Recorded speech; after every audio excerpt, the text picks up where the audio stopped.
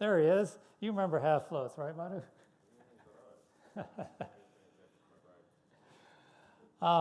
Another way is using compile time function execution to statically initialize things. Here's a recent one, using enums to generate a scope list of names. And what can you do with a scope list of names? We'll get into that. And then a rather surprising discovery that I almost couldn't believe existed is a way to interface 2D from C. Normally you talk about interfacing 2C from D, but what about the other way? Well, let's start out with octoliterals. C, C++, other languages, and D support an octal numeric literal, and D doesn't anymore. And why doesn't D do it anymore? Octal has a history going back, I'm sure before the PDP-10, but PDP-10 was when I encountered it. PDP-10 has 18-bit words or 36-bit words, and that's naturally divisible by 3. So octal turns out to be a very nice number base for programming on the PDP-10. Of course, PDP-10 is long since obsolete. Existing 10s are in a museum now. But octal lives on. But it turns out that octal is really only used for one thing and one thing only, and that's file permissions. And with file permissions, the Unix file permissions are based on octal. And you have, let's see now, 3 digits to it. You have the user permissions, the group permissions, and the world permissions. So that gives you 3 digits. And having octal is still nice for that because quick, without using your computer, what is 755 in decimal? How many of you people know it? That? Nobody does unless you're one of those intuitive math people, which I certainly am not. I don't know what that is in decimal. So one thing we found with template syntax is you could do literals with it. And so up at the top, you have octal bang 755. Now, which actually is 493 decimal, and you'll realize that I'm sure you'll agree that 493 has no resemblance to 0755, and this is kind of a horrible thing to have in your code, 493 magic number. What I found with templates is I was just thinking of templates only for structs and functions. Well, it turns out that you could do templates for any other symbol, including enumerated types. But an interesting thing about that is the 755 is actually not an octal. It's a decimal number. So what is the magic to make that work? And the magic is you do enum octal, so that's your template octal, and it converts 755 from decimal to octal through this recursive function. Now, this actually exists in the Phobos runtime library.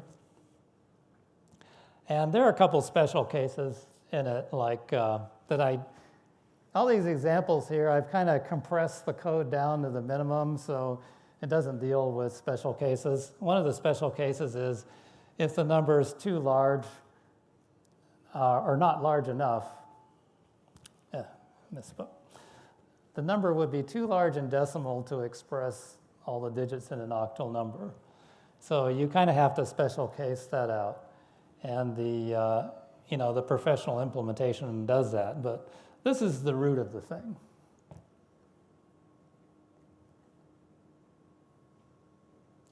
So the advantage of it extends more than just octal.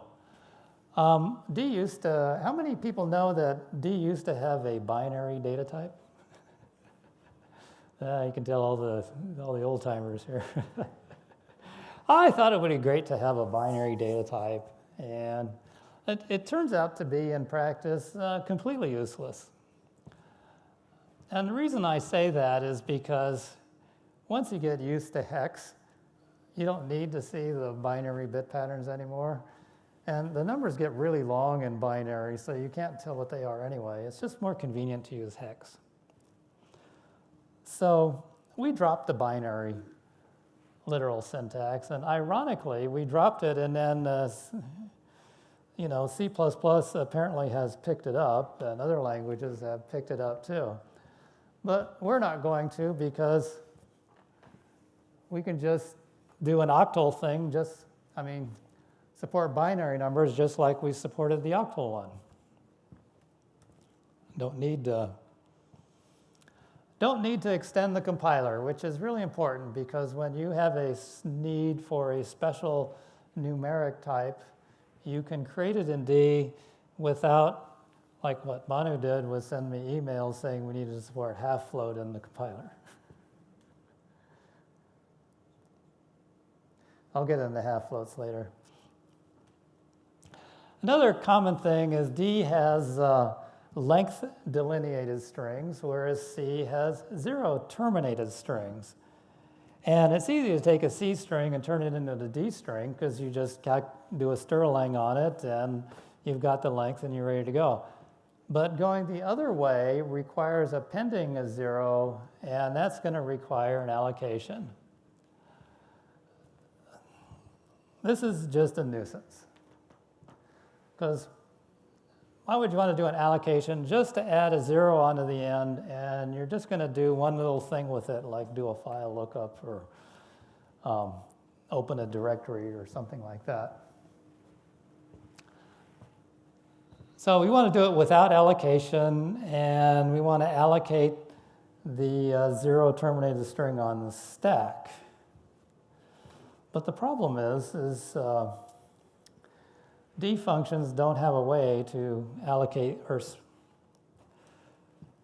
put things on the stack and then return the memory you allocated. Because once you return your stack allocated memory, it's off the end of the stack, and it's in Never Never Land, and it's memory corruption to even attempt to access it. But there is a way. I did not discover it. I don't know who did. Perhaps the person who did can raise their hand, but a way to do it without, we can allocate it on the stack without these problems. And people who work on the compiler know this function as toCstring then. And it takes 2 arguments, a delegate. Now, it's important to note there that the delegate is passed by name, not by a value. And there's the string you want to append a 0 to. So how it works is really kind of clever. You find the length that you need for the 0 terminated string. You allocate a buffer on the stack. And then in DMD, there's a type called a small buffer, which is just you give it an array that it can use to fill things and a length that you're going to use. And here we initialize it, add a 0, and then return GG a pointer. Now, how can this actually work? Or what is happening here? Well, the traditional way is you create the string, add a 0 to it, and then call a function that does something with it. Well, what this delegate does is the function that does something with it is passed in. So this becomes on the stack. It does not return it. And the result looks like this. So our name is our string. We call toString then. And here's the code we want to execute on the zero terminated string. And because it's being executed in the context of the template, it's not a pointer into an expired stack frame. It's a pointer into a living stack frame. So I think this is a very clever thing. I wish I had thought of it. And no dynamic memory allocation for the delegate, for the context? That's right. Okay. There is a fly in the ointment. You'll notice that the buffer has a size of 512. That's how much you get on the stack, which, 512 ought to be enough for, anyone. But that's why it's small buffer. A small buffer will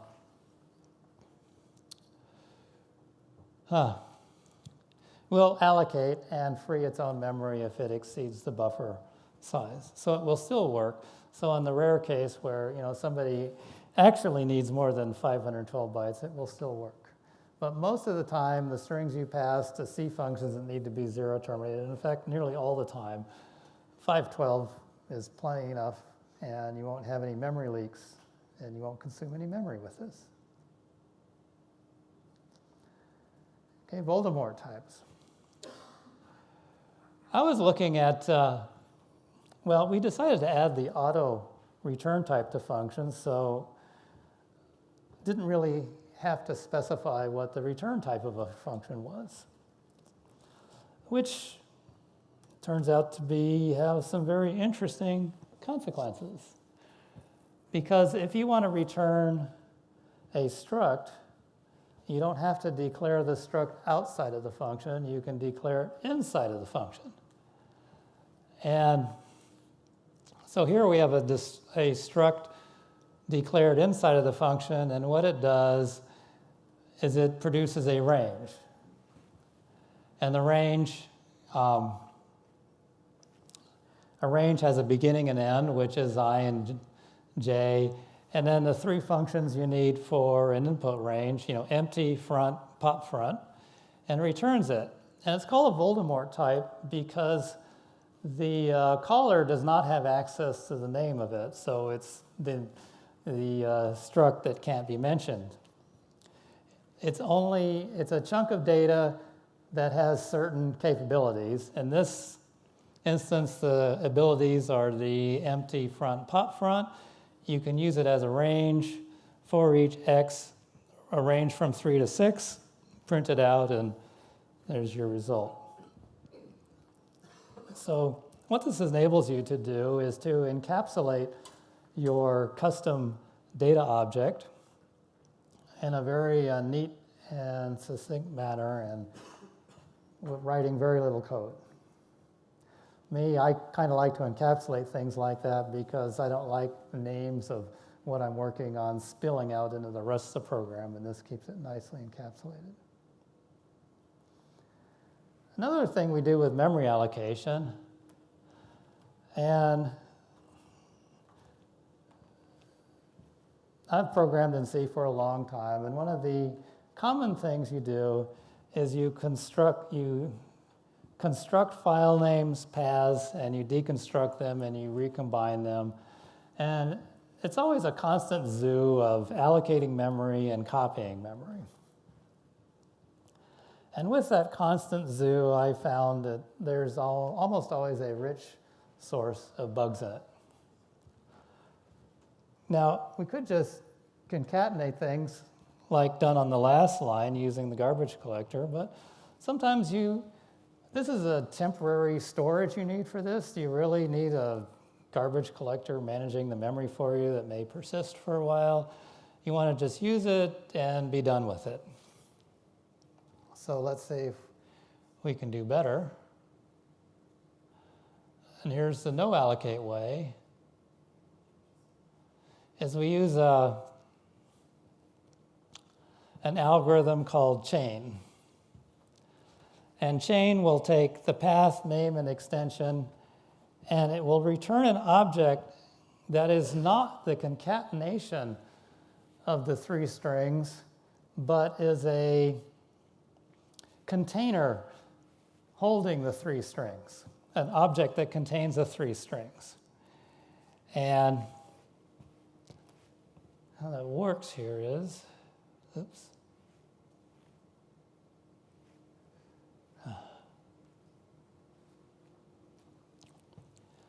It turns out that the object is actually a range. Well, it's an input range, which has the usual empty pop front and front. So WriteLine knows about input ranges. So if we chain it and then we pass the chained object to WriteLine, it knows how to figure it out, and it will print that. If we take the chain and we access it by character and store it in an array, then we're actually allocating memory, and it prints the same thing. But it turns out, if you look at the implementation of the std.path, std.path does a lot of file name manipulation, assembling paths, dealing with extensions, replacing extensions. And it doesn't actually return strings, it returns ranges. And so the whole thing operates without allocating memory. And here's the link to the documentation of where the chain is. Not many people use chain. I think it's one of the most underappreciated tools in the Phobos standard library. But by using it to avoid allocating memory, chain is ideally suited for Voldemort types.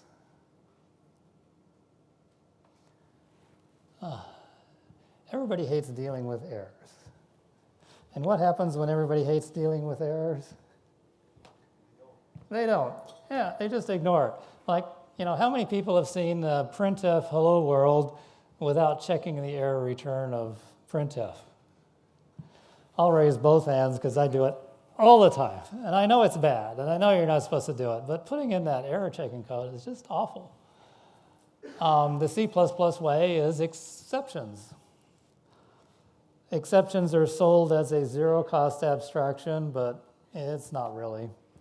It has costs for your optimization and in particular your code size, and also complexity because it introduces a lot of code paths through your code that you might not be anticipating. We already talked about error codes. The current thing is to use optional return types, which might be an error or it might be the data you're looking for. I haven't used them myself, but I've heard complaints about them that it's messy and ugly to deal with optional return types. So one way to avoid returning errors is to define the error out of existence. So there is no error return. Can't always do that.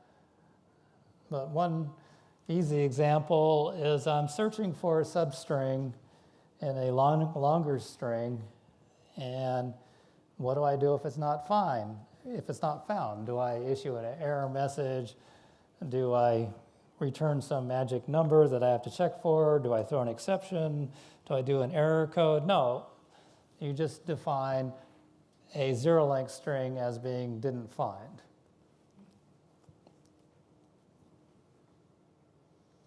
That's a simple one. Now, here's a method that I often struggle to explain this to people. I think it's a brilliant idea. It's the NaN method, where one of the floating point bit patterns there is called a NaN type, which means not a number. And there are lots of floating point operations that are invalid. For example, divide by 0 is invalid. And the result of that, instead of throwing an exception or returning an error code or anything like that, is the return value is NaN, the NaN bit pattern. And that's silent. And any operation where one of the operands is a nan is also a nan. So what happens is the nan bubbles up in your code to the top level where you print it out and it says, you know, the money in your bank account is nan. You know you had so much money you overflowed the bank system when you get that. And you got nan.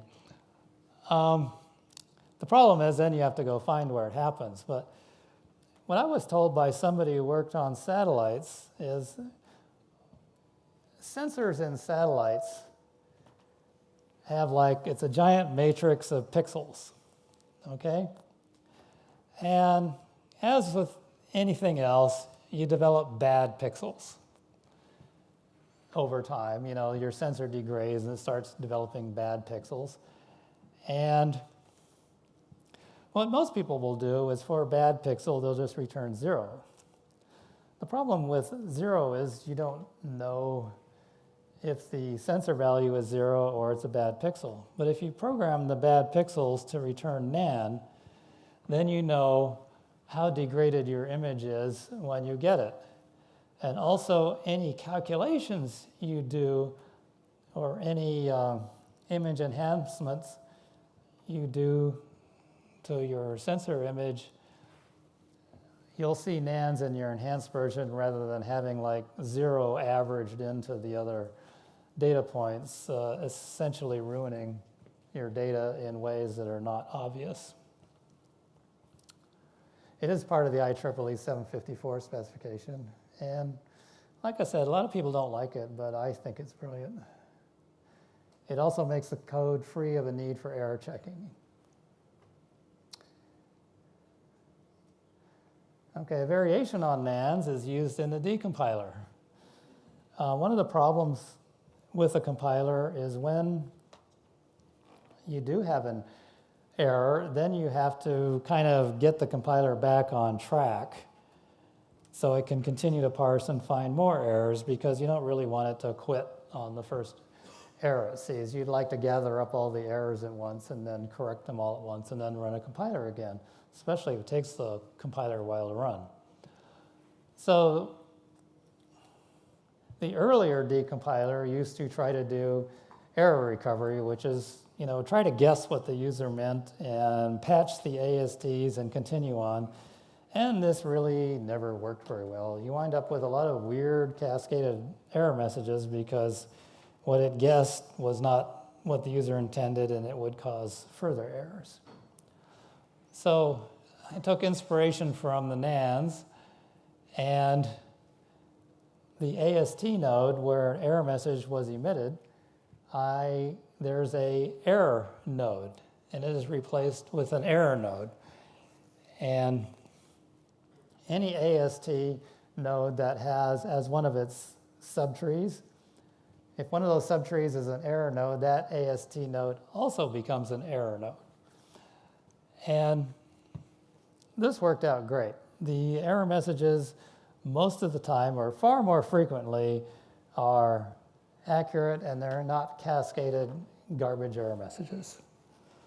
So, and it also makes the code simpler too, because on the children of your node, you just look to see if they're error nodes, if they are error nodes, and if they are, you just return another error node for it.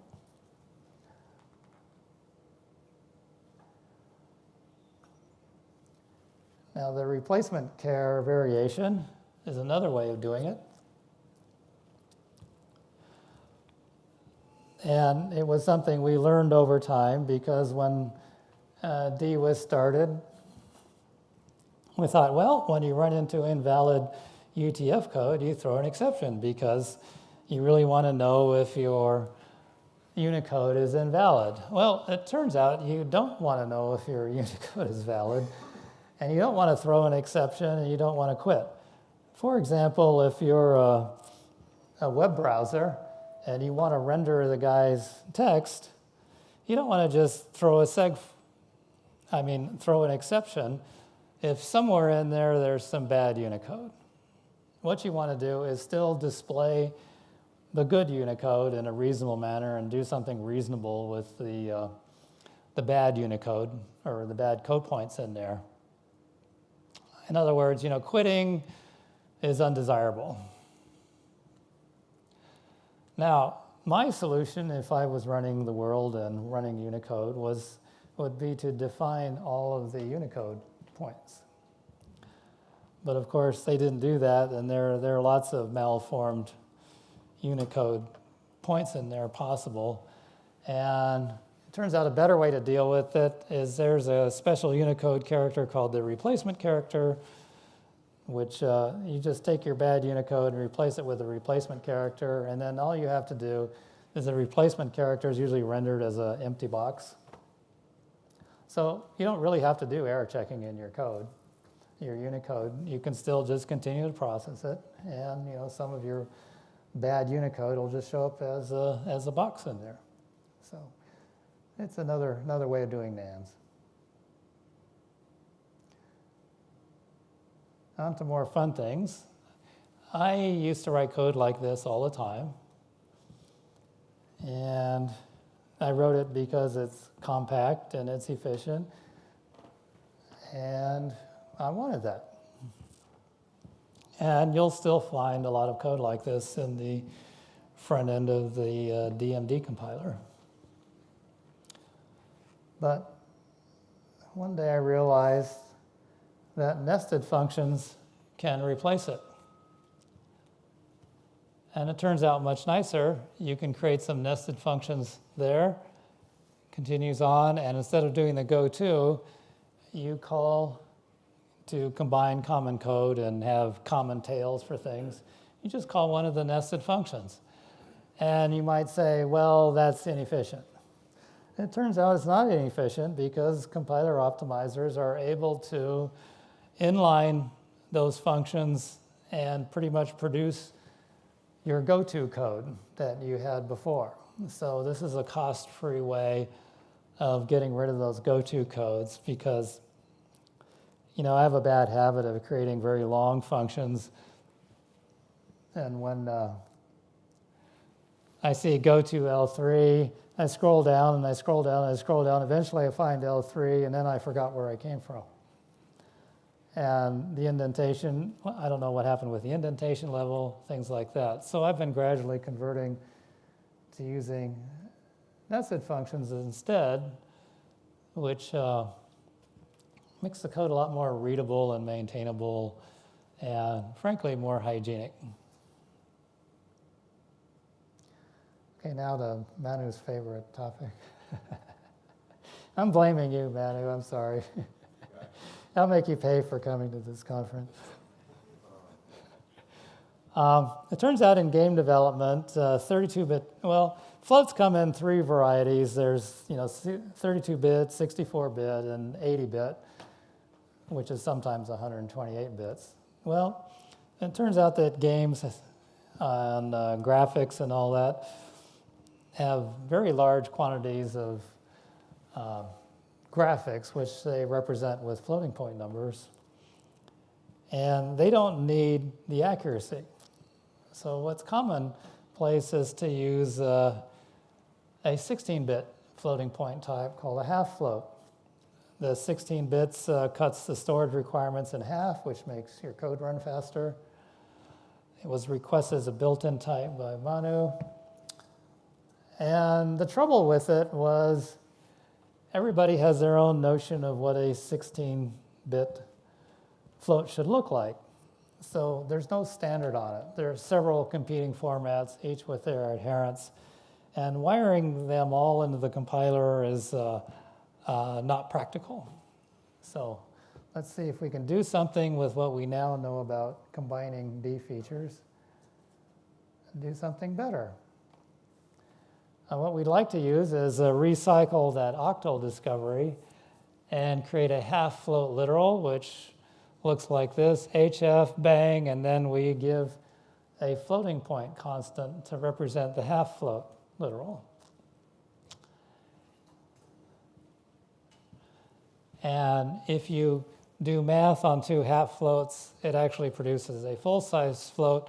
So if you want to get it back to a half float, you have to do a cast.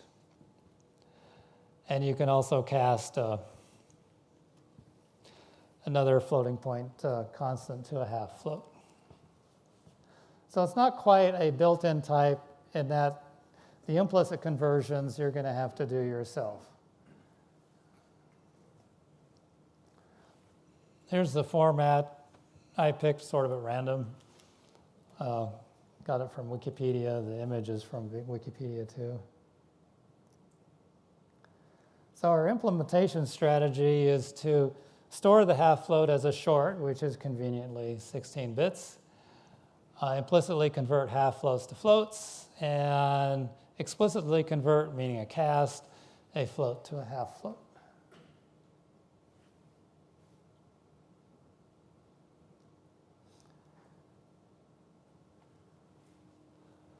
Here's all we need, really, is we need a short to float function. We need a float to short function. Here's our member, which is the storage, which is the exponent mask ORed with 1. And we statically initialize it to a nan. There's that old nan thing again. And the alias this in there means that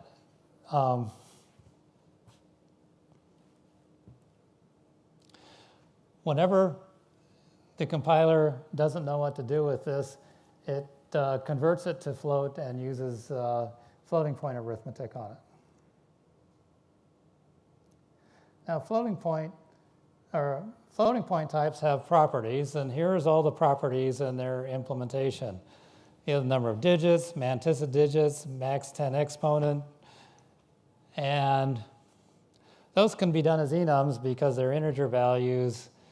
You can't do enums for a half float type, so those are inline functions which get inlined and go away in your actual runtime, and they're all implemented there. So you have infinity, nan, max, and epsilon.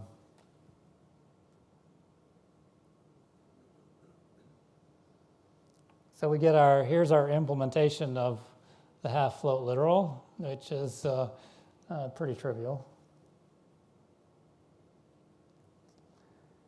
And the code to implement the floating point conversions is a little long for the slide. So there's a link down there to where it is. And the cool thing about it is, how many people know what a guard bit is? 2. How many people know what a sticky bit is? A little more, 4 people. How many know what a hidden bit is? And how many know how they all work together? Nobody knows. What? This floating point map isn't real. Isn't real, yes. It's only ephemera. But anyhow, there are very rules for doing that, and the rules are actually pretty simple, except that nobody ever cares to explain them to anybody. I implemented floating point arithmetic to support CPUs that don't have a floating point processor, so I was forced to learn all this stuff. But anyhow, you've got it easy, because the half float implementation at the link there will show you how all those overflows, underflows, sticky bits, rounding bits, all that stuff is correct IEEE arithmetic. And Max Houghton was working on an 80-bit floating point emulator, and he didn't know how to do this stuff, and I just pointed him at that and says, there you go, that's how you use those extra bits to get all the correct rounding. So Max, are you here? There he is. So now, Max, you got no more excuses. It's all laid out for you how to do it. It's going to be perfect, I know. Okay, here's another fun thing. Initializing arrays, and once again, I want to say these examples look trivial, but I'm trying to illustrate the concept. In reality, things are much more complicated. But they don't fit in the slide, and I don't want to make you sort of read a bunch of irrelevant fluff to figure out how it works. So let's say we need a static table of squares for speed, and here's how we initialize it. How many people know that 19 squared is 361? Not me. How many people can do it in your head? Yeah. You can? Yeah? I know this is the right crowd.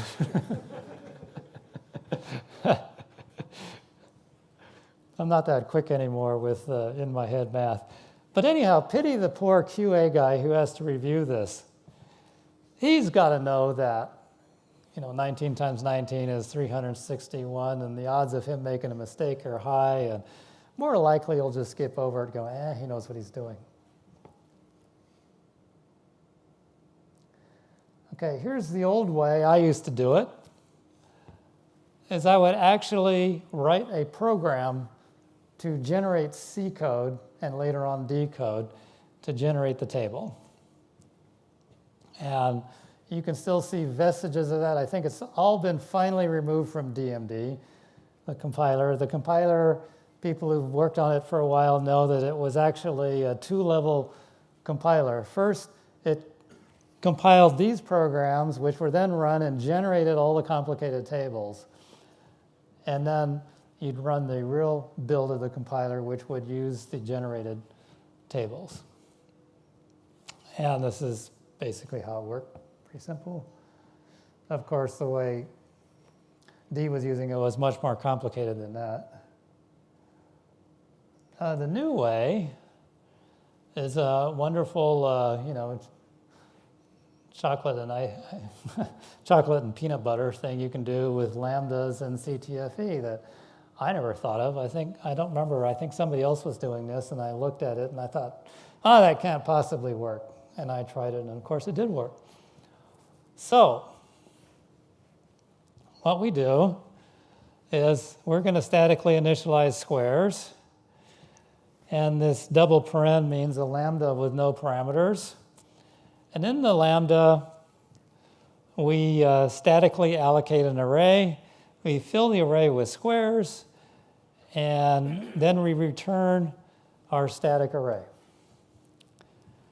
And these parens here mean execute. And this all happens at compile time. And I thought, well, I better check the object file and see if that lambda is in the object file. And it turns out a fix made to the compiler not too long ago, I can't remember who did that, but functions that weren't referenced in certain ways where the code was not generated for them. So you get this for free. It doesn't cost you any code at runtime. It doesn't cost you any code embedded in your executable. And this is, yes? Somebody had a question? So this is a real nice feature that combines multiple features of D to make it work. This one is Dennis Corporal. He came up with this idea. I kind of modified it somewhat. In order to support C with the import C compiler, I had to support bit fields. And in supporting bit fields, naturally it came, well, why don't we use bit fields in the DMD source code, because we were always having Boolean flags and the various data types that consumed an unreasonable amount of memory. So I wanted to add bit fields to D too. And Dennis goes, well, no, I can make it work using templates and introspection and all that, and he did. So let's say we have a struct and we want 3 bit fields in it. And to get bit fields in D without bit fields, what you have to do is create a bunch of property functions. Now, who wants to be the QA guy who has to read that and determine if it's correct? Yeah, I see you're laughing, derisive laughter. I pity the poor QA people who do this. And so I'll show you a better way, or actually Dennis will. Dennis's version was slightly different. He would have a struct flags, and then he would go bool square, bool circle, bool triangle. But I kind of thought we can eliminate the bool on that because all we really need is a list of names and names that are in a scope. So we can sort of hijack the enum construct to give us a list of scope names.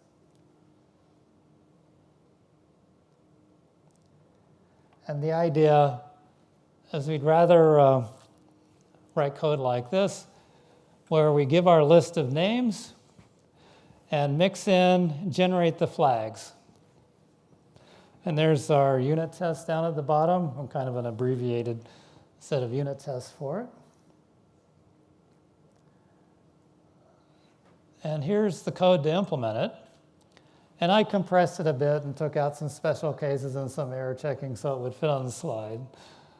But that's really what it is. And who thinks it looks horrible? Unreviewable. I agree. It looks horrible. But you only have to get it right once.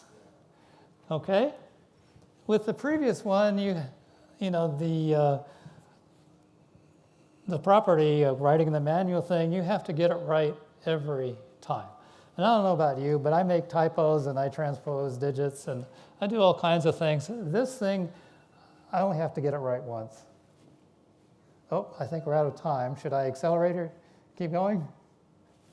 Keep going. Keep going? Okay, thumbs up. We're going to keep going. Okay, we don't have too much left anyway. Imports in C. Well, I couldn't resist, and I gave a whole presentation on this in the last year about adding imports to C, and this is what it looks like. We can import stdio, and then printf hello world, and it will work.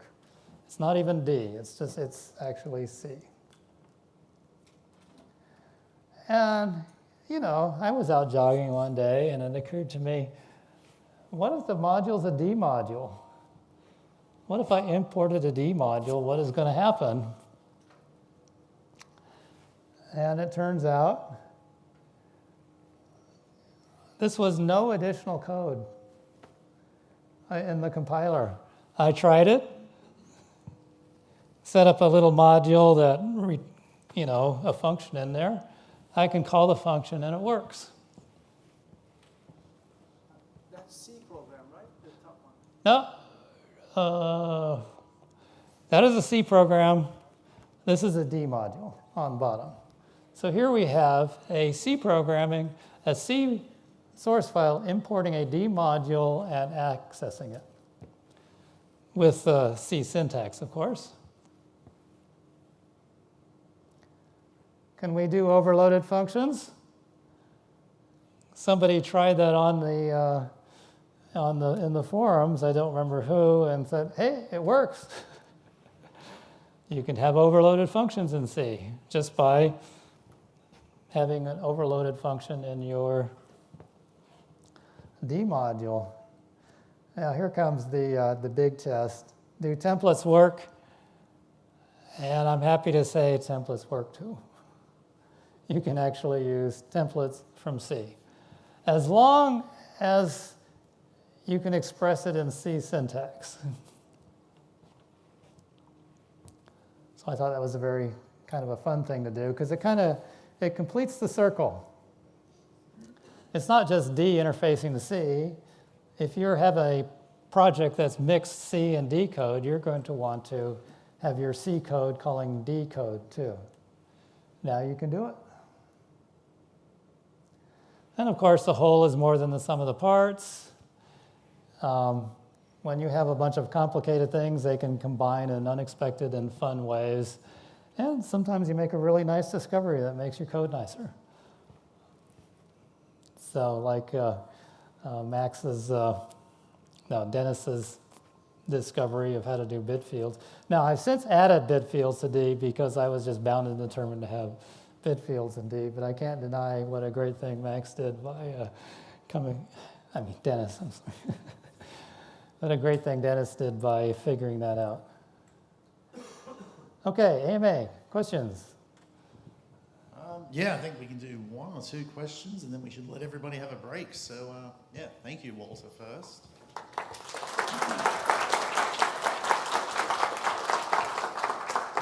Now, who has a really good question? Come on, now's your big chance. Sorry, I have a short question. Is it a really good short question? I hope so. On one of the slides, you were talking about making use of allocating on the stack a zero terminated string, and talking about how it can be used as ranges for everything all the way through it. And you give the example of WriteLine, which is able to use it. But don't you need to do a memory allocation when you actually make use of the system as use of the data as an actual string, like opening a file from the operating system? Okay, that is a great question. Okay, if your application that you want to send it to supports ranges, you never have to allocate memory. But if you're going to pass it to C, C doesn't know anything about ranges, you're going to have to allocate memory. And see if I can find the slide there.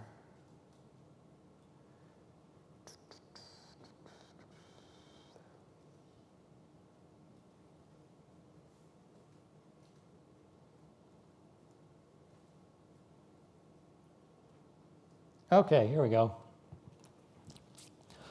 So here, you don't have to allocate memory because the WriteLine knows about ranges. But if you're calling a C function that takes a zero terminated string, you're going to have to allocate memory and turn it into a string. So this construct here, the bychar and dot array, will walk the range and turn it into an allocated piece of memory. You could probably also on this use the zero terminate and then execute code thing I also showed you to avoid the allocation as well. All right, cool. Should we do one more? Yeah, it's going to be really quick, though.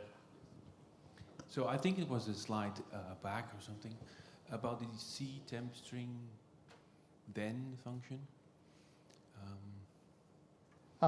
To C string then. Exactly. Could it have also worked if you used name value return optimization? No. No, because with the name value return optimization, the caller needs to know the size of the memory being allocated. It needs to know the type that's being returned. Yes, but the small buffer was 512, right? Yeah. Of course, it's not going to work if it's larger, right? But Well, that's what I'd often do, but it pushes the logic into the caller. And that's what I was trying to avoid, is having all that logic in the caller. I would like to encapsulate it so I don't have to repeat the logic all the time. So that's the big advantage of this, is I just call toC string and then call that C function. I don't have to write the machinery or put that machinery in the caller. It's all down, it's all encapsulated down the stack or up the stack. Depends on your perspective. So yeah, that's the reason for it. And this has been used a lot in the source code to the DMD compiler pretty successfully. And I was initially skeptical that this isn't going to work out too well, but it worked out great, and I was wrong. It's one of the times I was happy to be wrong. All right, and that is all that we have the time for today. So thank you again, Walter.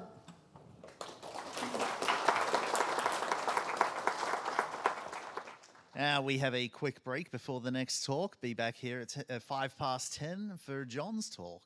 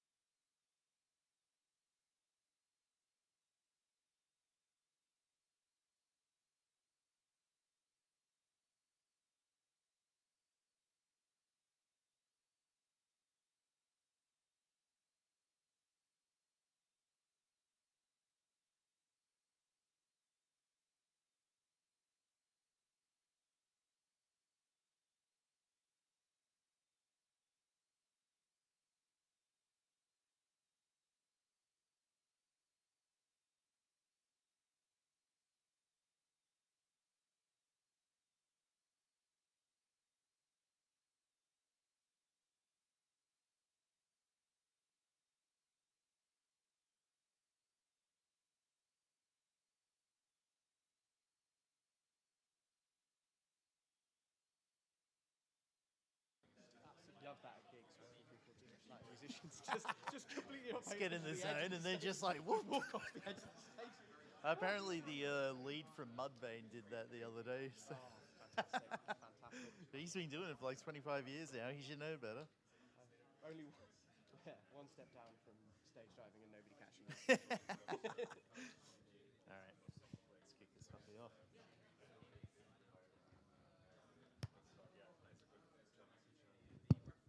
Hello again, everybody. How was your break? Did you enjoy the coffee? I haven't had my coffee yet. I need to enjoy it. I need to. All right, so with that in mind, we'll get things moving around. Just a couple of notes first. You might find Mike Parker over there walking around the room with a stick. He's just taking random camera shots. It'll go up on some blog post, I guess. Yeah, you'll see it online, so don't be surprised. Also, if you want to interact as well, we've got the IRC channel and Discord. You can find the links to them on the D-Lane website from a little drop-down menu in the community section. I'm paying attention to the channel, so is Mike. There's a bunch of people in the room here already on it and a bunch of people watching from home on it. So if you want a little bit more community interaction, that's a good place to do it. All right, so now we have Mr. John Colvin here talking about a plastic skeleton. Okay, tell us what this is about, John. Clap. All right. I doubt you'll understand what on earth that means at the end, because I don't think I've explained it very well. But you might understand a few things about what I've got to say. Where's my hair? Oh, yeah. Well, it had mostly gone, and then the rest had to follow. A point was reached. Skull it? I could have done it for a while. So yeah, prepare your bingo cards. You can tell I've never played bingo. I don't know how it works, but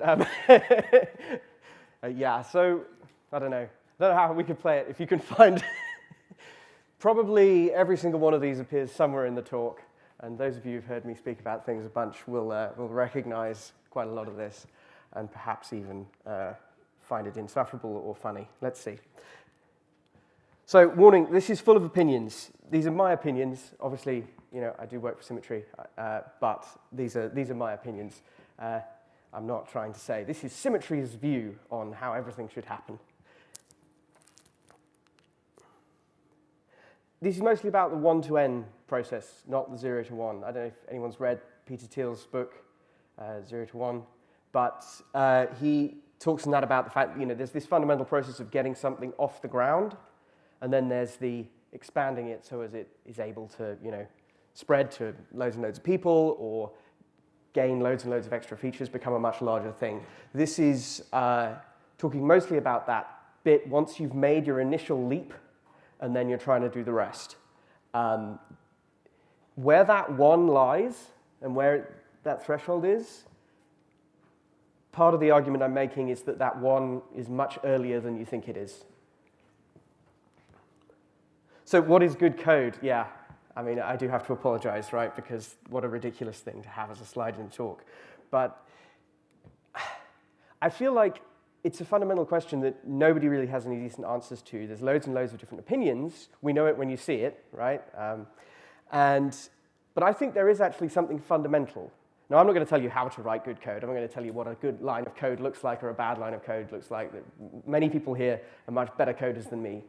But there is something that underlies a lot of it.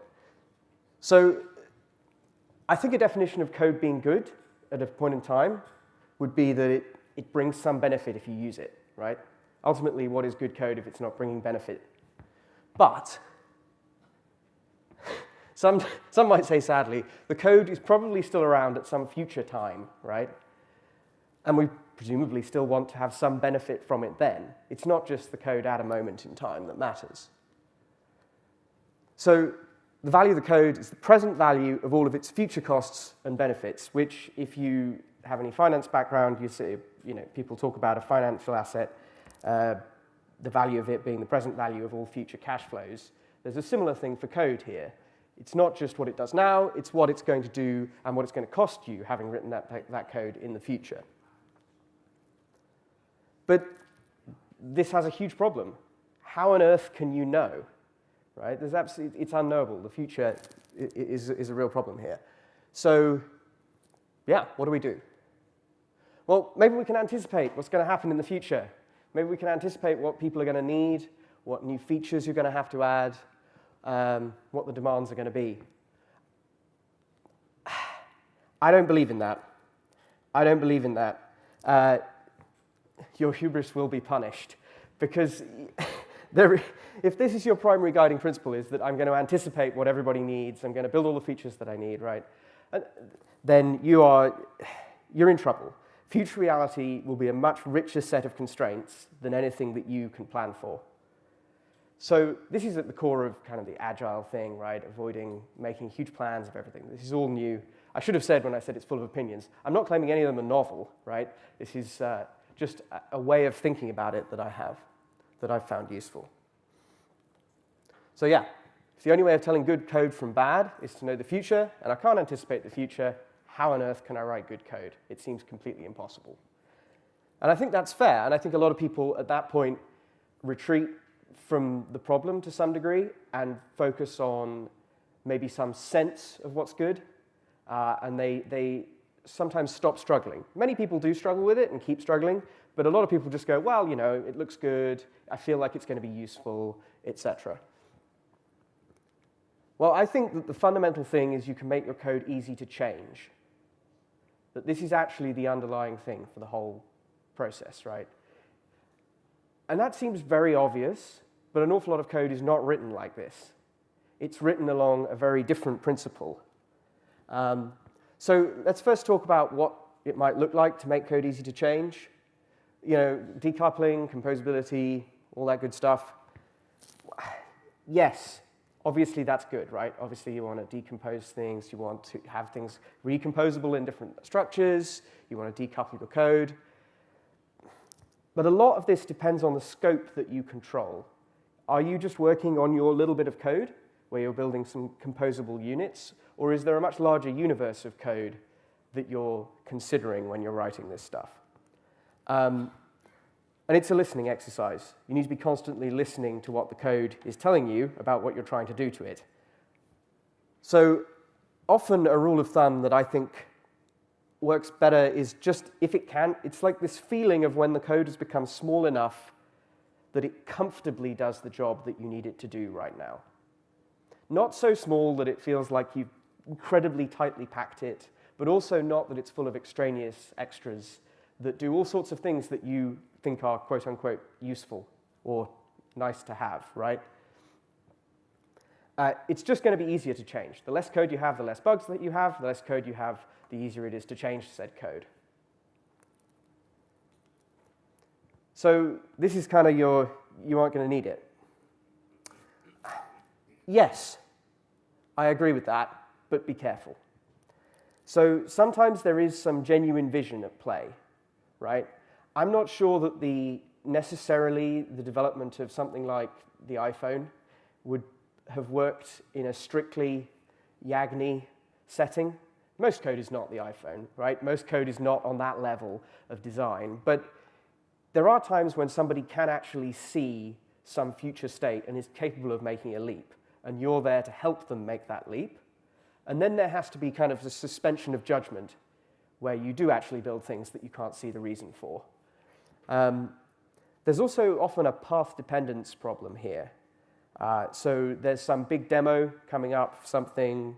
There's some period of time in the future where you know that there's going to be a sudden increase, or you think there's going to be a sudden increase in demand for features or new functionality, or suddenly lots of stress on a system. And it might not be easy to understand when somebody says, hey, let's build all these features in, I know we're going to need them. But actually, sometimes you just have to trust that maybe they know. And if you're not going to trust them, you're going to have to do your own thinking about the problem. As always, no rule is 100% of the time. So, some will recognize this. So, we should be afraid that the code is getting large, but there is a problem. There's a funny thing here. Everybody's afraid. People naturally are afraid of the code getting large, and that's sensible, right? And anybody who's got a lot of experience will get this. I've noticed another effect. People seem to be afraid of writing code. I'm afraid of writing code. I discovered I was a bit afraid of actually writing code, especially when I got out of the habit of crunching out like lots of lines per day. Even when I did understand, I would try to avoid doing lots of changes to a code base. And I'd be trying to prepare, when I was writing code, I'd be feeling defensive, trying to make it so as in the future, I wouldn't have to do lots of coding. And this initially felt right to me. I thought, yep, that's sensible. I'm avoiding future work. This is what being a programmer is about. You know, I put the time in now, so I don't have to put in the time later. All great programmers are lazy, and so on, right? But then I got a little, I don't know, it didn't sit right, and I thought about it for a while. We should be afraid of code. Code is terrible. Code is where all the bugs are. But not be afraid of changing the code. The code is not special. The code is not sacred. Do not be afraid of changing the code. But note this word should up here, right? We should be afraid of the code, but not afraid of changing the code. That doesn't come for free. You have to do work to get to the point of not being afraid to change the code. Lots of things come up there, tests and so on. But I'm going to argue that fundamentally, the code being small and being built with change in mind is the core of it. So, I suppose change in mind is the core, small is one of the tactics you use. Sorry, this is a bit too much text on the slide, but making design decisions that make adding features very small diffs, that's great, right? You could make a design change now, so as when I need to add this new feature, it will be very little code. That's fantastic, wonderful. The problem is, you're back to predicting the future again. You're back to saying, oh, I know that I'm going to have to add things like this, but wait a second, that's, you know, how do you know? You can't predict if you don't know what's going to happen in the future. So this is where it gets a bit difficult. You don't know what flexibility to include. There's a trade-off. If the cost is low, do it, right? If you can easily, it's like, oh, it's going to be trivial to extend it in this way, and like, what's the cost of doing that? Well, 0, it just naturally falls out. Great. But often I see code written in such a way that the cost that they've paid to have this flexibility is very, very high. And traditionally, people talk about this in terms of like people going, oh, class hierarchies. They've planned out their class hierarchy, and and like they tried to make it all extensible for all purposes forever, and that's bad. But I think it extends into almost every type of programming. This attitude. So don't be afraid of actually just hitting the keyboard a bunch. So the complexity complicated the code is what matters, not how many lines you touch. Now, obviously, when you change the code, you incur cost, risk, right? People have to review it. There's a risk that you introduce bugs. If it's working, don't touch it, you know. But I would argue that in the long run, you're better off making the changes now and being prepared to make the changes in the future than increasing complexity, increasing the complicatedness of the system, just to try to make it so as you don't have to make a whole bunch of code changes. Now, sometimes this is really hard, sometimes this is really easy. There's a few notes later about things you can do to make this easier at scale. So essentially what I'm talking about here is this flexibility versus adaptability. Now, obviously, this is silly semantics, right? I'm just going, I've got a word and I've got another word. Here's some important different, well, whatever. It doesn't, the words don't matter, right? But there are two different concepts here. If you don't like the words, change the words or use sentences. But I call them flexibility and adaptability. Adaptability is when you are able to change. You are able to adapt to circumstances. Flexibility is when you're able to kind of bend to the circumstances. Right? And I would say that fundamentally you want to be adaptable as opposed to flexible. The only way I know to prepare for the unknown is to be able to change.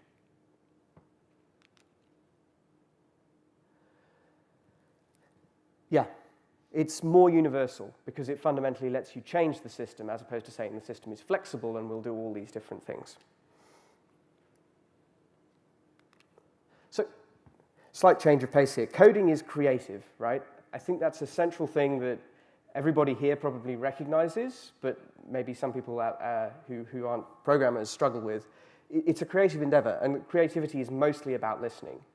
If you're a musician creating a piece of music, you're not mostly writing the piece of music. You're mostly listening to what you've written and imagining what will fit with it, what comes next, what'll work. Sometimes it just, you just do it all in one, right? But mostly not. Mostly you're there going over things again and again, going, what comes next, what comes next? If you've watched the Beatles documentary, you'll see, is it Get Back? You watch Paul McCartney going over and over a riff, and over a little bit, and singing and singing and singing, and then he works out the next bit, and he's going over and over and over, and that over and over and over is listening to what's there. It's listening very hard when it's noisy. If there's huge amounts of noise around you, you can't listen to the code. So all the boilerplate, the extraneous fluff, muddy sound, it's going to get in the way of you being able to actually listen to what the code needs in order to take it to the destination that you have in mind. One really important point here is that some people are much better than others at seeing through the noise. And that doesn't necessarily make them better programmers. It's one of the things that programmers can be good at, is seeing through vast amounts of noise and mess to see what the underlying structures are. And it's very important that those people end up mostly engaged in actually simplifying things, not in dealing with the complexity. If you're managing something, those people are your tool for reducing complexity, not your tool for managing complexity. Because if those people aren't fully focused on reducing complexity, nobody can. They're the best people to do it. You have to be able to see through the mess in order to remove the mess. So, this is DConf. I've talked for a good while about things that appear to have nothing much to do with D and they apply to everything. Well, I think actually D is pretty well suited to looking at the world in this way. I've definitely found it that way, and my observations of work at Symmetry has suggested that it has the basic tools in a way that quite a lot of other languages don't have. I'm not going to make an argument today that D is the best for this. I'm just going to point out a few features that I think are useful and show us a couple of code examples. So the first one, the basic building block, the struct, is just fantastic for this plasticity, this adaptability. It's so flexible. I think it's underappreciated how much you can do with the struct. And all of those features that have been put into struct, right? All the operator overloads, the much neglected op dispatch, the way that you can have functions, like even properties, or not actually properties, just not bothering with the parentheses, right? It enables you to change the code and express what you want in such an incredible way that is something I miss greatly when I work in any other language. I miss struct. The GC. There are all sorts of things wrong with garbage collection. There are all sorts of things wrong with, with D's GC. But fundamentally, it means you can change the code because you don't have this huge, rigid ownership structure going through your code, constraining it. You can just throw stuff around. It gives you incredible freedom. And the process of then creating, optimizing your memory usages, when things are allocated and freed, you can do as a separate step. Now, that's not always possible. Life is full of trade-offs. But I think fundamentally the GC is a fantastic thing for the adaptability of code. Sane metaprogramming. This is enormous. It means that you have the ability to actually have the code be what you want it to be, right? I said before you shouldn't be afraid of just hitting the keyboard a lot. Well, sometimes you should be, and metaprogramming is your way out. When your 2-line fix turns into a 10,000-line fix, metaprogramming might keep it as a 2-line fix, right? Template functions and static if. Sounds a bit specific compared to the rest, but I think it's actually a really key thing. The way that it's so easy to parameterize a function and have static if inside it to just knock in and knock out key bits of functionality means that you can have, what I say here, code molding itself statically to other code without it being a huge deal, without you going, oh, okay, without many of the traditional approaches for this, which are pretty unpleasant, or if you're forced to do it at runtime. I think it's just fantastic. There's some untellable combination of features in D that just makes this possible. It's what made writing this talk very difficult, because I was like, well, I know why D is good for this, and then I sat down to be like, how is it? And I go, well, it's kind of everything all at once. I managed to pick out a few things, but really it is a particularly unusual connection of features. Encapsulation of awfulness is a consequence of some of the features above as well. The ability to put some awful code in a box, some awful hack in a box, and not have it leak out into the rest of your code is just amazing. D is very, very good at that. Very, very good at that. D at its best is sane hackerlang. You can make dirty hacks, but you can maintain your sanity. So, first code example. So this is actually ripped straight out of the interpreter in SIL. So SIL is our in-house language at Symmetry, and this is part of the interpreter. This is actually part of the type system code. And there's a few different features here that I think you can spot from what I said before that make this just, really rather good. So this switch, final switch over a tag, so you've got a switch and then a static for each to enumerate all the cases. Currently, the cases are manually put in, right? There's an array of them. But you could easily make it so as it loops over all of the things in the tag. And as a matter of fact, because it's a final switch, right now you are guaranteed that, sorry, my mistake. These are two separate groupings, right? You are guaranteed that every single case has been covered because the final switch will catch you otherwise. This means that you can now be happy and comfortable changing the implementation of tag and adding new tags, and you know that if you have broken something, it'll break at compile time. That is just a huge bonus, and this feature is used in other cases where the static for each is over just like enum members of the tag, means you may not even have to think about this function at all. You change what tag is, all the code that uses it, including code that understands it to quite a deep level, like this does, in terms of, it goes looking at all the members of it, it just works. We also have in here mixin. Mixin is, it's not, is it hygienic or whatever, I don't know, but it doesn't really matter because you can get the code that you want written. I want it to do get name as a function elsewhere that it runs at CTFE to generate the name here, but it's so easy to produce code that is just going to work as other parts of the code change. I'm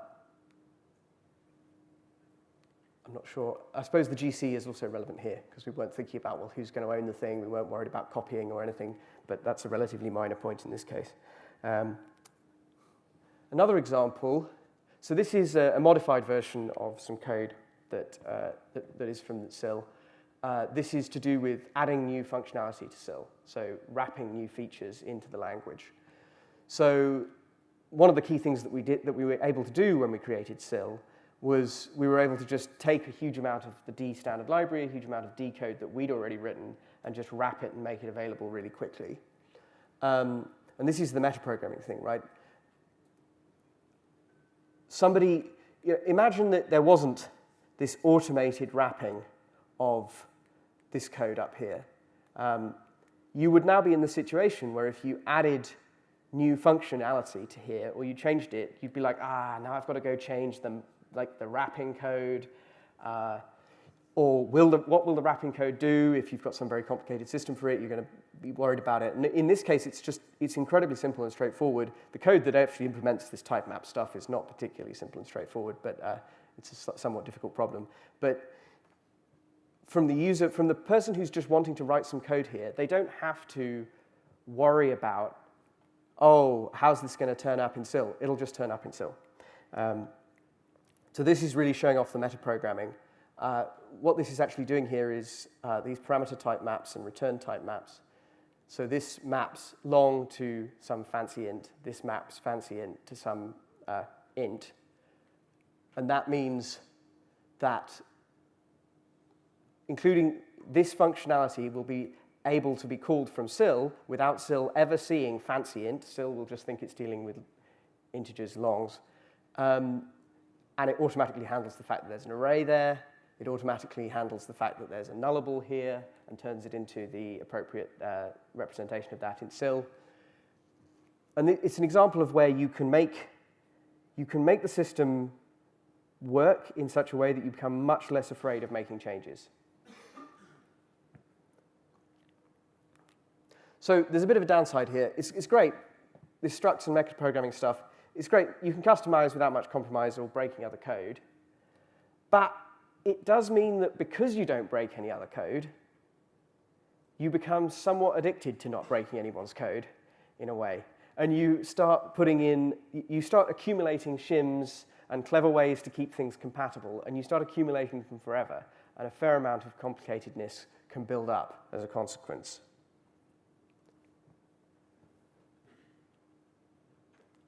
So let's talk a bit about D culture. So working at Symmetry has been a very interesting experience for me because I came from writing open source code mostly in D, coming to DConf, talking to everyone, doing loads of stuff with dub packages online and so on.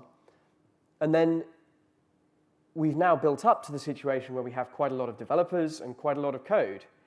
And the constraints and the demands are very, very different. And I think there are these implicit ways of working that exist in the D community that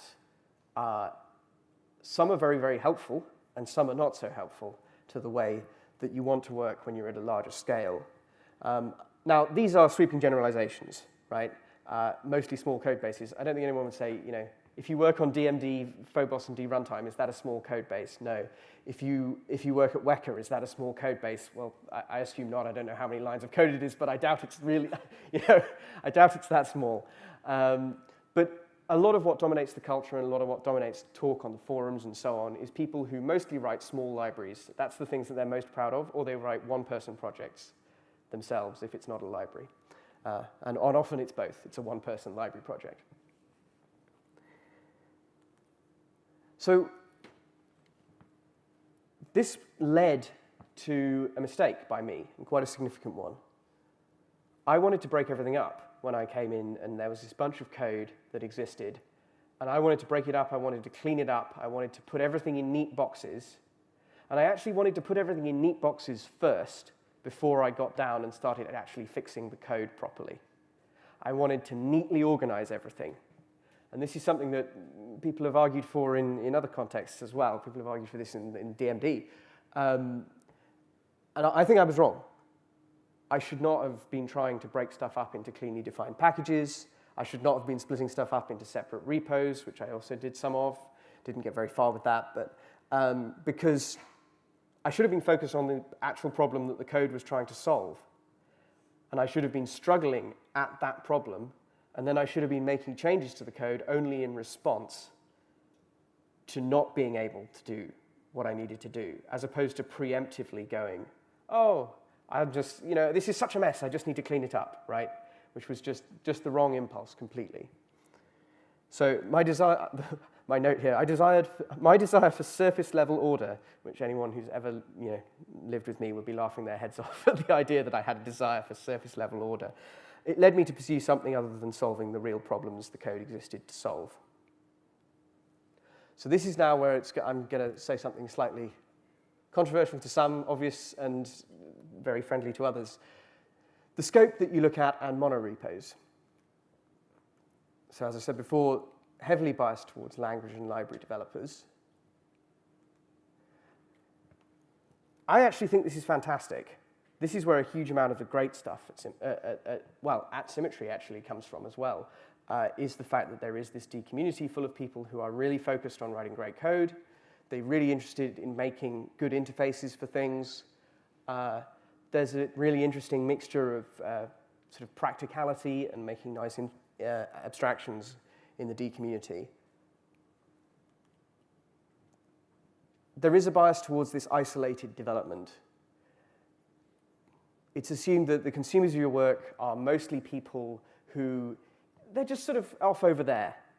They're customers at a distance, right? And maybe you get a bug fix from them if you're lucky. Maybe some of them even get involved in the project, but the majority of the time you just go, hey, it didn't work, and that's all you hear from people. Or if you're really lucky, there's some sort of post that tells you, oh, I really like this thing because of X, Y, or Z. But mostly they're silent.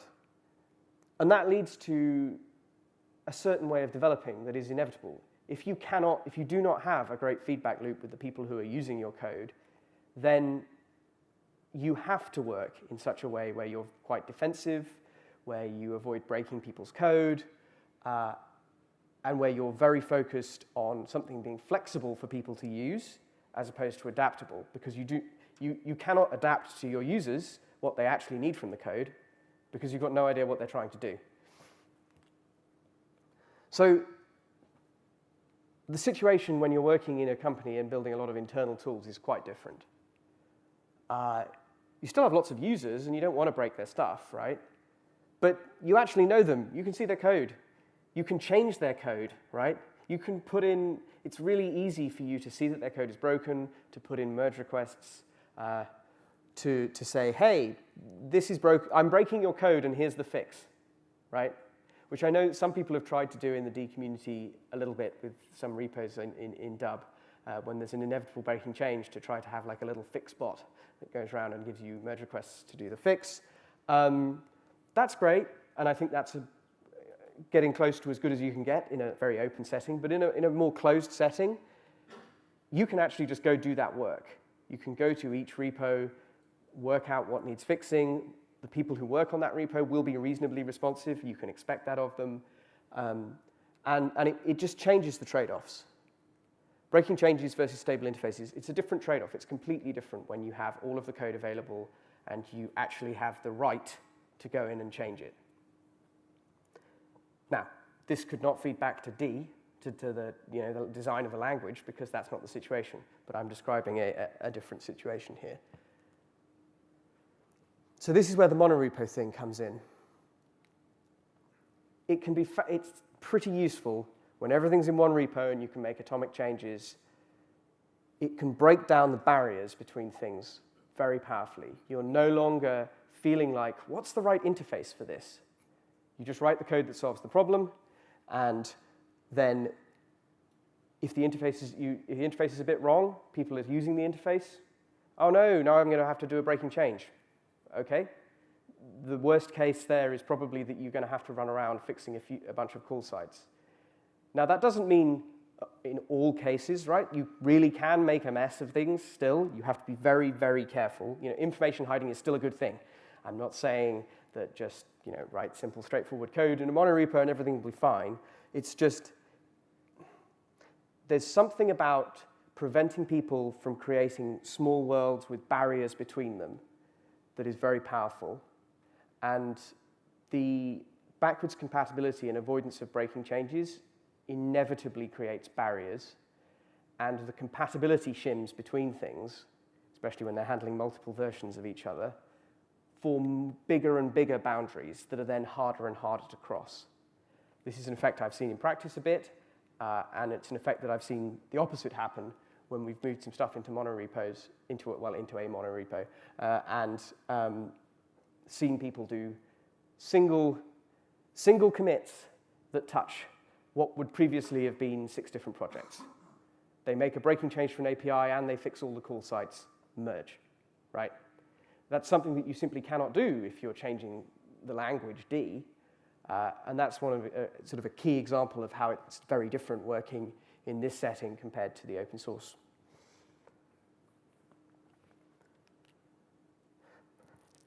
So I'm going a bit faster than I thought I was. So the pull, don't push. Sorry, my Presentation has gone. There we go. Pull, don't push. It's an interesting principle that I've come across a few times. Systems that pull tend to be easier to design and easier to keep simple than systems that push. So an example of this would be a function call is a pull, like a pure function call is a pull, right? Or even a not quite pure function call can be a pull. You go, I would like this answer, please. And the person you called goes, OK, here's your answer. Ranges are pull, not push. The thing at the end of the range chain is the thing that's pulling everything through it. It's not the thing at the beginning that's throwing things out. Another way of looking at this with pull, don't push is that you want the pull of the problem as opposed to the push of the solution. So you want to be pulled towards actually solving the express problem as opposed to coming up with a clever solution to something and then seeing which problems it might solve. The dependency graph is implicit if you do this, right? Because if you imagine the difference between a system which is just a bunch of function calls which call function calls, which call functions, which call functions, there's this implicit dependency graph in that, whereas a push-based system might be more likely to have an explicit graph drawn out of this pushes to here, which pushes to here, which pushes to here. And in the end, it's just another way of saying, from the project point of view, it's saying stop trying to predict and just pull on what is actually needed right now. Pull towards the current goal.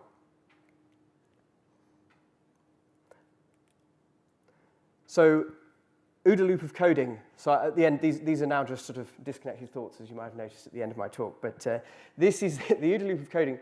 This is very obvious stuff, right? If you've, what are the steps? Observe, you want to actually go and actually look at the code, go and actually look at what people are using it for, see how people are changing it, read feedback, etc. But the most important one here being read the code from a code quality point of view. Read the code, read the code. Orient yourself. You want to understand what the code's doing. You need to actually do beyond just a bunch of observations. You need to integrate it into some view, right? Some understanding in your brain. Then it's decide what the next diff is going to be, write the diff and push it. Now, OK, that's not me saying anything very interesting. That's what we all do, right? Well, I would argue people don't spend enough time reading the code. But other than that, yes. What's kind of nice about this is if you lay it out like this, you can go read a bunch of other people's writings on OODA and Boyd and kind of directly map it to coding by just applying this. There are, of course, a whole bunch of other scales that this happens at, right? It's not just at the scale of writing a diff and then submitting it, then back to the beginning again. There's much longer-term scales. There's the short-term scales of, like, what was that function call again? Little loops that you do. But I think this one is really fundamental, where it's the loop of an individual programmer going, what am I going to write? And then pushing it. And then what am I going to write? And then pushing it. And obviously, these changes should be small. OK. Good coding practice is anti-fragile? I don't know. Something to think about. And that's me.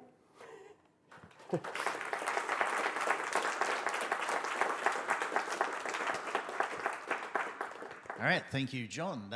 We have plenty of time for questions, so raise your hands. Who has one? It was a bit abstract, I know. Oh, here we go down the front here.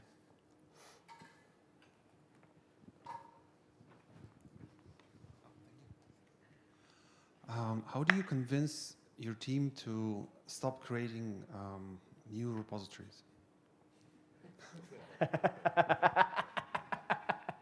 Great question. Well, you set Amory on them. That's one. That's normally the solution. I'm not sure if Amory's here yet. I think he's coming. But there's a carrot and there's a stick, right? The carrot is there are all these eyeballs on that main repository, right? There are all these people who can help. It's really easy to make your code work properly with its dependencies when it's all in that one repo.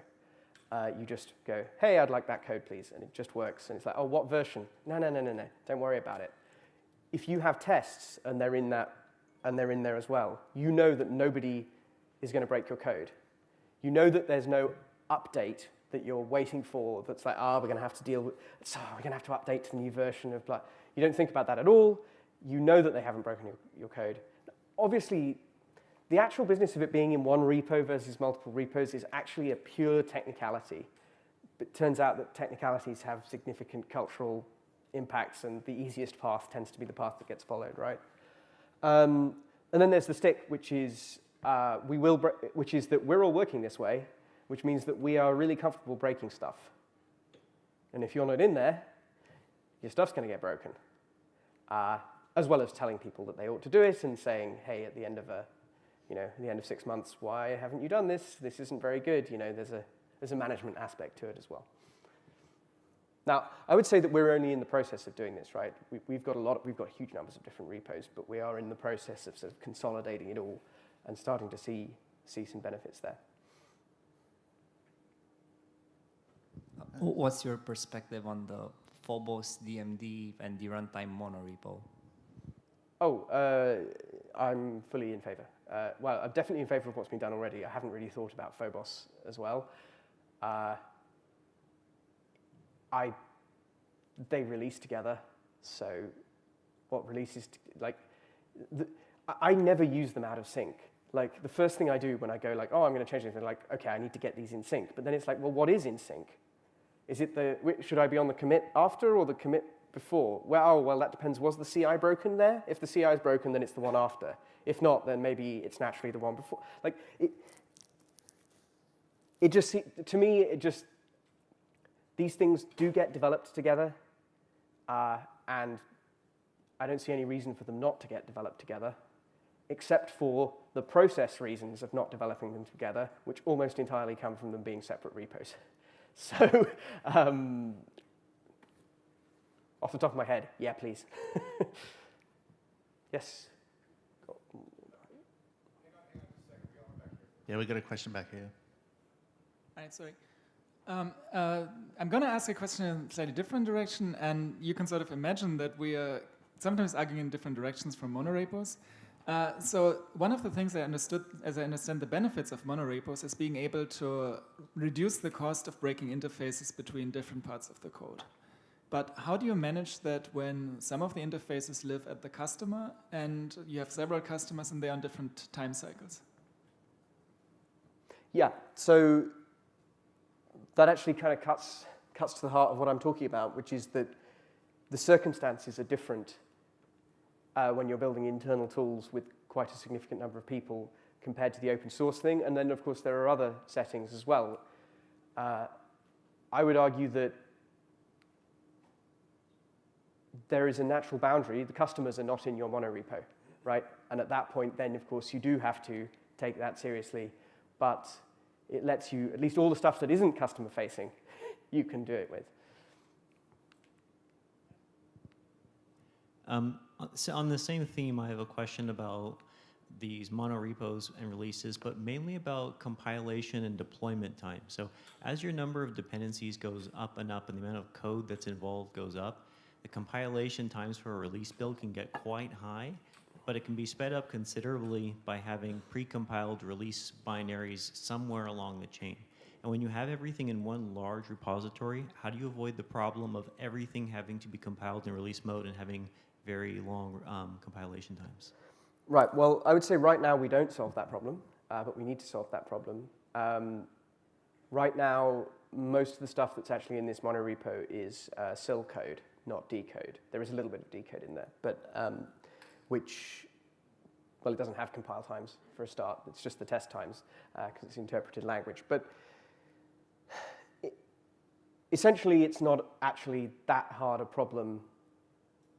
Like for some code bases, it's going to be an absolute nightmare. For some, it's not. There's effectively a wave front that's moving forward, and you need to know which parts of the wave front have moved forward and everything that hasn't moved forward. Like, if you have your dependency graph, there is an algorithm on said dependency graph that can give you the correct answer here. if somebody gave me a huge C++ code base and said, solve that problem, I would be terrified and say, I don't want that problem. Please give it to somebody else. A D code base, which is already split up into quite a bunch of dub packages, SIL code base where we control the interpreter entirely. The import logic is not as simple as I'd like, but it's still not. It's not that much of it. We can build that dependency graph pretty accurately, and all the cases where that doesn't work are bad things that we should change, probably, where things are dependent in ways that are not expressed in the actual code dependency graph. For a test cycle, that is, right? For actually runtime, like there can be loads of dependencies but for testing, the dependency graph of the code should be the dependency graph of running the tests. I think we can squeeze in one more question if anybody has one. Yep, up the back. So any thoughts about the Git submodules? Yeah. So my experience with Git submodules was funny. I used them. So, okay. First one, the submodules of submodules problem. If you have a really vice-like grip on a code base, on all of the code base, including all of the dependencies, like everything transitive, right? Then you can go, what submodules of submodules, right? And you just lay them out flat, right? Okay, fine. But an awful lot of the benefit of having separate repos is so as you don't have to have that flat structure, right? So as things can depend on things which depend on things which depend on things, and they can be tested independently, right? So it gets kind of awkward. I personally don't mind using submodules, but my experience has also been that even some of the best developers you'll ever meet in your life still can't seem to reliably use submodules. So, I just kind of, we still have a bunch of them in our code bases in places, but personally I would want to do away with them. I never want to see Git submodule sync ever again. Or at least I don't want to see it in somebody's message on Slack going, I'm not sure what's going on, I ran Git, yeah. All right, well then that's about it. Thanks again for your talk, John.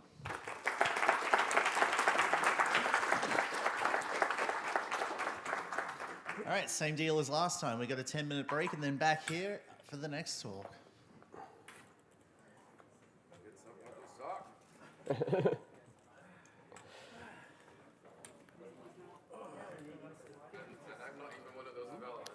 Yes. Still suck.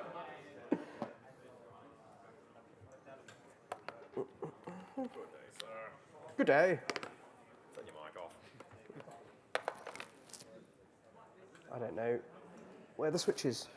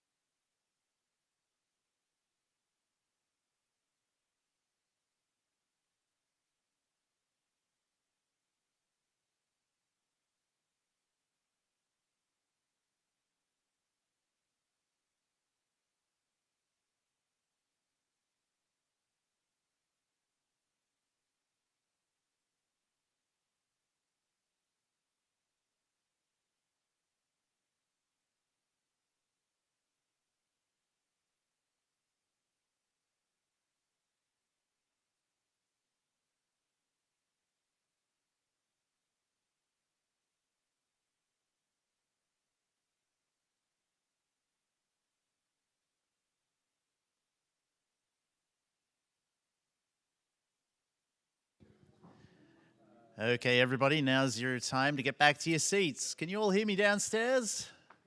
Can you? Hello? Looks like everybody's having a good break.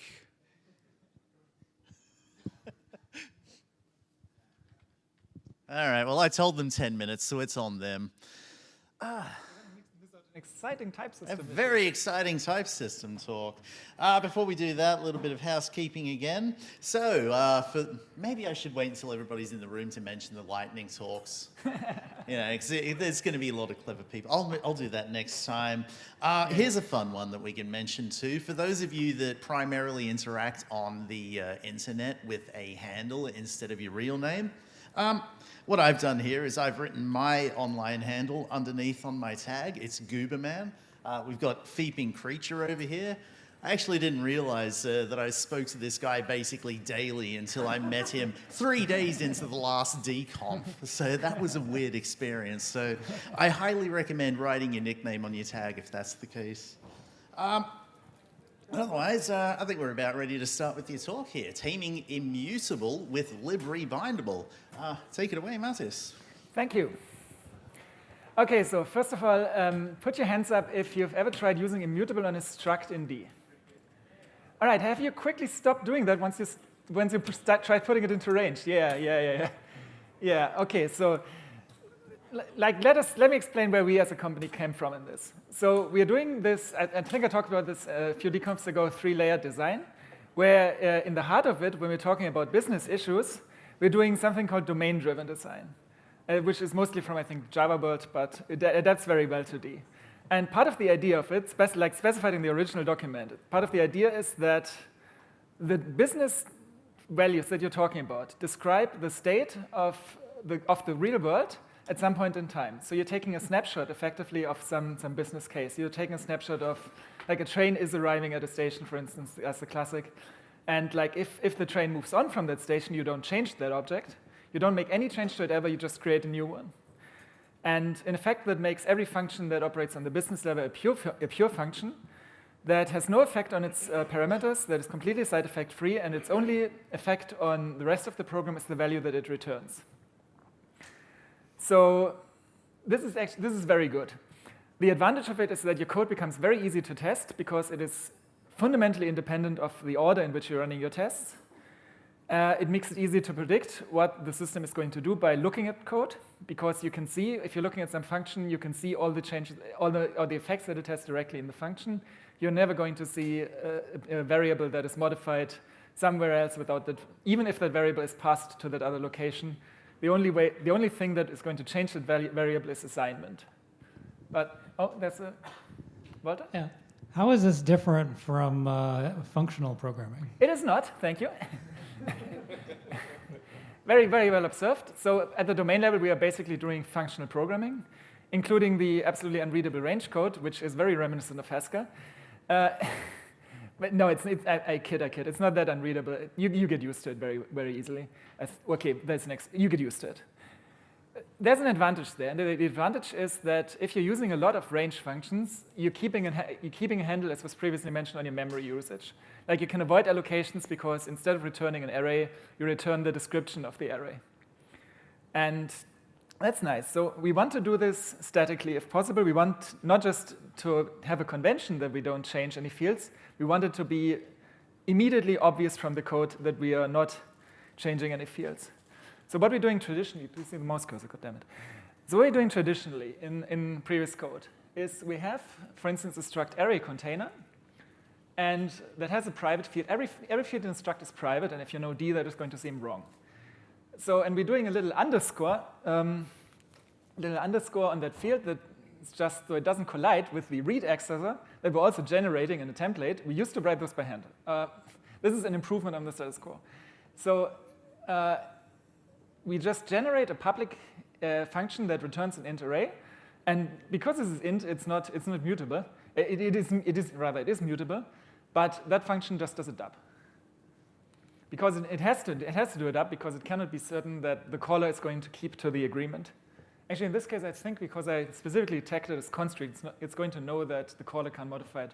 But on the constructor call, we still need to do a dub for the same reason. So this is template-based, and templates are beautiful indeed. They're very nice, but they're not cheap.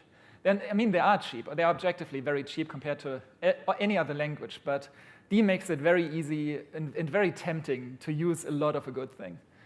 And there's a lot of good things in D, like templates, that once you're doing them 100,000 times in a compile run, they start to add up a little. And there's another problem, which is, like, at this point, we have accumulated a good view of what in the compiler is likely to break on an update, what is going to cause issues. But there was an incremental process, and a lot of the changes in that code are workarounds for compiler issues.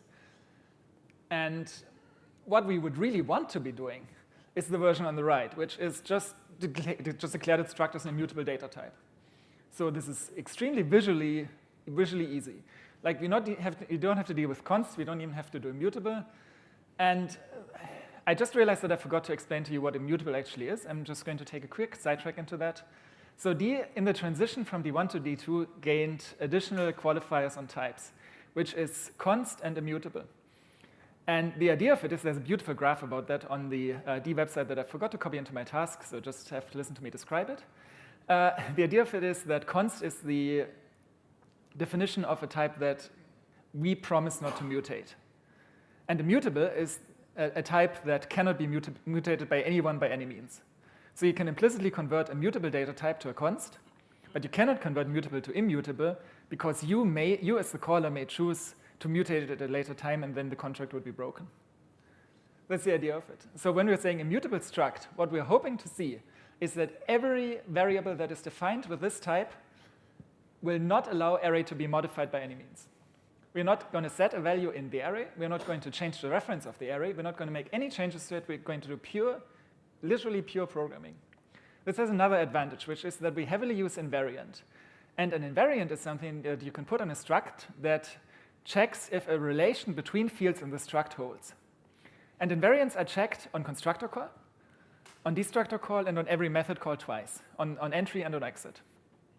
Where they are not checked, you may notice, is on assignment.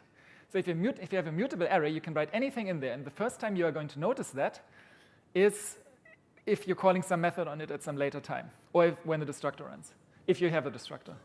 And so you're setting up, effectively, if you're mutating fields in a struct, you're setting up a time bomb that may explode at some later time you can't predict. So the right version avoids this completely because you can't change it. So you can't hit any invariant errors at any point. The only way to change it is to create a new value by a constructor call, which checks the invariant, and then replace the value that you currently have in one go. But now we come to the issue. So what we want to do is we want to use structs, and we want to use ranges. And as an additional fact, we want to use a lot of associative arrays, because in business code, associative arrays just tend to turn up very often. The problem is, using immutable structs breaks a very large number of ranges and phobos, and it also completely breaks associative arrays. Which makes some amount of sense if you think about the fact that what we've said is a struct, which is a value type, is declared in a way that the memory that the struct occupies cannot be modified in the lifetime of the memory. That is the specific thing that immutable means.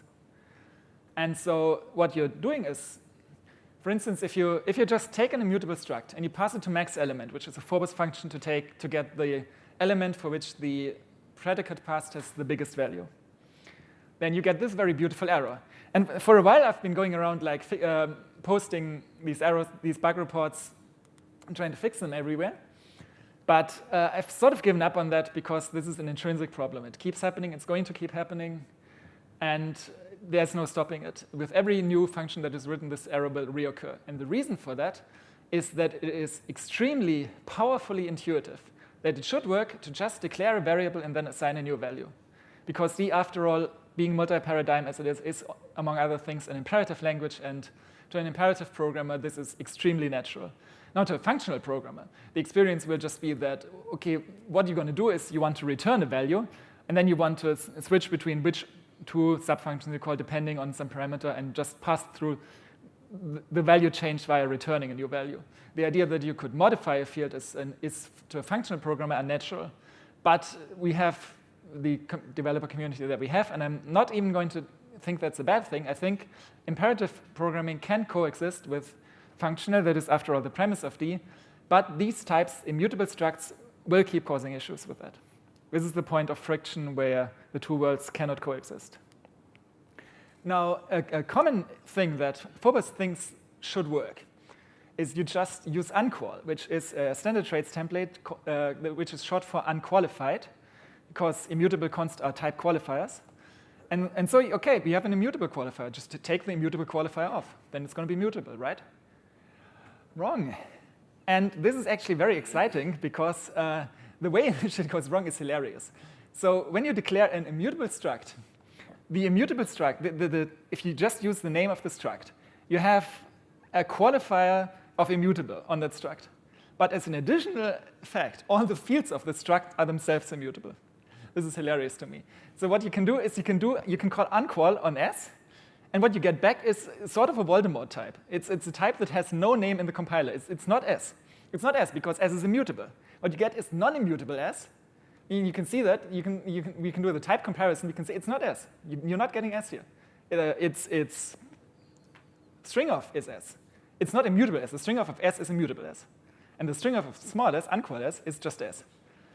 But you can't do that. You can't override it. Even though you'd think it should be mutable because you've stripped the immutable off, every individual field is still immutable. It's still toxic memory. It cannot be mutated. Now, what actually is the issue here that this is protecting us from? Now, as I already hinted at earlier, the problem to some extent is that immutable conflates two things. The first thing is that immutable is supposed to protect us from doing an assignment to a field of a variable directly in a way that could break the invariant of the type. So in the way that we create an intermediate state, possibly, or in somehow a corrupted state in which the type is in a state that has not passed through the constructor. Now, the actual thing that immutable does, it protects the memory from changing. And so the way that we can observe this, for instance, is if you have an immutable struct with a field, and we just define a variable of, and pretending this is a generic function so that it doesn't know that this is immutable, but it's going to notice very quickly. So we are just defining, the t in this case is just RS. So we're just defining a variable, and then we're taking a pointer to this field. And this pointer has the type of pointer to a mutable int. This doesn't have to be a pointer, it can be a reference. But a pointer makes it easier to see. So we have an immutable int, and now we take the value of that pointer, we read it from memory, and we just hold on to it for a sec. And then let's pretend we can overwrite that variable. Now we overwrite it with some other value, maybe our second parameter. And this has a different value in field. But the pointer is still live. The pointer is still ready to go off at any time. So we read it again. And then we have an immutable pointer, and we've now read it twice. And by the definition of immutable, both of those values have to be identical. But obviously, since we've just overwritten it, they are not identical. They cannot be identical. And so part of the hope with immutable is that we would be able to do compiler optimizations, like I say we, the D community, not me personally, please. We'd be able to do compiler optimizations on the basis that if a value is read from an immutable pointer, for instance, the compiler could just assume that a second read from that pointer would return the same value. It could reuse a register. So, and that is why immutable is so very strict, because it has to defend us from, like if you compare with C++, for instance, where it constitutes sort of a vague suggestion. In this case, the idea was very much learning from the fact that in C++ you cannot make optimizations like this, because you cannot rely for many reasons on staying unchanged. But if you have an immutable pointer, that was supposed to be sacred. That was supposed to be something where you could read from, and that would, if that pointer was still valid, which the garbage collector would assure us it is, that would stay where it is. But if we weaken this assumption, now we're in hell. Now we have no assurance whatsoever. So we can't do that. Let's think about other options. There was an idea of something called, sorry, Walter? Yeah, it seems to me that when you put unqualified on the struct, it unqualifies the struct, but it doesn't go and unqualify the members. Yeah, exactly. Okay, so that seems like a problem with the implementation of unqual. not really something breaking the rules. As of the I understand language. it, this was deliberately changed. It was changed to be in this state. It I don't was. know why, but I think there was a very good reason for it. And person Okay. in front might know it. All right.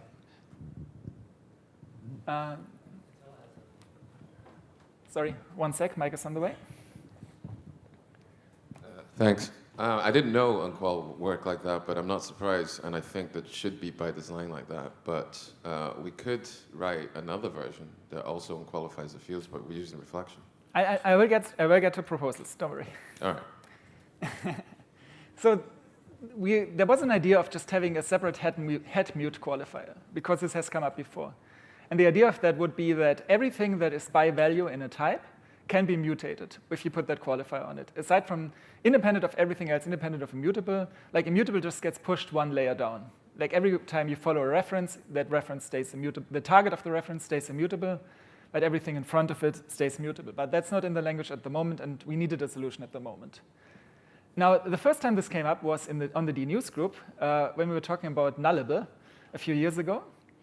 And I think I put together this absolutely hilarious solution that is, I think, still in Phobos, which I called at the time a turducken type. For a bit of context for those non-Americans, there is an American dish where you take, I think, a chicken, and you put it inside a duck and a chicken, thank you very much, and put the chicken inside the turkey, and then you cook the entire bundle of things. And at this point, you stop wondering why America has an obesity epidemic, but that's neither here nor there. Sorry, it's a very cultural thing, I'm sorry. So and the idea here is that if we did the same thing, if we did this exact same thing, I'm not sure if the order here is correct to the actual dish, now that you said it. It just went in order of size as I mentioned it. I think the chicken is actually larger. Doesn't matter, it really doesn't matter. So the idea is you have your data type, and you pack it inside a union, and you pack the union inside a struct, and you store the struct in your data structure. And what this does is, hilariously, it just acts like head mute. Well, it acts like mutable in general. It completely makes it mutable. And the reason for that is that if it's in a union, it doesn't call the destructors. This was an intentional change. I want to be clear, this is not a bug. The idea is with the union, you don't have any idea which destructor you should actually be calling. So you're stripping out all that lifetime management just by virtue of putting it in a union. And if you put it in a struct, and now this is a bug, you can call move in place on it even if it has immutable on it. Because move in place calls memcopy, and memcopy at the time used pointer casts that did not respect immutable. And so that worked for a while. I don't know what came of it, but it's obviously horrible, and I never want to see it again. So that was not a viable solution in the long term. Now, oh, yeah, this is a slide that had all this information on it. Very sorry. So then I started thinking again, what is the simplest thing that sort of does what we want in theory? And what we want to do is we want to be able to write a range function, and we want to have a something of a variable definition on there that we can put an immutable in, and we can take an immutable back out, and we don't break the constantness guarantees for the compiler, and we don't cause any breakage in user code, but it just works. And so the very simplest idea of that would be just to have a void array, static void array. And you just say it's the size of the data, and when you want to put your data in that field, you just cast it to a head mute, and when you want to take it back out, you just cast it back. And that sort of works, but it's awkward because one of the things the garbage collector does is it knows, it has a pointer map. Like it has an idea with if you have a type, where is a pointer in that type, and where are stretches of things that cannot be pointers. And this is less important on 64 bits, but it's still present and it's still valuable. And I wanted to really avoid making the compiler's job harder. So then I started thinking, well, we're working in a language where we have a limited number of types. And like, D has a lot of types that you can define with structs and with aliases, and so it has a lot of magic. But the actual basic types at the compiler level are very small. They are enumerable. And so what it did was I just think, hey, why don't I just go through the list of types and I just define something equivalent with the right pointer layout for each of them. All right, so one of the advantages here is that D has some very nice conveniences for metaprogramming. One of them is that you can use private in a struct to prevent access to a field, but you can always use tuple of. You can always just look at the tuple of the values in the struct, and you can recurse over that. And I'm not sure, I think you maybe can't use that with classes, but classes don't matter. Classes are reference types. You just replace it with a pointer. And so for every single type in D, you can just define this very clean equivalence of something that looks like this type, but it's mutable. It's perfectly fine. We declare it as mutable, and it looks similar. We can cast to it. We don't get any breakage. And the garbage collector is happy. So we get this type, deep unqualified. And the idea is we are doing a recursion over the type we are given, and we just define a nice mutable equivalent type for each field in it, and the fields in that, and the fields in that, and so on. And there's some static assets in that just check, is it the same size as before? Yep. Has it have the same alignment as before? Yep. And if not, you just get a static error, and someone in the company runs to me to fix it. But that actually hasn't happened. It's been very well behaved in my experience. Now, this is not a type you want to use manually, because one of the rules we have for code review is you don't do you don't do reinterpret casts in domain code. And so this is kind of unpleasant. So there's actually a wrapper type in the library that just takes this deep unqual, and it just has a field deep unqual that you can't even look at it, it's private. And so you can put a value of some type into this field, and you can get a value back out. And this is important. You get the value by copy. And why is it important? The trick of this is, actually, I'm going to take the slide for a moment more. The idea is, again, we create, in effect, a mystery field. And what we have with this field is constraints. We have the constraint that we can put a value in it, and we can take a value back out. And we don't think about anything else with it. We don't know about anything else. It just does its thing by magic in the end. And internally, it uses deep unqual, but that really doesn't matter to us. What it matters is it's a variable that's always mutable. It's universally mutable, independent of type. Is this safe?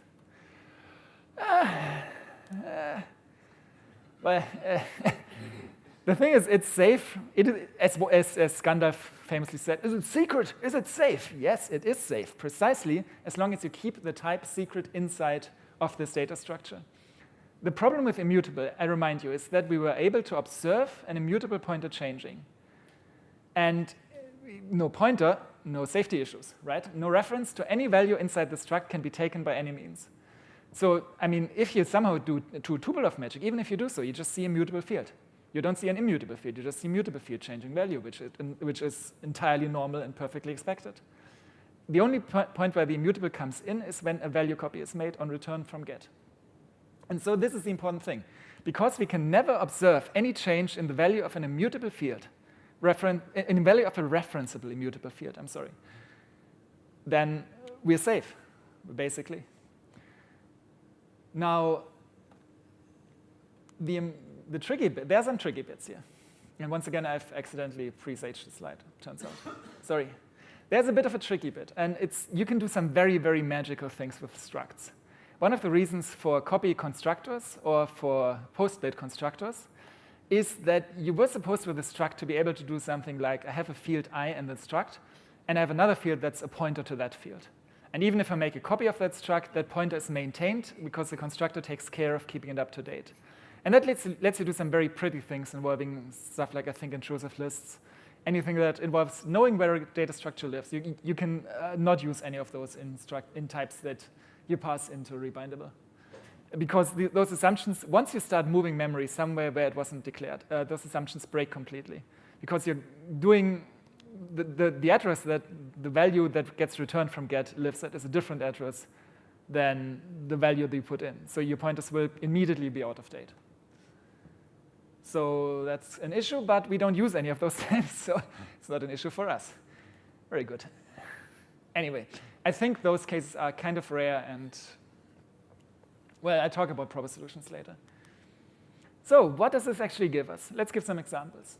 So one of the things we have is a nullable way you can actually change the value that's stored in it for any type.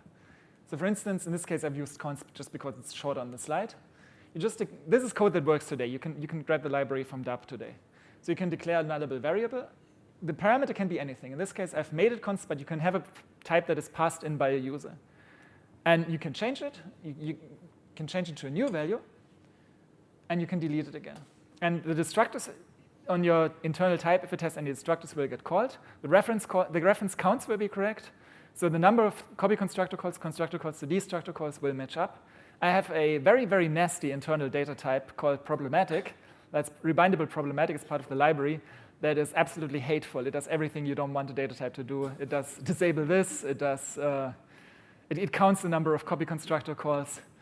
It has standard datetime system in it because I once had a bug about that and I was vindictive. But yeah, and that passes all the unit tests. So you can do associative arrays, and you can store immutable values in that associative array. And this is backed by a normal D associative array in the background that just has a rebindable value type. And you can just overwrite the same field. You can't do that at present because you can't define a working assignment op assignment overload for an immutable struct, but it works today. You just get the destructor call for the old field, you get a copy constructor call for the new field, and then it keeps going on like that with the new value in it.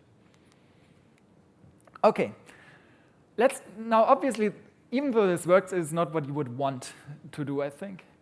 Now, I have two proposals here, one that is kind of crazy, and one that I think is doable, but may in some be more crazy, and it's kind of up to you to decide which, if any of those, is the best way going forward. Now, the first one of those is actually that the problem is not that immutable proves too much, the problem is that immutable proves too little.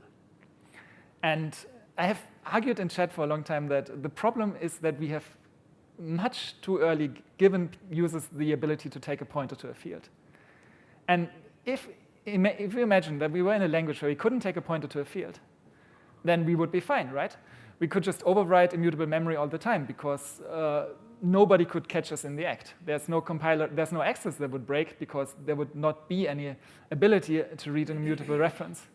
It would always be an access to a data structure in a certain way that returned an immutable value.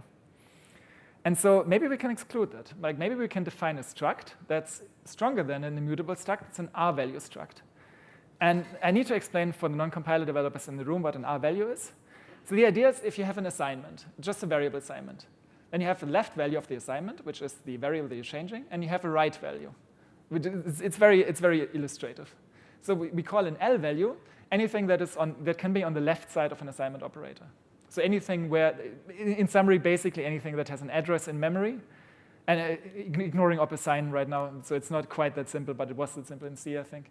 So anything that can be on the left side of an assignment operator that has an address in memory is an L value, a left value. And anything that you cannot write take the address of this, that can only appear on the right side, that is solely an expression, is a right side value. And so the idea is that you define a right side value struct. You can never assign its fields by any means, except by assigning to a variable of the whole struct in one go. And so this is a pure data struct. You almost can't do anything with it. But what you can do, almost the only thing you can do is you can access its fields by read, by value copy, and you can overwrite the whole struct variable in one go. And that protects us from anything. It gets us back to the immutable struct, like in the beginning, because we can't violate the invariance. You can call the constructor. You can assign a new field. You can assign a new field of the whole struct. You cannot assign individual members. And one interesting thing to think of that is that it is a memoryless struct. Like it is not a struct that lives at a certain location in memory. It is a struct that only exists as a value. Right. Now, the slightly more practical example solution maybe is, well, why doesn't the uncall work? Why shouldn't uncall work? I mean, uncall should work, right? The idea, a lot of Phobos has the idea that you call uncall and then you get a data type that can be mutated. But the problem is you get a data type that has methods on it that have immutable qualifiers and that expect this to be immutable. And none of those methods can now be called anymore. So why don't we do a halfway solution? And the halfway solution is we just make fields mutable again by default, even in a mutable struct. We do what we do currently, which is we just say immutable sets the default qualifier for the struct S. And so immutable, if you call uncall on immutable struct S, you get a mutable struct S back out. But on any access to a field that is not a read access, you just have to implicitly cast it to an immutable struct first. And any method call, you have to implicitly cast it to an immutable struct first. And the trick of that is that all these Phobo functions, max element, for instance, they only do read calls. None of them want to do write. None of them even care about writing to individual fields. And so if we just allow read calls by this sort of round trip, then we end up in the situation where predicates on that struct still work. Like predicates that say this field is the one that I want you to do the max element on. That still works because you can convert that field to mutable and you can read it that way. But of course you can't write to it because then you will need to be converting it. What you have is a cast to immutable of a mutable struct, and the cast to immutable, a cast is a right side value. Again, you can't write to it anyways. So you sort of get the effect of a right side value struct for free in a sense. Now, a problem with that is that it doesn't help us with classes. Because if you have a class, you can never cast it to an immutable class implicitly because it's a reference type. But we don't use classes in domain code, so that's no problem for us. I'm not sure what the solution for that is. We could use, I guess, standard type const rebindable, which sort of solves the problem just for classes. But yeah, for now, lib-rebindable will do. So the code for that is available on dlang and on GitHub. And I've tagged it 1.0 because I think for something like 6 months or so we have been using this in production code. We've not run into any crashes or garbage collector issues. And since this is not exactly business-related code, thanks to Funkwerk, my employer, for letting me work on this. All right, I just noticed I finished very much early. So we have a lot of time for questions.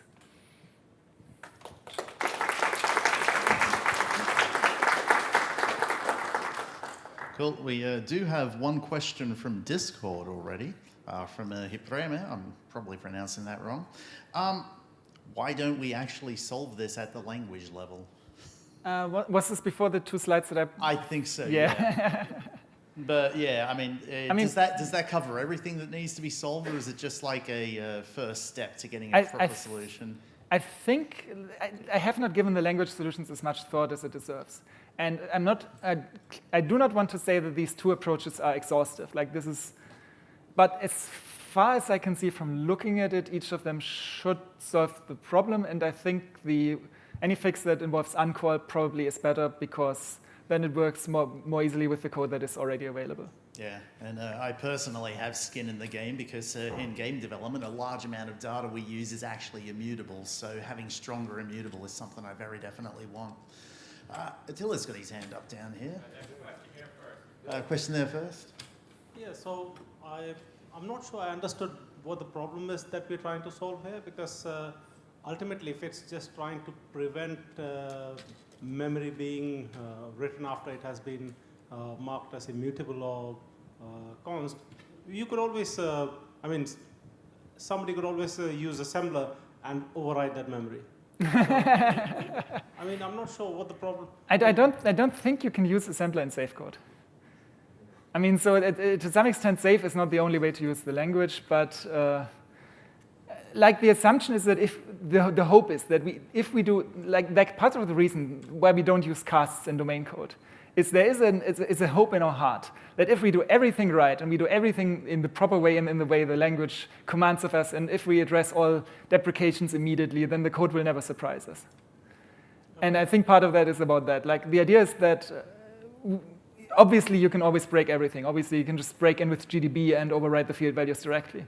Like there was a beautiful post once about a company where they were talking about like what if there's data corruption if the power goes down, and one of the head developers I think was like, well, it's not an issue. We have a finally block. It's always going to be called.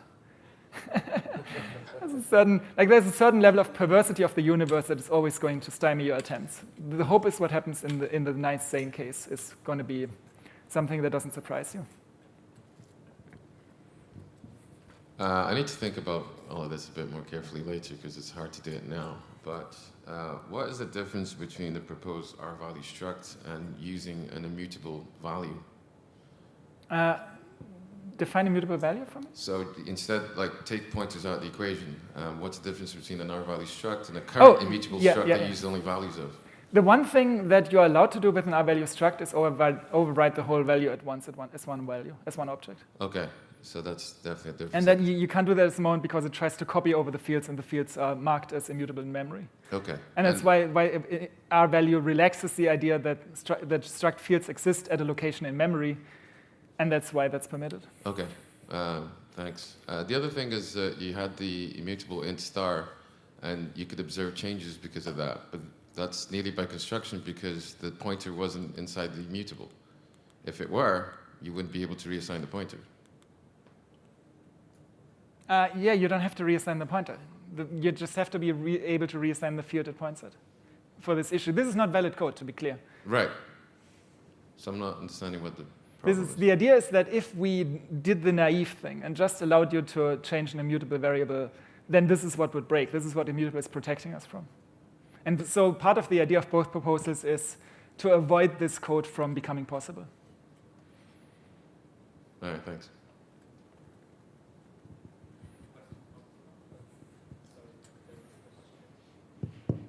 Okay, I don't understand why we make an immutable on the struct. I will just make a mutable constructor, because if we want to construct the data, when we construct the data, we want to make it immutable, right? Right. So, sorry. So I was thinking, why don't now? Of course, I know it's a more general thing. But in this case, I will just make an inner struct with a range and then return this because it has access to the iterator internally. I'm not sure, maybe I don't understand the problem. Maybe I'm not understanding your question correctly. When I use mutable, I don't declare them immutable. I just make it, I just construct them immutable when I construct them. And then if I need an iterator, I'll put the iterator inside and then return it as a const. Then you can iterate in the immutable. Because you don't want to, if it's immutable, right? So you can return it as a const, a member inside the immutable. Well, and it also works if it's mutable or const. Well, but if you declare a field of that type, you're still going to be prevented from overwriting it. So I'm confused. Okay, why would you overwrite it? I'm not sure I understand that. Well, a bunch of code that's written even in Phobos now assumes that you will be able to overwrite a field if you've declared it with the right incantation. Okay. That's really the issue, and this is a very natural way of thinking. And like you can write your code in a way that it never runs into this issue, but you can't write Phobos in the way because you're not the one writing Phobos. You can't write dub libraries because, okay. Yeah. And I mean, you can just write Haskell in D really. I mean, you can just recursive calls everything, return everything, but I don't think decompilers make any guarantee about tail recursive calls. So. Okay, yeah, because I don't use immutable like this. I use it in constructors only. Yeah. What we really want is we want a user to be a developer to be able to look at an immutable data type that describes a domain object, a train or a journey or a visit, and want them to be able to reason about this code. For instance, we want to be able to have something like an invariant. If you have a journey with a bunch of legs, for instance, from London to Berlin to Oslo, and the legs are objects that always depart at a station and arrive at a station, then we want to be able to statically assure you that this is the arrival and departure station is the same. Yeah, because I think the smart thing with the constructor is that you can make a const immutable and mutable constructor, and it would adapt to what you have. So you can make the same struct whatever you want. Right, but we never ever want to see this field be mutable by any means. We want to completely No, but I'm just saying, if you want to make it, then you can mute it, and then you can make a conversion, right? Right. Yeah. Let's talk about that after, maybe, because I think I'm not getting some detail here. But let's talk about that after. Sorry. So I think one way to go about addressing this is to say that the underlying issue is that the language conflates the lifetime of values with the lifetime of lexically scoped variables. Yes. And you could get rid of this issue, and then basically everything would just work the way you expect, and in safe code you would check the lifetimes correctly. I think to some extent library-bindable is an attempt to do this in user space, but also to do it in the language itself becomes slightly painful if you're involving changes made in loops, because then you have to basically put a finite construct in your language itself, and ain't nobody got time for that. But you can probably do it, but that would need severe surgery on the language, I think. So I'm not sure I get the issue. So what do you say you would need additionally? Sorry, one of the ways that for compiler developers. In the backend of a compiler, everything is basically immutable. And so one of the ways you handle that is if you have a loop variable, then what you say on every loop pass is that the value of this loop variable is a merge of the value from the last pass plus 1 and the initial value. So you're sort of carrying that value forward in time. This is called a phi node, like the Greek letter phi. And if you wanted to push immutable management or lifetime management into the language, to some extent, you need some way to be able to say, I'm replacing the lifetime of this value with a new lifetime. And for that, to some extent, you need to be able to say, because you can't say if case assign value A, else assign value B. But you need to be able to say something like if case declare a new value A, else declare a new value B, and then merge those two cases together somehow. Because otherwise, if you just give the developers complete freedom, then you lose all guarantees again. Yeah, I'm not arguing for complete freedom. I'm arguing for doing it right. Sorry, say that again, please. Last. I'm not arguing for getting rid of the meaning of immutable. I'm just arguing for getting rid of some arbitrary conflations that are made. Yeah. I'm just saying if you have a data type where you can say this data type now ends lifetime and then begins another lifetime, it's hard to use that correctly, I think, to some extent.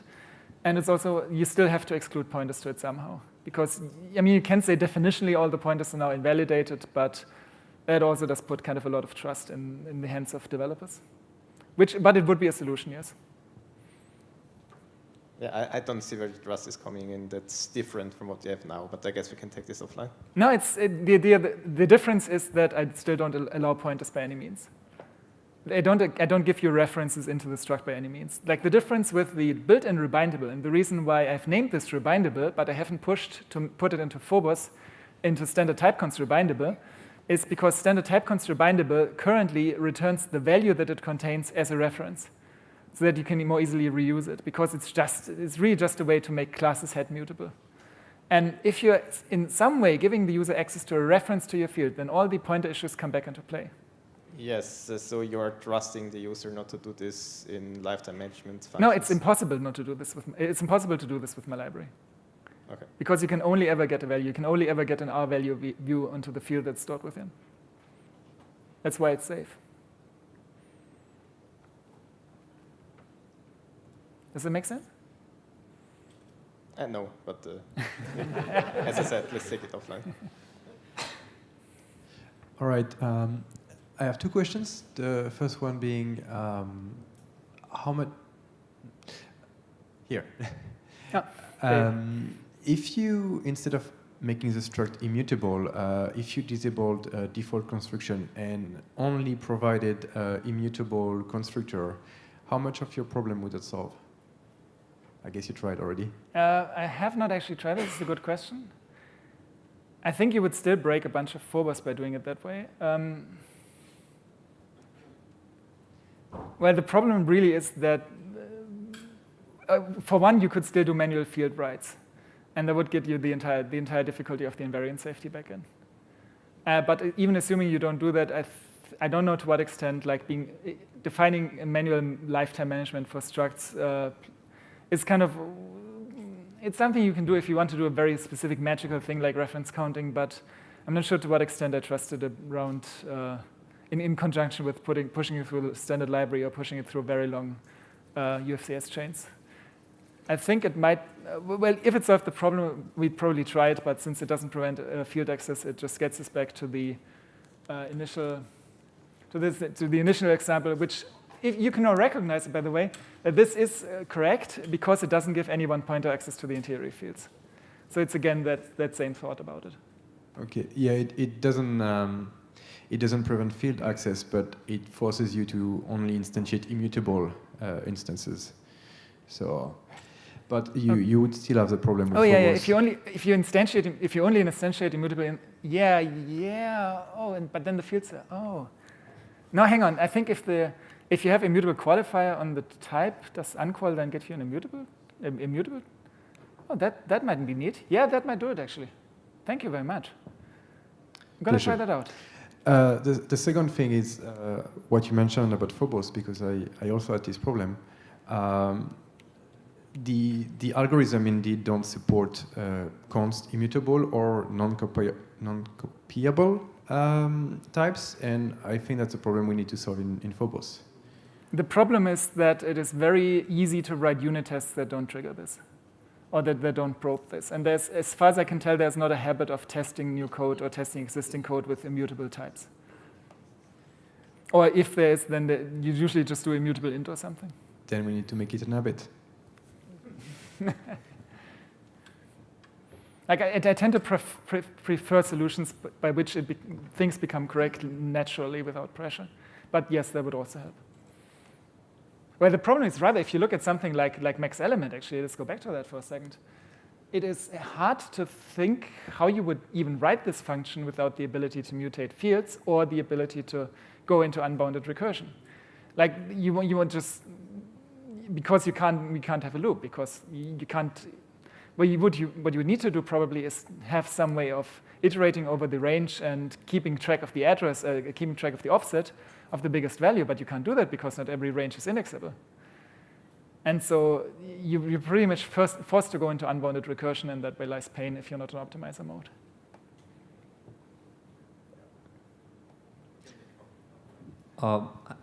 Have you thought about maybe just declaring for the struct that you're using maybe an immutable to immutable OP assign that's trusted and just cast immutable away? Yeah, but at that point you're in trade-offs of perversity, honestly. Like the thing is that the way we're doing it now with lib-rebindable is that all the pain and all the awkwardness is, as the previous talk mentioned, encapsulated in this one magical data type about which we have thought and which we think is correct in what it does. And so the algorithms don't have to think about magic and the data types don't have to think about this magic.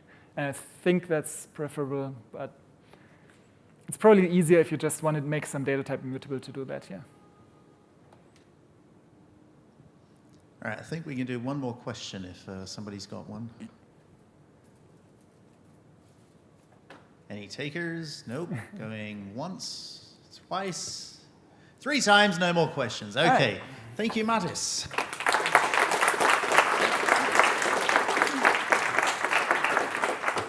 That was fun. And now it's time for everybody's favorite part of the conference, lunchtime. Hooray! Yeah, we have an hour and a half until we start up again. So back here 1:30 and enjoy your lunch.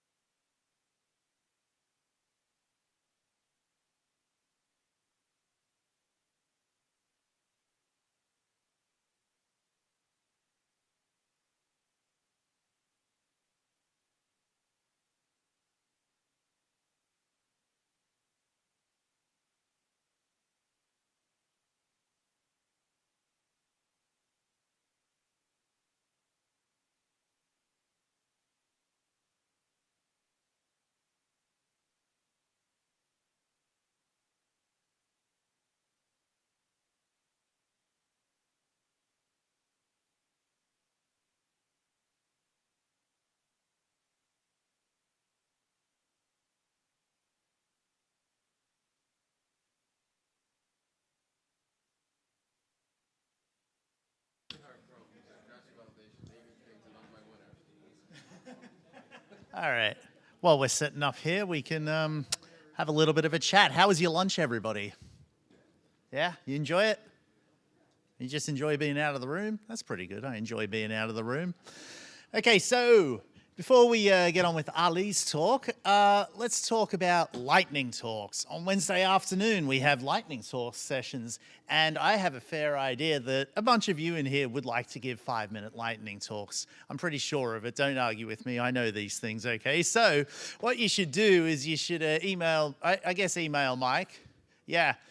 Email Mike if you've got a lightning talk that you want to talk about, and he will find a slot for you. And you should definitely do that because I know you want to. So anyway, we good, Ali? Yes. Okay, we are good. We are ready to kick off the afternoon session here today, and we have a talk from Ali about D features in the D standard library. So round of applause and take it away.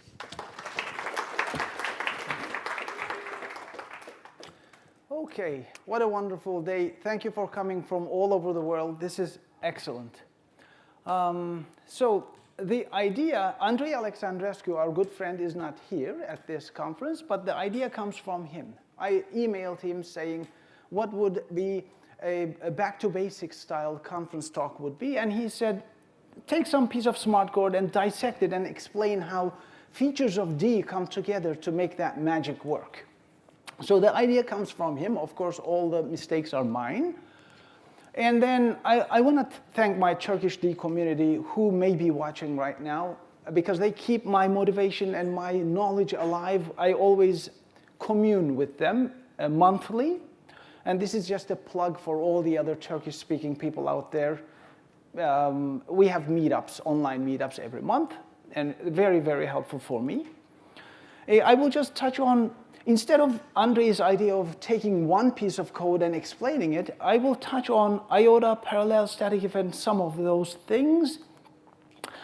And as soon as I started with IOTA, thinking that it's the simplest of things that I can show in Phobos, I was confronted with this monstrosity. If you're not experienced with D, when you look at this, you would be scared, I'm sure. You know, what is all of that? Parentheses and things in there. But I still claim it is easy once somebody explains what all the parts do, and I will do exactly that soon. But just to let you know, it was overwhelming. There's no that easy of explanation here. And contrary to all the advice for all the presenters, don't show walls of code. It will be boring and difficult to follow, but this presentation will have walls of code. And the numbers at the corners, where we are at 7 now, are not number of slides, but number of clicks here. I think I have only 31 or 32 slides clicking through. OK, let's get this out of the way. D is an excellent programming language. And I checked it on the dictionary. Excellent does not mean perfect. We know its warts and problems, but we still can't live without it. And these are some adjectives, and people are looking for a killer feature in D. What makes D? You know, why would I use D? And it's all a collection of this, including the great community, part of which is right here, right now. And then emergent properties of D. As you use it, you realize there are certain qualities that pop up. And as soon as I said emergent here, I realized Walter today, at his keynote today, also used the word emergent. And John Colvin used the word sane. So be careful, there's a drop here. John Colvin used the word sane. He said sane metaprogramming. Walter. That's the C++ drop off, that's sane. And also John Colvin used moldable with the UK spelling of that word. And I looked it up during his talk, and mine is also a correct spelling. So these are all things you realize in D. It's excellent. And one thing I personally noticed, the amount of code that you don't write is huge if you compare it to other programming languages. I will mention my good colleague, C++ programmer, Stéphanie Evan. She tells me never to bash other programming languages, don't talk negatively about them. But comparing my C++ code in the past, this is huge. I just don't write anything. I define my struct, I write functions, and things just work. And the last one, the fun part, again, Walter mentioned it today, is underrated. You know, I'm a human being. I live every day. I want to have fun on my job or elsewhere. So these are emergent properties of D. The standard library of D has a name, and it's called Phobos. I just put everything here just to look busy, I guess. It's not readable, but I counted 54 stud modules, as well as core, etc., and that single object module there for us. I made one slide for this property of D, and this is one of my colleagues, again, great friend, Yanis, told me. There are other languages out there. You cannot write their standard library in that language itself. You have to reach for compiler intrinsics, compiler special extension keywords to be able to implement their standard library. D is not like that. You can write D's standard library in D, and it is written in D. Just one slide for that. And I claim, and many claim actually, that the standard library of D is readable. And I don't even go to the GitLab, or I don't even go to the HTML documentation of the standard library. I would just open it up to see what any function can do. Just open up, go to your user include dlang or user include dmd, whatever your Linux distribution or Windows puts it there, and you will see a readable code. And here's an excerpt from range module. There it says module stud range, and this is one of the definitions of IOTA. And I left one function in here, popfront. You see, it's just readable, simple stuff that it does. Okay, and IOTA is a range algorithm, and you can't use Phobos without understanding ranges. And this IOTA 0, 10, 2 means values from 0 to 10, exclude 10, increment by 2, and it will generate those values for us. Simple. I wanted to add this just like Walter did, actually. We didn't share any slides or any ideas. I have the same exact thing here. Now, this is my numbers, which is an IOTA wannabe. I have the begin, end, and the number of the steps that I will increment the begin. This is an input range. Empty tells you whether you're done. Front tells you the front element, and pop front takes you to the next element. This is extremely limited because it works only with int. This better be templatized. It is buggy because that plus equal step may overflow if your step is like 3, and you will be revisiting your range. Imagine it's a U short, for example, and it's inaccurate for floating point types. Imagine your step is 0.1. And if you add 0.1 n number of times, you're adding n number of imprecise stuff in your calculations. Every range type comes with a convenience function, and I made it a lowercase m. In this simple case, it doesn't mean, why should I have a convenience function? But because it only returns an R value, my numbers object, and returns it. And of course, one feature of D that I love and everybody loves, it's unit tests. Right after writing this code, I add a unit test block, and I know my type produces what I expect it to produce. Now, I will do one thing, again, just like Walter did, move that struct inside the convenience function.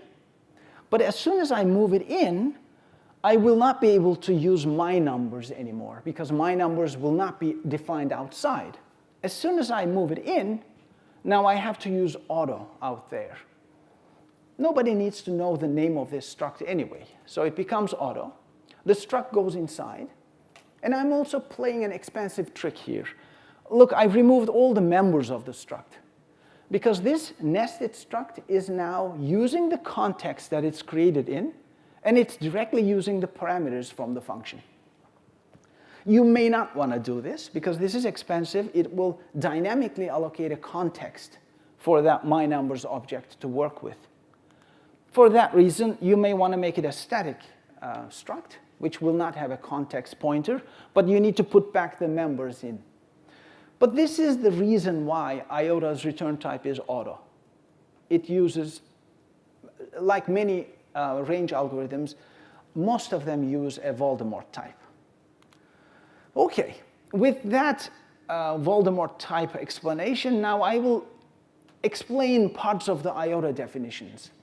The first token out there, auto, means deduce the return type automatically. The second one is the name of the function, IOTA, but I'll go to the third one. This is the template parameter list, and it says B, E, and S are some types. Or you can say let B, E, and S some types. And the next set of parentheses mean begin, end, and step are some parameters of those types, whatever they are in your use case. Now, the most complicated part is the template constraint, the if part. And I need to show this is just a body of the function. I'm abbreviating it horribly there. And the last part, the template constraint, means this definition of IOTA is when B and E are either integrals or pointers, and S is integral. It is spelled out in that longish conditional. Okay. With that, now I will show you 6 definitions of IOTA and why they are needed. So this is the most parameterized one, the one I've just shown on the previous slide. This one allows us to provide begin, end, and step. The next one is skips the step parameter. You can use IOTA without mentioning step, but in that case, the common type of B and E will be chosen with the value of 1. So basically, this implementation will take step to be 1. Most sane. There's a third definition. This one does not use the begin parameter. It makes a begin with the value of 0 and calls IOTA begin end, which is that one actually. And I put 2 asterisks there to be explained later.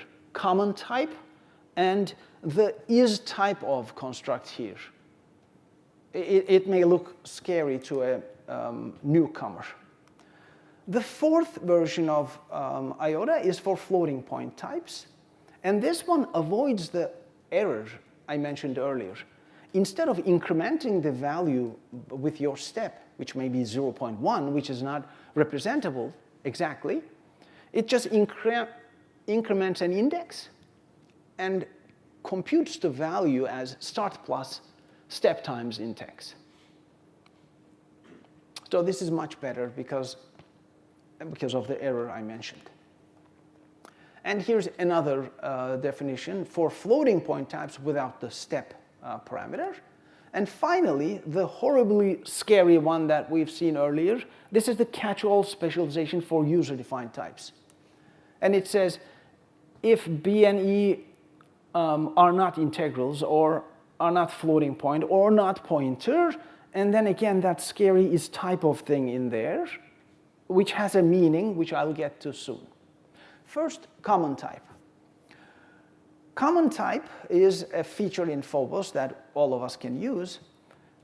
It's the type that the specified types can be implicitly converted to. So all of the types that I mentioned can be converted to a type, and that's the common type. I will give an example. Or we can describe it as when you use the ternary operator, you have 2 expressions on the right-hand side.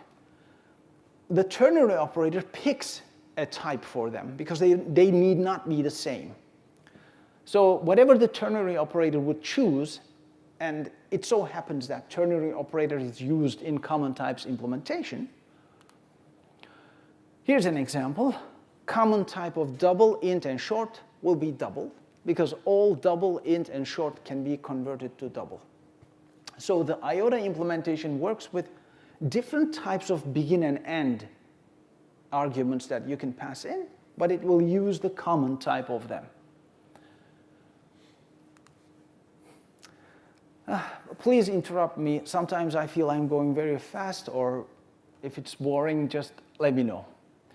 Now, the is type of construct. If you look at Phobos code, you will see this a lot. Both of these, is and type of, are evaluated at compile time. Type of an expression is trivial. It gives us the compiler's decided type of an expression, just type of it. And is, given a type, will be true if type is semantically correct.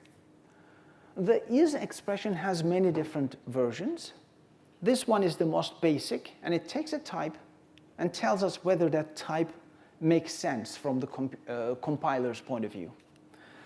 Here's an example.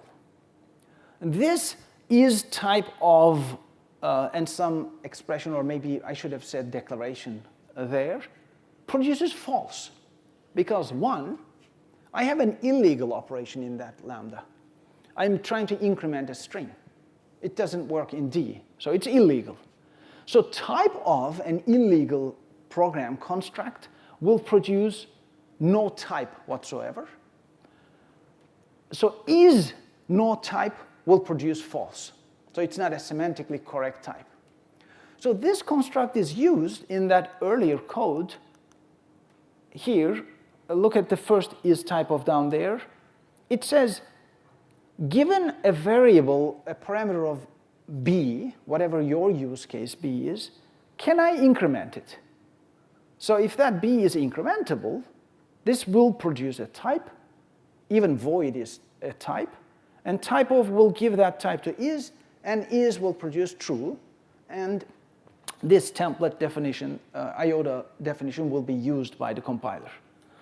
And likewise, this one says, if the b and the e types define an order relationship like this, or if they define an equality relationship like this, when you come with your user-defined types, if I can compare them, okay, then this iota will work.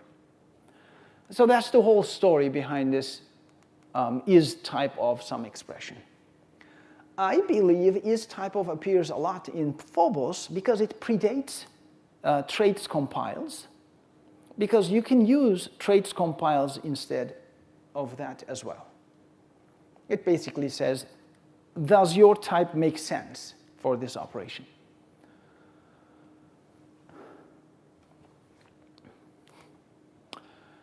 Okay, and I had unqual here without knowing anything about Matis's talk.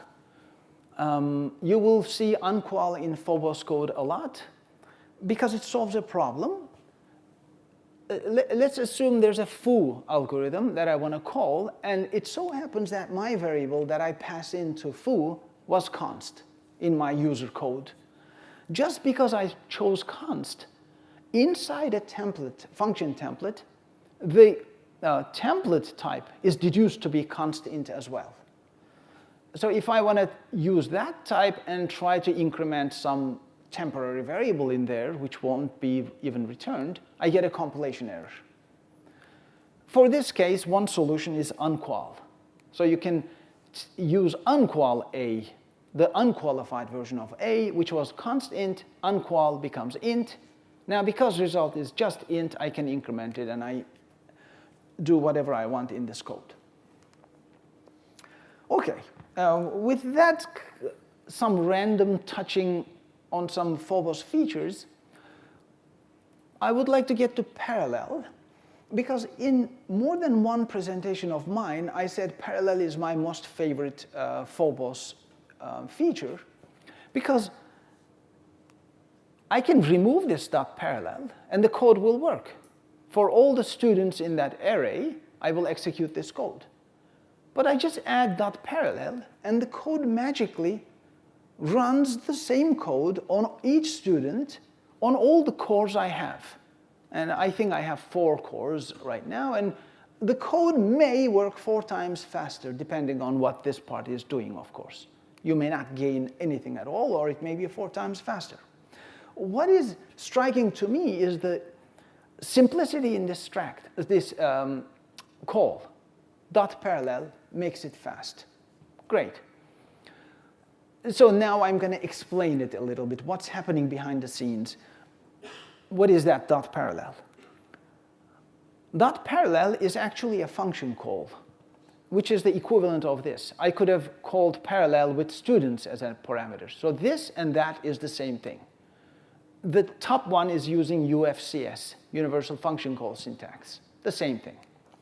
And if we look at the implementation of parallel, we realize that it uses, or seem to be using, a task pool variable and calling a member function parallel on it with the range I give it. And range is the students array in this case. But that seems to be a little lie, because D has a feature where you can call functions without parentheses if that function doesn't take any parameters. So this one, which is in the Phobos implementation, is the same as this one. So actually, parallel is calling a task pool function.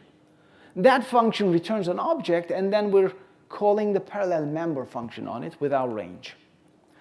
And task pool function is needed. Apparently somebody, decided the implementer of it. I think David Simcha did it. And here's the task pool function, which contains a G-shared task pool object that parallel uses, a global object. But it's initialized only once, carefully taking care of multi-threaded initialization, because init_once itself uses init_once lock, which uses a mutex behind the scenes. But all we care is that global object is returned from task pool. Yes, this return returns it. Return returns this function, but it passes a lambda to init_once to initialize that pool object, etc. So this happens behind the scenes. And when we call .parallel on that task pool object, that member function returns a parallel for each object. Inside the task pool, you can read all of this. And that parallel for each happens to be a type that supports for each iteration. And indeed, there are multiple ways of supporting for each iteration. One of them is range functions, like the empty front and pop front, but this one uses op_apply. Op_apply happens to be easier in some cases. For example, if you have a binary tree that you want to iterate, op_apply is more handy because it can take care of recursion, and you take care of function call stack for certain types of operations. Well, parallel for each is one that uses op_apply, and it has two of those. One of them is no index delegate, and the other is index delegate. And then the implementation of these op_apply happens to be a mixed-in code, something like this: parallel apply mix-in random access, that they named in stud Phobos. And that code is just a string.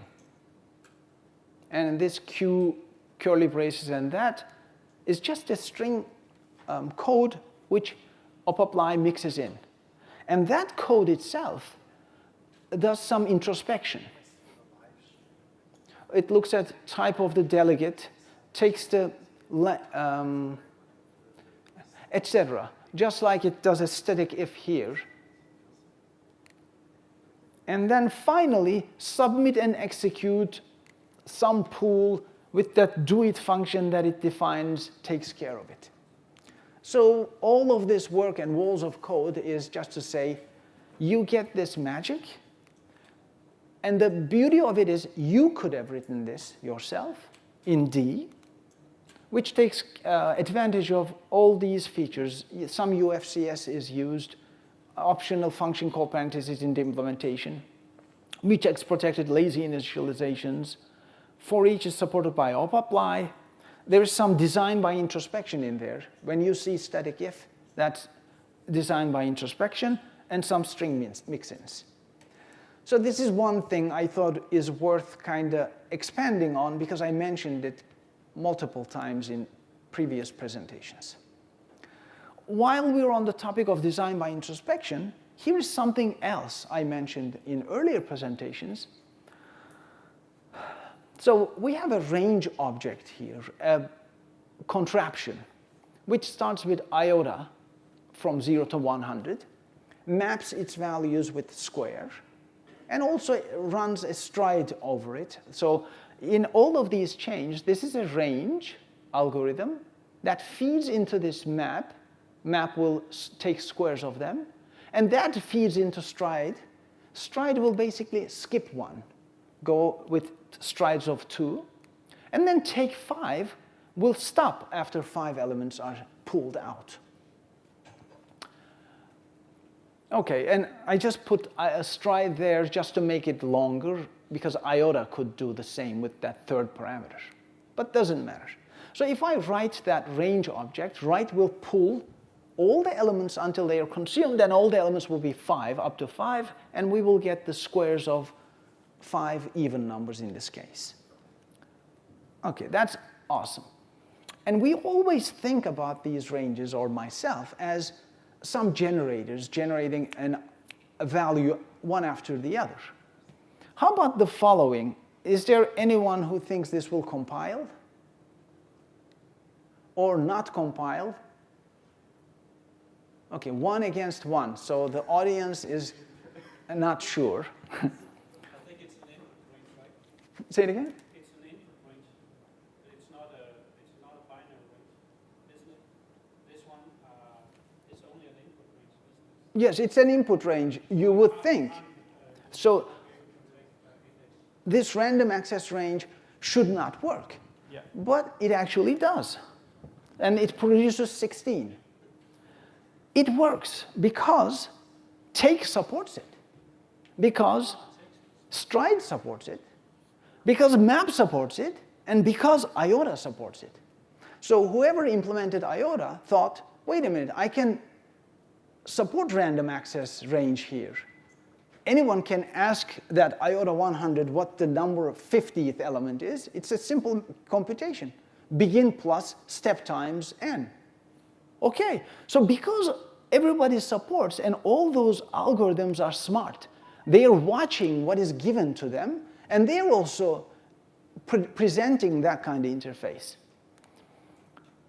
Okay, so I'm not going to embarrass my friend, and I'm not going to bash on any other language, but D is one programming language with static if.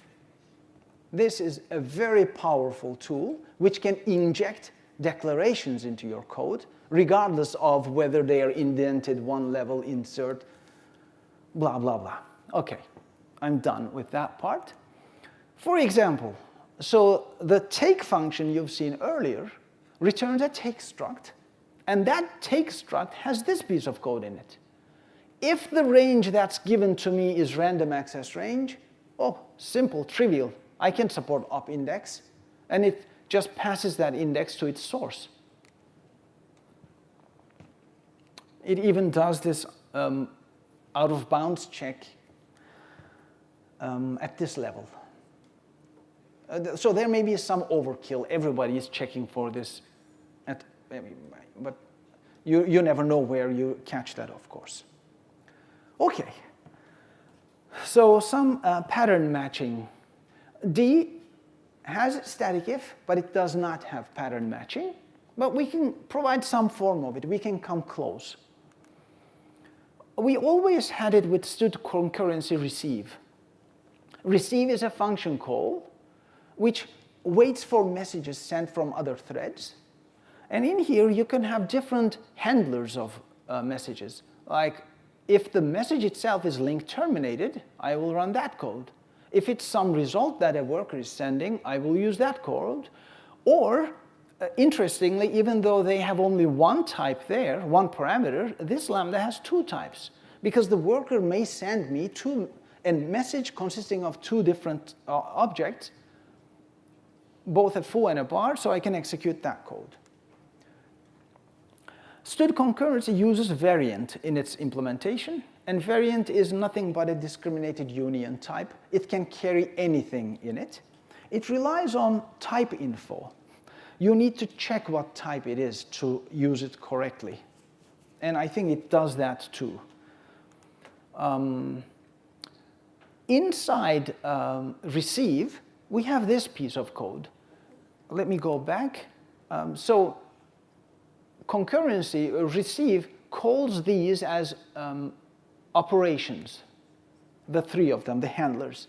So it has an array of ops, and it has an array of types of those ops, and they would be link terminated, result, and a tuple of foo and bar in this case. And every time there's a message that arrives to a thread, std concurrency receive will go through this linear search to find which one matches from the first to the bottom. It will go through ops.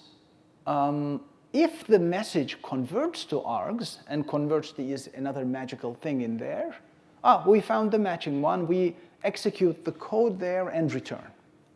So it's a runtime lookup, no matter what the message type is, because variant is too dynamic, let's say. You don't know, it can be anything. Any message encapsulated in there.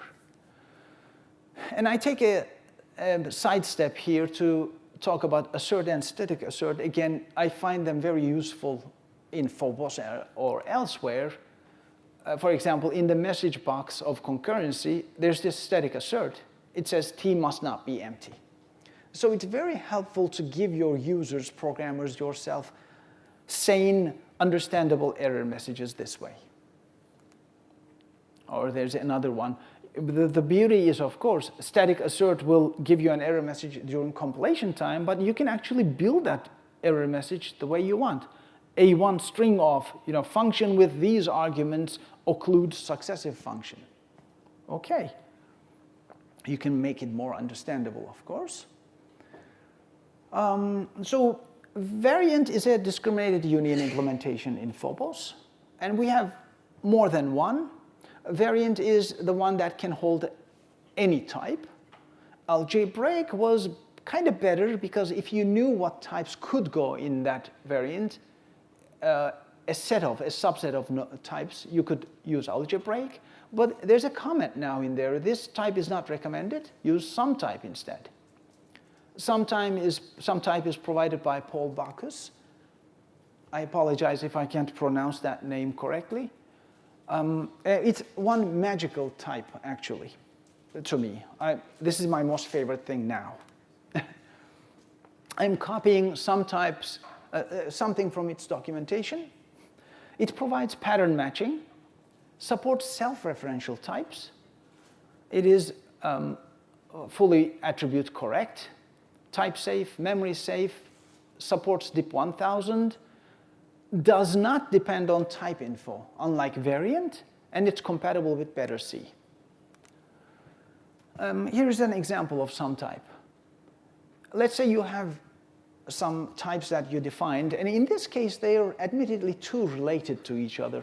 Fahrenheit, Celsius, and Kelvin are all temperatures, of course, and they all have double, so they can be as unrelated as you want. But here, temperature is defined to be a union, discriminated union of Fahrenheit, Celsius, or Kelvin. The interesting thing is some type in this example does not use a normalized type underneath. Whichever type you construct it with, it will hold on to that value. So you can have temperature, T1, with Fahrenheit, Celsius, or Kelvin. The temperature type, some type, will hold on to the actual type. So T1 will be Fahrenheit, T3 will be Kelvin. Now, it supports pattern matching similar to std concurrency. Given a temperature, to Fahrenheit function can T match, and here are some lambdas similar to concurrency's receive. If it's a Fahrenheit already, F degrees is what we want, and we return a Fahrenheit object. Otherwise, we do some computations. The great thing here is match actually supports multiple dispatch. Not only one object you can say match and do this thing on it, you can have multiple such objects, some type objects. In this case, so the one thing to mention here is here I had t.match because again this t is using UFCS. that t is actually a parameter here to match, a runtime parameter to it. In the multiple dispatch case, it makes more sense to put both objects here after the match function call as parentheses. And just note, I have two parameters to all lambda now. So what I'm saying here is if both of the types are Fahrenheit, or if they're Celsius, if they're Kelvin, I print something. Otherwise, this is actually a templatized lambda. There's no type here, note. Just _1 and _2 and names that I invented. And it writes different. I want to mention, let's do some counting. There are 9 cases, total cases for T1 and T2 in this case, because some type has 3 values, 3 types underneath, 3 times 3, 9, but I have only 4 handlers. So some type, better than a variant, or better than std concurrency, does some magic at compile time. It builds a handler lookup table at compile time. And again, Walter mentioned how to build some arrays at compile time. The matches array is a mapping between a case ID to a handler ID. And going back, I have 9 cases, but 4 handlers. So it will set them to whichever case that case is handled by whichever handler. But notice something. This is a static for each. This is a static for each. Case ID, handler ID, they're all known at compile time. And here's a static if can match. If you're using some types in your call that is impossible for one of the handlers is to do, there won't even be this matches case ID equals HID. So even this is handled at compile time. There's no runtime looking up. There's no linear searching here because it builds a lookup table from case ID to handler ID. Also, some type builds some handler names, which it will use later in its implementation. This is a template. Handler name given as size t of handler ID, it produces a string, handler 1, handler 2, whatever. And later on, right underneath, there's a static for each, for all the handlers, which are all known at compile time, of course, from that match function. It mixes in handler 1 equals that handler, whichever lambda it was. So handler 1 equals this, handler 2 equals this. So it's basically giving names to all these nameless lambdas that are provided in a function parameter list.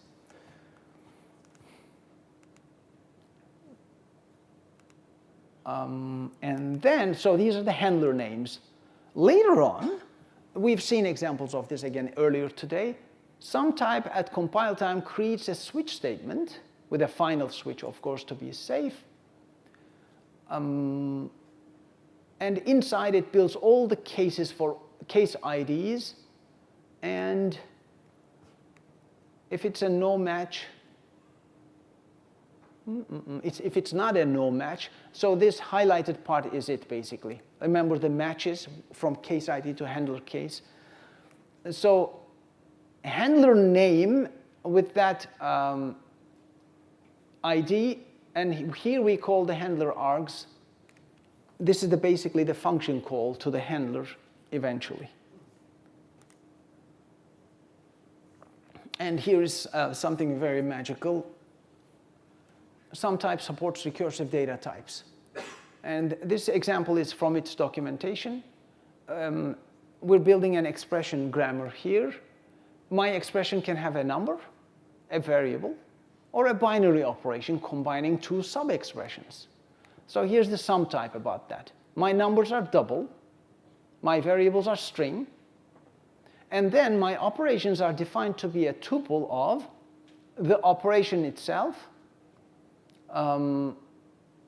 this pointer and this pointer, meaning an operation to yet another expression of the same sum type. So this is self-referential, talking about itself. with that special capital this. And special capital this is nothing but an empty struct here, used by the implementation of some type to know that it's talking about the same type as itself.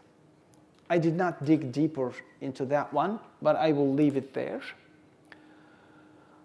And another side step here, parts of the documentation itself, the code that you see that I'm saying I'm getting documentation, they come from actual unit test blocks in Phobos. So you know your documentation is correct because they pass the unit tests. I think I'm done. I think D is very powerful. Phobos is written in readable D. And I think it takes very good advantage of D effectively. That's all.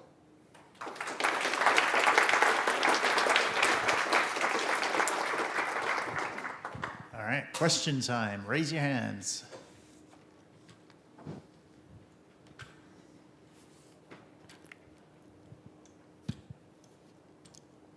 Do you think that some type is better as a library solution, or should it be part of the language? Or would it be any advantage for it being part of the language? I really don't have any opinion. Can I pass that question to someone in the audience? Does anyone think some type should be a language feature? Mathis Bear. Please, oh please put some type in the language so we can have implicit conversions to some type parameters. Did he say yes or no? So he said it should be in the language, right? Yes, okay. Mathis Bear thinks that way. Yeah, there's always that question, where to cut it? What things should be in the language, what should be in the library? And we have associative arrays, right? Ooh, the hot topic there. Yeah. Actually, just to answer that, I don't think that putting it in the language would give us implicit conversion to some time parameter, because we don't have implicit conversion in the language. Implicit construction.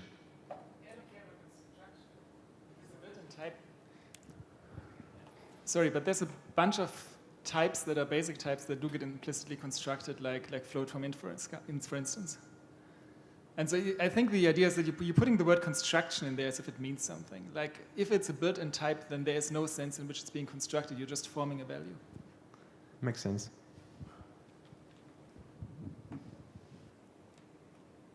All right, any other questions? And yes, it can be that interactive if you have one, so.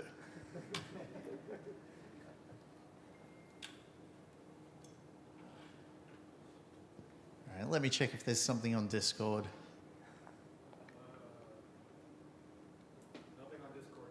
All right, nothing on Discord. Surely there must be another question around here. It's hiding. Yep, there it was. It was hiding right there.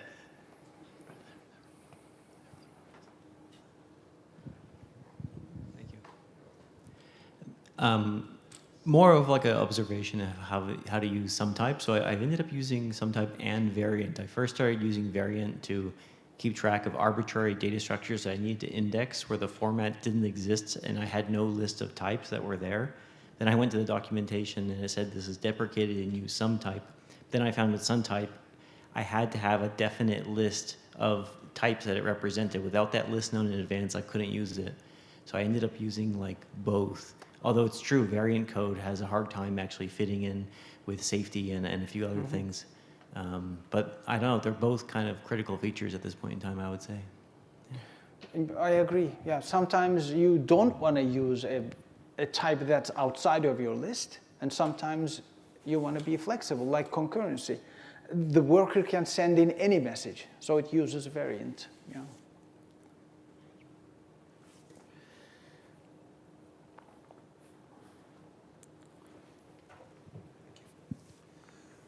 Do you think the readability of Phobos would gain, like be improved by changing the occurrences of is-type by trace-is-compiles? Is-type of versus trace-compiles, I think they are equally unreadable. Yeah, who cares? Yeah. Yes, you're right. You know, something more. Traits compiles seems a little sane because is type of looks like two things combined together and you're taking advantage of a side effect almost. Is itself is one of the weirdest expressions in D, and it has 6 or 7 subtypes. Uh-oh, Walter, I didn't know you were here. Surprise. Well, is started out as the original traits thing in D. That's why it's kind of a grab bag of kind of a bunch of things that don't have an obvious logical connection to each other. And we decided that something a little more straightforward and extensible needed to be invented, and so the underscore traits then came about. I have a follow-up question. Why do we have underscore traits and also stud traits? Why aren't all of them under one roof? The underscore traits was, the intent was you are not supposed to use that in user code. It was supposed to be a primitive that would be wrapped into a nice library package on top of it. But as it worked out, people just seem to prefer to use underscore traits directly, and so there it is. You can't always anticipate how people will use things. And, yeah, it was intended to be used differently, but people are using it this way, so that's the way it is. Okay. All right, have we got one more question? Anyone? I have like 2 observations. You said initially that you like in Phobos that we don't have any built-ins, but since traits was basically designed to be used kind of as an intrinsic in Phobos, does that statement still stand? I see what you mean, yeah. Underscore. Okay, we can take traits as a compiler extension, I guess. But luckily, we use the same front end, right? All compilers will accept the same source code. It's not an extension. It is built into the spec. So if it's in the spec, it's not an extension. Yeah. And the second observation was that you said that there are 6 overloads of IOTA, but like 2 of them kind of seemed redundant, right? I think so. I noticed that myself. And they're still sitting there, probably because of some past limitations or some misunderstandings. I think the floating point, this one is unnecessary. I think all of the ones without the step, you could just use like a default parameter. Yes. So that's a question to other implementers here. I remember from other programming languages, if you use a default valued parameter, compilers might generate less optimized code. The calling site, I think, does some weird stuff. Is that correct or not? And so I'm assuming this may be related to that topic, but compiler authors, tell me, please. Not that I know of. I don't think. Are default parameter values, default arguments, worse compared to overloads like this? Do you know? Anyone knows? But, yeah. Well, if you have a default parameter that you don't need, it's just an extra parameter is pushed on the stack, and there's a slight cost to it. But in this case, look at the third one. It doesn't have, or the second one. It generates an R value anyway to call the other one. Is this better than a default parameter? The bottom one? I can't think of a reason it would be better. Okay. So somebody thought separate. But I agree, yeah, there's redundancy here. Well, the library is written by lots of people of varying insight into it, and there are things like this in there where that are slightly inconsistent. Yeah, but it's not a problem. Going back to my introduction, I think I skipped it a little too quickly. The refactorable, moldable part is amazing. That's something emerged. Just write it. That gives me fun. Just do what you want to do and then change it, refactor it. And D seems to be an easy language to do that. If it's like today, change your iota. Hi, Dennis. So it may just be for documentation purposes, such that if you don't care about the step, you don't need to read documentation for a function that talks about the step. Nice. So yeah, you can hit this one and you're done, begin and end. I mean, speaking of which, while we're on the topic, for a while I thought this third one actually is kind of an API mistake, because in all other ones, the first parameter is begin. But in this one, the first parameter is end, or the only parameter is. So it's funny how we accept this as the right thing, because it makes sense. Iota 100 means 0 to 100. So, but it's just a separate topic here. Yeah. Oh. Yeah, well, I guess Walter has something to say, but then we'll cut it off after that.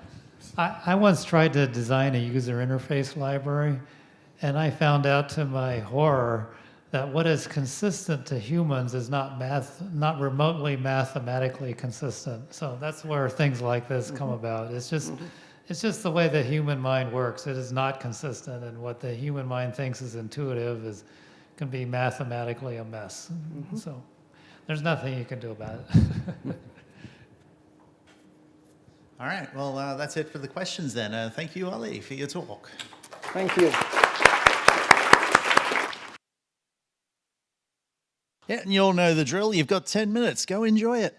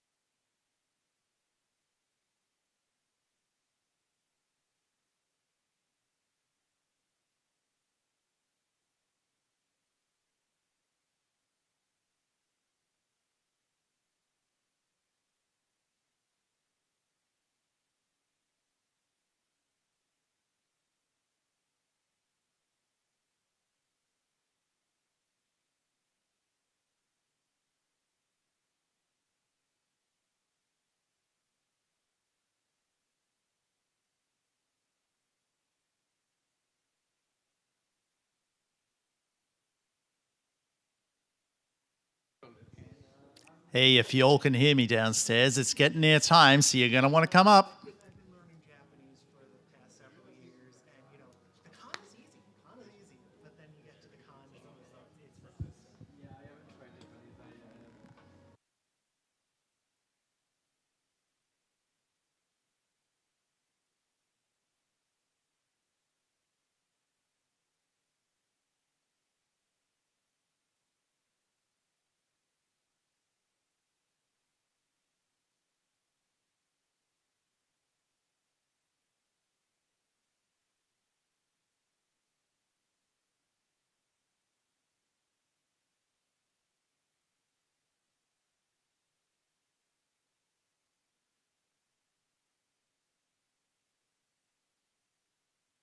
All right, welcome back, everybody, except not really. That's pretty empty in here. Come on, upstairs, everyone. Come on.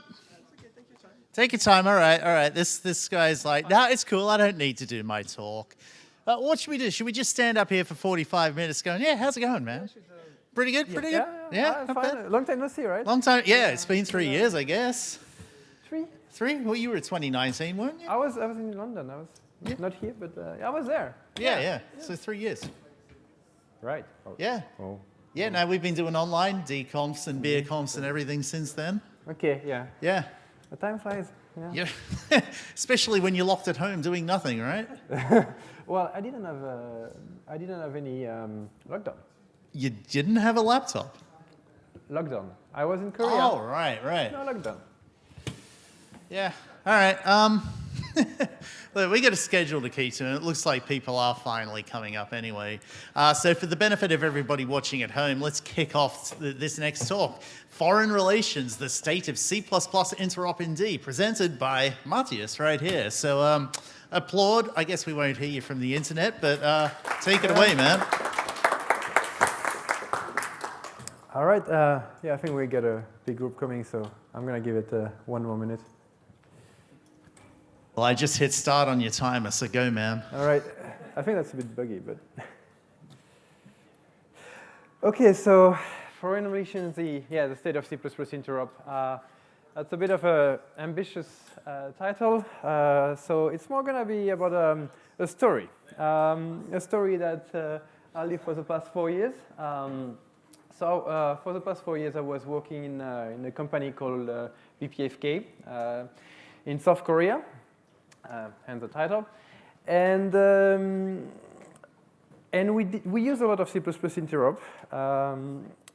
So before we start, I wanted to mention that views are my own. They're not related to my past employer BPFK or my present employer, which is Symmetry. So why did BPFK choose to use D?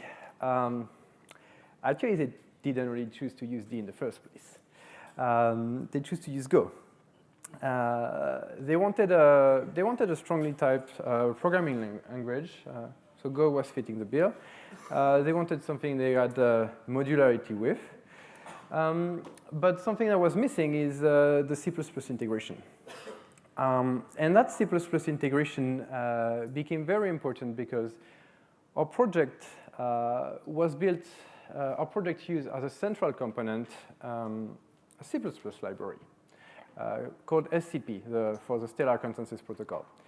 And so when the project started, since the team originally wanted to use Go, we started to re-implement that consensus protocol, which is 15,000 lines of code plus test in Go.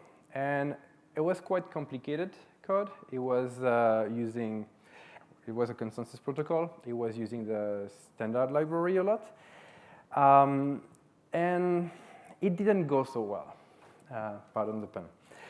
So when I joined the project a bit after it started, and after probably a month, I was a bit frustrated because I saw the team spending a lot of effort developing with Go, and all I could think was, this would be so much simpler in D. There's just so many advantages in doing it in D. So I decided that I would spend a few hours every evening binding the C++ library, the core in D, and it was just the public API. So it was probably less than 1,000 lines of code that I thought I needed, and I estimated it would take me 2 to 3 weeks. You know what they say about like time estimation in software development, right? You never get it right. Well, I got it right. It only took me about 3 weeks to bind the C++ library after I spent 3 months fixing the bugs in DMD. But only 3 weeks for the C++ library. So it was a great success. So I did the bindings, rudimentary bindings, and I went to my CEO and I said, oh, look, it's only 3 weeks of work. Pretty simple, one-man project. And we have a core we can start to work with, and we don't have to rewrite everything in Go because we were not even 30% done at the time.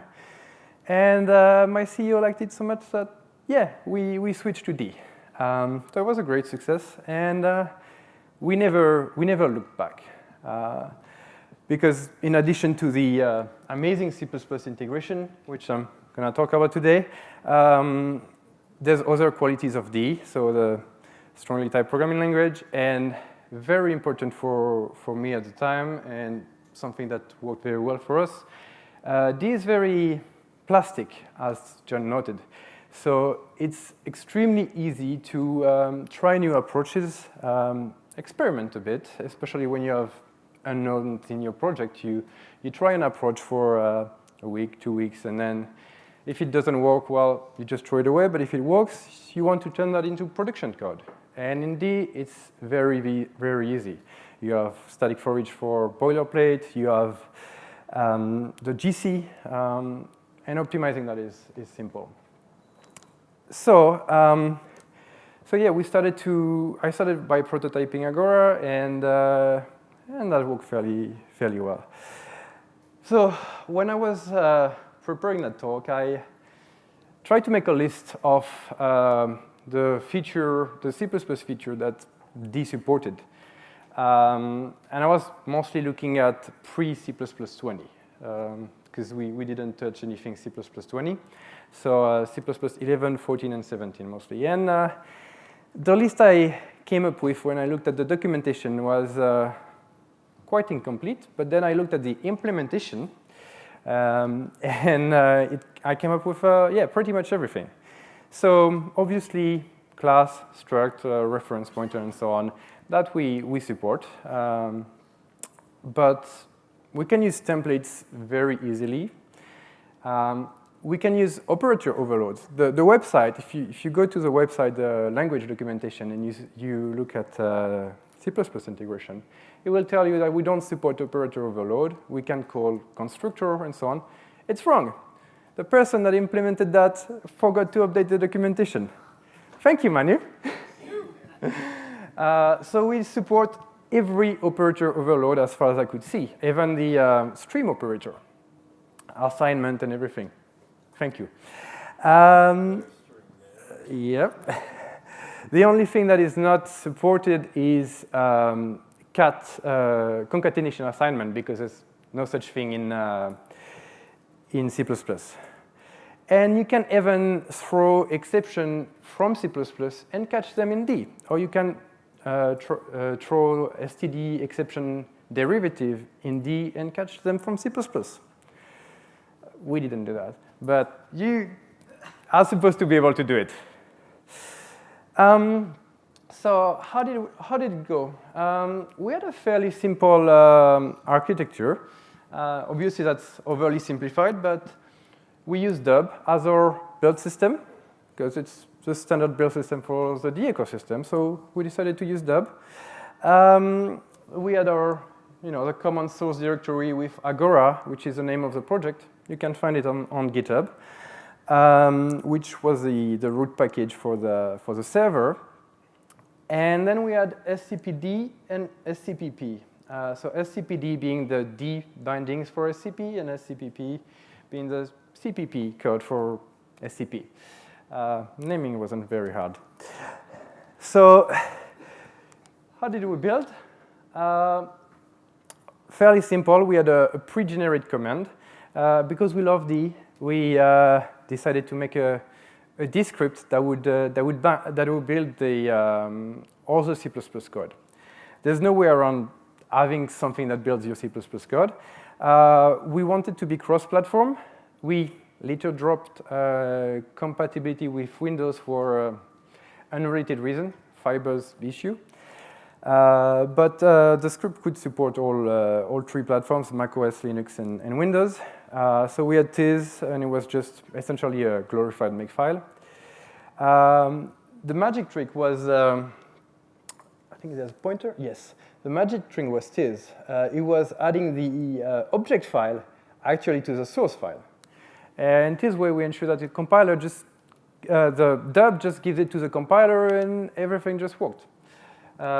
So we had to do it for object. There was a few bugs to fix in dub as well, but we got there. And then, well, you need to link the C++ standard library. Can get around that. You probably want to pick the C++ standard you're using. Nowadays, by default, we're using C++ 11. And when the project started, we were using C++ 11. We updated to 14 and now to 17. We never really had a problem with changing version. The main problem we had at the beginning was Tiz, because there were quite a lot of changes happening in libc++ when C++ 11 came around, and D wasn't ready for that. Nowadays, D is ready, but at the time it didn't work, and that was a very easy workaround. So I think nowadays we could remove it, just didn't have the motivation. So obviously, you need to know your target. There's three version identifier which are defined by the decompiler whenever you compile. We also have version identifier for C runtime. You might be familiar with those. And we have a CPP runtime for Clang. So if you're compiling with Clang++, you're going to get this if you're targeting Clang++. GCC, and Microsoft. I think it's fairly self-explanatory. For a long time, we didn't have the possibility to manually define tools. They are reserved by the compiler. But that has been fixed a few months ago. So what does it look like? That's really the simple stuff. So you have extend C++ in front of something. It can be a struct, a class, can be a function. And so up there, you have the D code, right? So you have a struct, and then you can pass it by ref, and it looks like this. It's very simple. You have your, you can pass it by pointer, you can have a pointer to pointer, and you end up with tools declaration. There's a few tricks in the mangling that actually makes the experience more pleasurable. For example, if you take, so in D, const is transitive. All type constructors are transitive. So technically, const pointer to foo should be written like this. Foo, const, pointer, const. Because the pointer itself is const. C++ mangling actually strips out the outermost const, because it's not relevant. So tools to declaration are equal, and they mangle to the same thing. And D is smart enough to understand that, and it will mangle this to this. But if you have more than one level of constness, you have to be cautious about putting all the consts where they belong. Luckily, C++ has mangling, so if you make a mistake, the linker will tell you. But this actually brings us to the most important slide of this presentation. If you only remember one thing from this presentation, that it'd be this slide. If it's D code, you have to approach your binding with a D mindset. You can't approach it with a C++ mindset and then just write D code. It will not work. I tried. It didn't work. One example of this is namespace. So unfortunately, in D, we have 2 ways to represent namespace. The first way is like this. So you have the command extend C++, and then you can have alias sequence of string. So tuple of string. And so it is awesome func is in the namespace dlang : awesome : app. Fairly simple, right? But you also can do it this way. And this is clearly the less awesome version of doing it. So when should you use the first way and when should you use the second way? The answer is always never. Don't do it. Not a single time. I haven't found a single usage where I wanted to do that. The main difference is that you can refer to the symbol using the fully qualified name as you would do in C++, and that should be your red flag that you shouldn't do that. For example, if you can define a symbol in the same namespace in different modules. Because for the compiler, it looks like less awesome is defined inside a struct. Well, a struct. It's not exactly a struct, but it looks a bit like this. So when you try to define 2 functions for the dlang namespace in different modules, then the compiler will complain. It say, oh, I find the dlang symbol in module A and in module B. And you end up writing code to disambiguities, which you wouldn't have the problem with this. So, not even once. Namespaces are a bit smarter than just an alias sequence of string. We can actually take any expression that is CTF-able, like most things in D.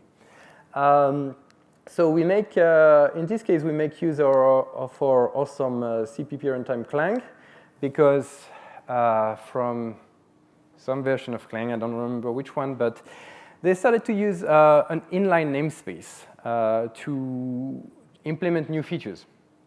So an inline namespace, from the D point of view, it's merged into its parent namespace, but from the C++ point of view, is merged into its parent namespace. But for mangling, it's mangled using the full name of the namespace. So when you have a symbol inside std namespace, like =, it will be mangled to std__1 =, but you can refer it from C++ code as std =. And for other runtime, or actually before a certain version, I think, everything is in std. So we have the ability to do that since 3 years, I think.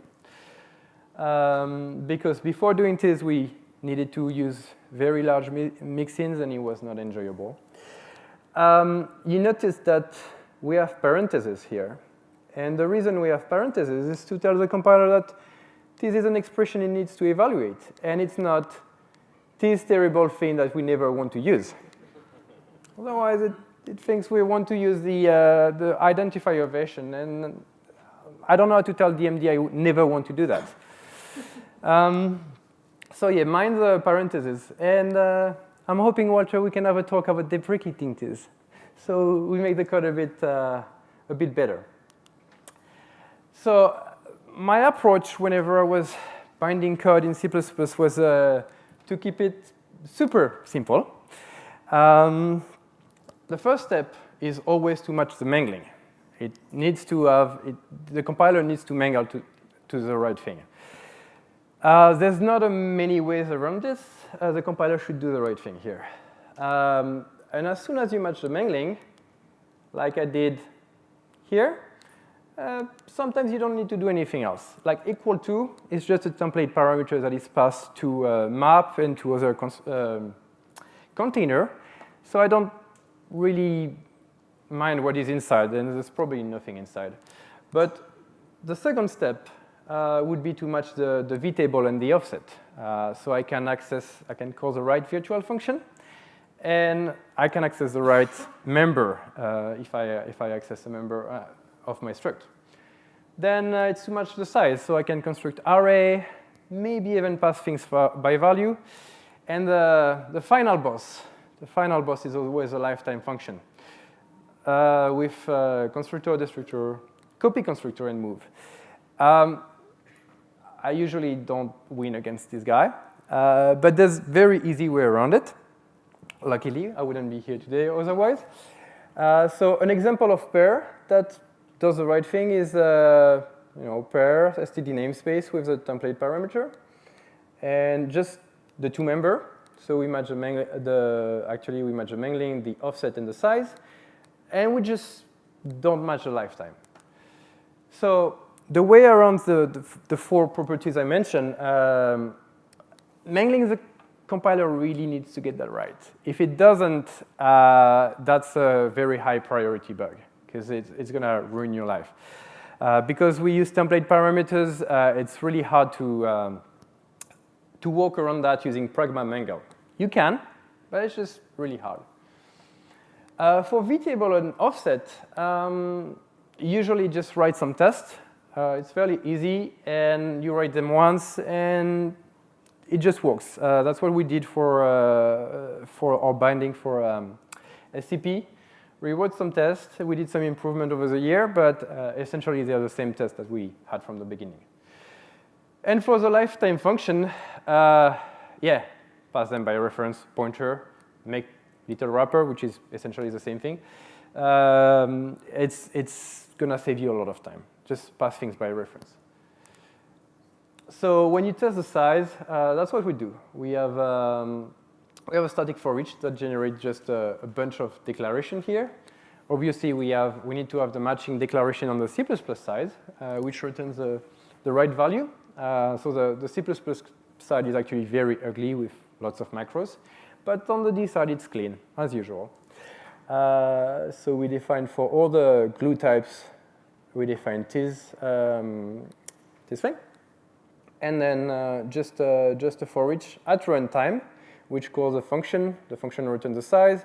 We check that the size is what we expect. If it's not, we print a message. And every time we update the library, the test run, it catches an issue from time to time, but that really allowed us to progress without much worry. Testing the layout is a bit more complicated, but not much. Same approach. We define a field info because we need the size of the member and its offset compared to the beginning of the object.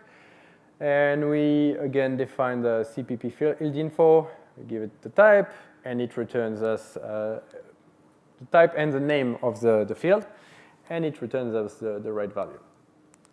And it looks like this. Likewise, for each over type, then for each over all the member. Thank you, D, for reflection.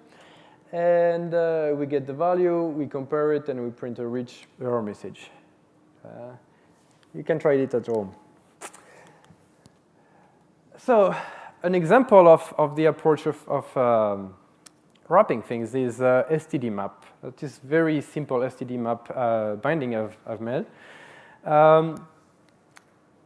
You need a constructor, which returns you a pointer, because you really don't want to pass it by value if you don't have the right definition, the right lifetime function. And that wouldn't fit on this slide, or 5 of them. So just return it, and it's also allocated on the C++ side, so you don't really worry about it. If it has pointer, you should technically register things, but I wanted to keep the side short. Operator subscript, I guess, which, thanks to Manu, works very well. And then insert or assign, which is essentially a op assign, which we can't really represent in C++. In D, we have the ability of, we have a separation between op index that does assign and doing the first assign. That's a great thing. But we can't really represent that in C++ as far as I know. So I had to use this little trick. And then the STD map inside. So your best friend ever is this statement. Explicit template instantiation in a C++ file. It's a bit low, sorry. But yeah, template struct map with the template parameter, that will generate an instantiation of your template inside of your CPP file. Since you compile your CPP file and you link it with your D file, you will have all the things available for the linker, and it will just work. The thing that will not work is the functions that are inlined, usually. Some accessors, there's quite a few things that are inline, especially with vector. So tools, you will need to provide a definition in D. But usually you can just forward to other things that exist in the aggregate. And on the D side, it just looks like this. So you define your extern D op index assign, which is the right D thing to do. And then the tree binding here.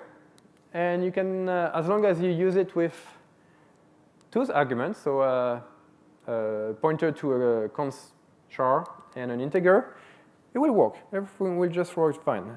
So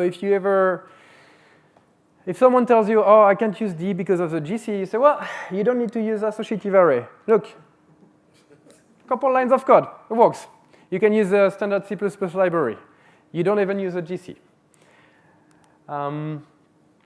Right, so how it should actually look would be a bit better if you could just look this way, you know. You include map, you instantiate it, and then you could import some module that gives you all the binding, and likewise you define an alias and you use that alias. We actually have something like this. It's missing 2 characters, stdcpp binding. So in D runtime, in core.stdcpp, we have binding for quite a few header of the C++ standard library. Once again, thanks to Manu. It's a lot of code. Well, I think a few people, right? Guillaume Piola also? Pretty much me. Okay. Okay, Manu is the man. So we have quite a few bindings. We have vector, we have allocator, string view, and so on. But having them in D runtime is a problem. It's a problem because since we ship D runtime built, we tie the user to a certain runtime, a certain CPP runtime. So one thing that was agreed at the last meeting with the foundation was to separate it in its own dub package. But I will put all the CI in place, don't worry. So we will move it by the end of the year, I hope. So as I mentioned, yeah, we have many modules, many building blocks, but we don't have map. If you feel like contributing again, Manu? I did map. What? I thought I did map. Well, maybe it's not merge. Maybe I rage quit before I committed. I've probably got a nearly finished map somewhere. Okay, then don't rage quit again. Come back. I'm very happy to merge it. Right, so the C++ wrapper code I mentioned, you will need it anyway. You need to have C++ file that you compile. Even if you decide to link with a shared library that is distributed by a vendor, you will at some point need to have template instantiation in any reasonable code base. So it's really your most powerful ally to have this little piece of C++, and it allows you to take out all the weirdness of the code you potentially are interfacing with. Because we were lucky. The code we interfaced with was good code. It was essentially D code written in a worse language. But, not bad-mouthing the other languages, sorry. But sometimes you will have things that you can't deal with. You will have a head const, right? Pointer that is const, but then the thing it points to is not const. And for D, you cannot interface with that. You need to tell D that this is mutable. So you write a little function that takes it as mutable, and you call the C++ function, and everyone is happy. You present D with the D interface, and you can match the mangling of the C++ function. if things throw an integer, for example, you can catch it, wrap it in a std exception, and then rethrow it. Because if you try to catch an integer from D, I actually don't know what happens, but I don't think it's good. And anything where you can't handle the lifetime, you just pass it by ref. It's usually 2 lines. Another thing you can do with C++, with the interop, and that we started to do, I think after a couple of years, was gradually replace our functions or C++ code with D code. It started because we needed to remove some dependencies. There were some minor piece of code that was bringing in large dependencies. Namely, some debug code was putting in a full JSON library, and just to print a few things that we weren't even using. So since it was in the, we had the header file with the function definition, the declaration, and then the definition in the CPP file. So what we did is we just removed it from the CPP file, and instead we implemented it on the D side, in its own D module. And the linker just happily picked it up, linked it in place, and we got rid of the dependency. So we started off getting rid of these dependencies, and we realized it was working very well. It was very easy. So we used it for things we needed, like replacing the hashing algorithm, replacing the signature algorithm, and then we started to replace data type. Because as long as we were matching the binary layout, it was working. So there was the hash type, we extended it, and we just provided a static array that was wrapped in a structure, and everything was working fine. On the D side, we had a much better API, and the C++ side didn't complain. And in my opinion, this is extremely powerful. You can take more C++ code base and start to, you extend your build system to a D, then you can gradually replace things. Make your code easier to read, isolate things, and that's, as John mentioned, really the power of D. So here I listed a few features that were implemented in the language for C++ integration. So those one obviously are obvious. We had extend C++. Sorry, I forgot to mention that. Many things in the standard library are declared as a class or a struct, and for C++, there's just one minor difference between a class and a struct. It's the default protection. Except on Windows, where the mangling is different. So for the sake of Windows, we have the ability to give extend C++ class or struct to say, okay, map is a value type, but it's declared as a class inside of the header, so mangle it as a class, but it's really a value type, so we declare it as a struct on the D side. As I mentioned earlier, the namespace using, okay, this doesn't exist, just using expression. We had to implement ABI tag, the new ABI tag, to bind to a std string, because it affects the mangling. Pragma mangle with str or dec or str to allow us to bind to std function. And those might seem a bit off. So copy constructor and copy constructor is something that, if I'm not mistaken, one of the impetus for it was that we couldn't bind to a std string. Because since GCC G++5, std string uses an interior pointer. And D doesn't like interior pointer, right? By the spec, things can be moved around however you want. Well, however the compiler wants. And that doesn't work for C++, that didn't work for me. And for a few people. So we got copy constructor. Also, the plan is to deprecate postblit, but I don't think we acted on that plan yet. but last I checked, it was to deprecate. The plan was to deprecate post-blit. So we got copy constructor, which are supposed also to prevent moves without a call to the copy constructor. LDC and GDC usually do that. DMD doesn't agree. So that's one feature of the language that affects the whole language in a positive way. That was for C++ integration. We switched to dwarf exception handling.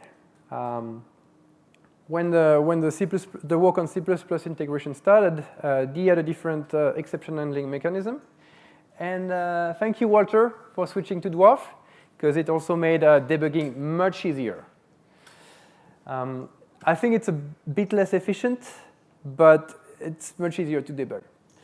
And finally, traits get target info. We have a few strings available here, which allow you to get information on the C++ standard you're targeting, the C++ runtime, and I think there's a few other things that are not C++ related anymore in there.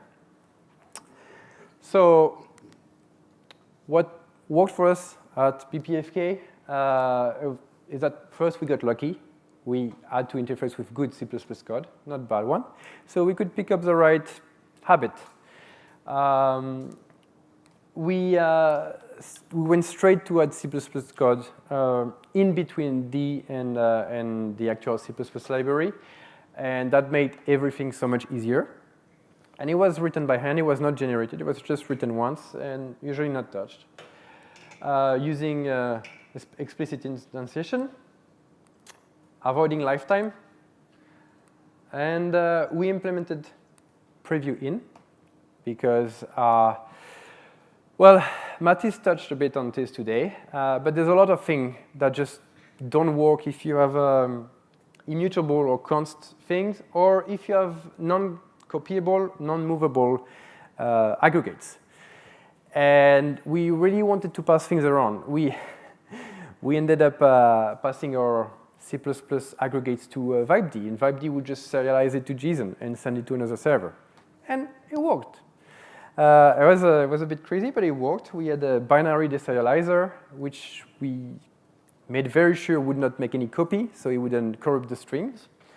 And all of this worked, but it worked thanks to preview in, because we could pass things by const reference, and we could pass error values. So I'm hoping it will become the default as soon as I fix one other little issue I found. It will. It will. Thank you. And the last thing, unfortunately, was to not use DMD. Because the main difference between GDC and LDC, GDC, and DMD is that DMD passes things by value, even if it has a lifetime function. So it calls a lifetime function sometimes. LDC and GDC will just go and pass things by pointer, hidden reference, as soon as there's a copy constructor or destructor and so on. And so we avoided many of the bugs that we would have hit otherwise by just using LDC all the time. But since the project started, DMD got much better. A lot of bugs were fixed. So I would give it a shot nowadays. But if it doesn't work, I just go back to LDC. And that's me.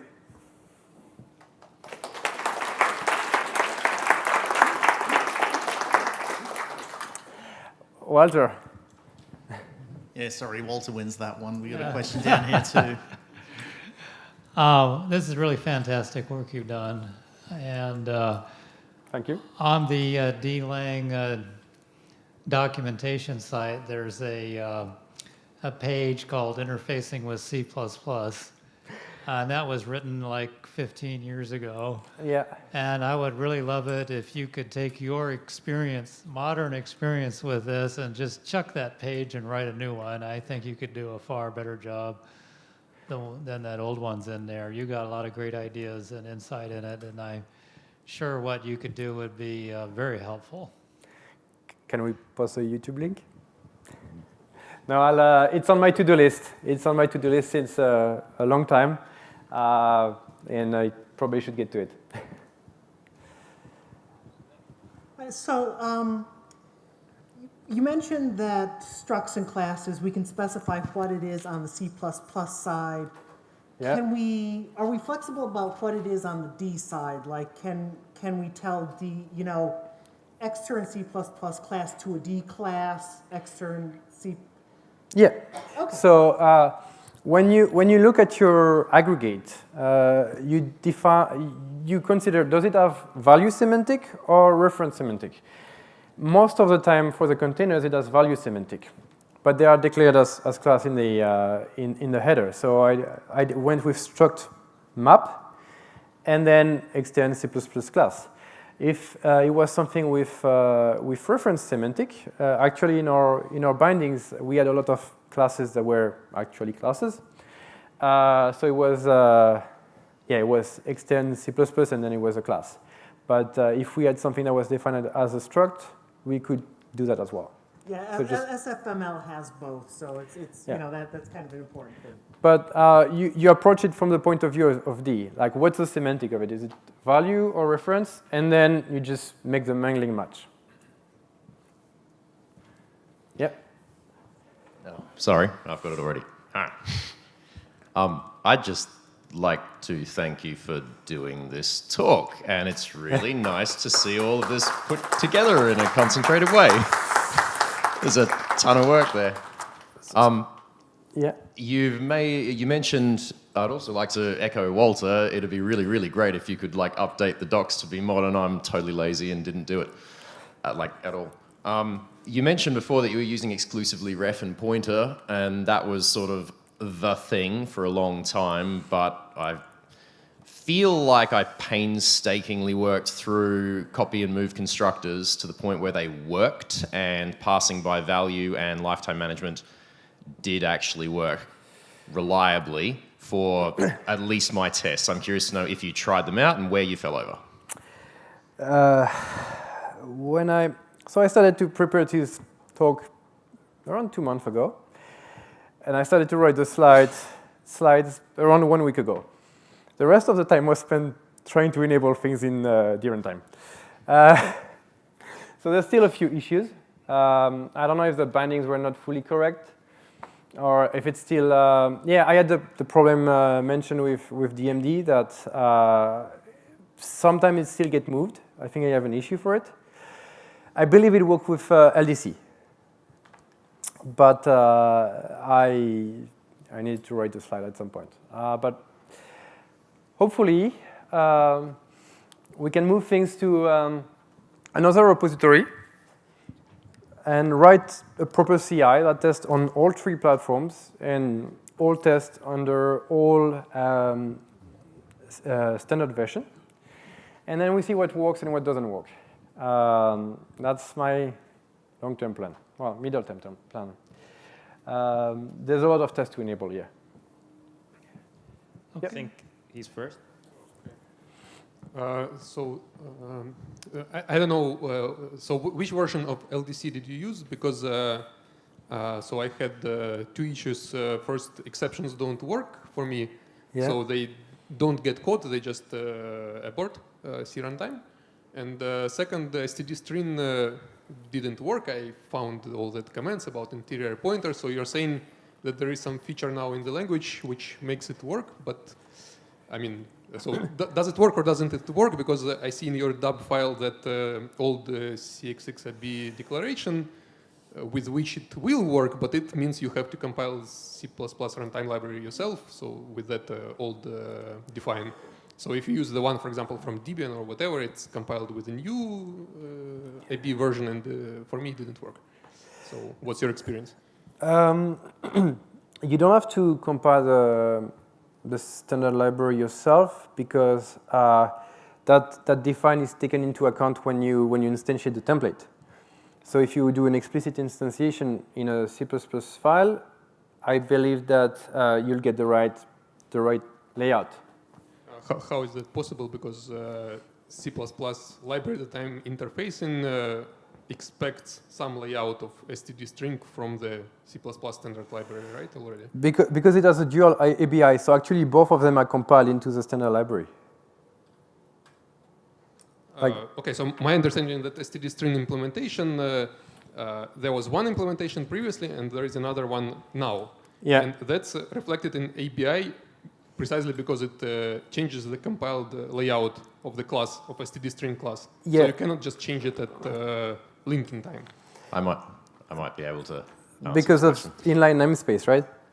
It's the inline namespace. I think you'll find that, well, firstly, most of it's instantiated in the client code. Most, like libc++ doesn't have much hard code in it because it's all templates. The stuff that's not templates has this inline namespace __1 on the modern ABI, and both ABI's non-template code are present in libc++, lib standard C++. So you are saying if I add that tag to dub file, then it should work? Yeah. So if you add the define in the dub file, then you only bind to std string. If you don't have the define, you bind to std__1 string. Can you show your dub file? It's a trimmed down version, but Yep, but so extern standard C++17, there's magic there. That will enable the __1 mangling depending on how you define that. So if you don't define that correctly to match the C++ compiler, you'll get link mismatches. And the other question was? STD exception, basically. Right. So exception, when we started the project, actually, we were missing the definition for macOS, and most of our developers were on macOS. So we decided to just catch it in the C++ code directly, and we didn't actually try to have exception crossing boundaries. It should work, but I haven't tried it. So send me the bug reports and I can take a look at it. Okay, got it, thank you. I guess I will just add my vote to updating the documentation because, yeah, kind of discovering all these small magic things that you have to do. Or like, do it this way, not that way, use the pointers, that was very helpful. But yeah, I mean, all in one place, like just share the slides, that would be very nice. Thank you. All right, my bad. Yeah. Yeah, I have another request or work for you to do. Sorry about that. If Bugzilla doesn't have a CPP keyword, it should have one. And every time you run into an issue, please post it on there. And you don't have to fix it, just post it on there and we can just knock them down one by one. Yep, I'm trying to. And I think it does have a CPP issue. But yeah, every time I find an issue, I post it here. We also had a very sizable issue in our company GitHub, which listed all the bugs we encountered with D. I can send it to you if you want. But most of them have been fixed.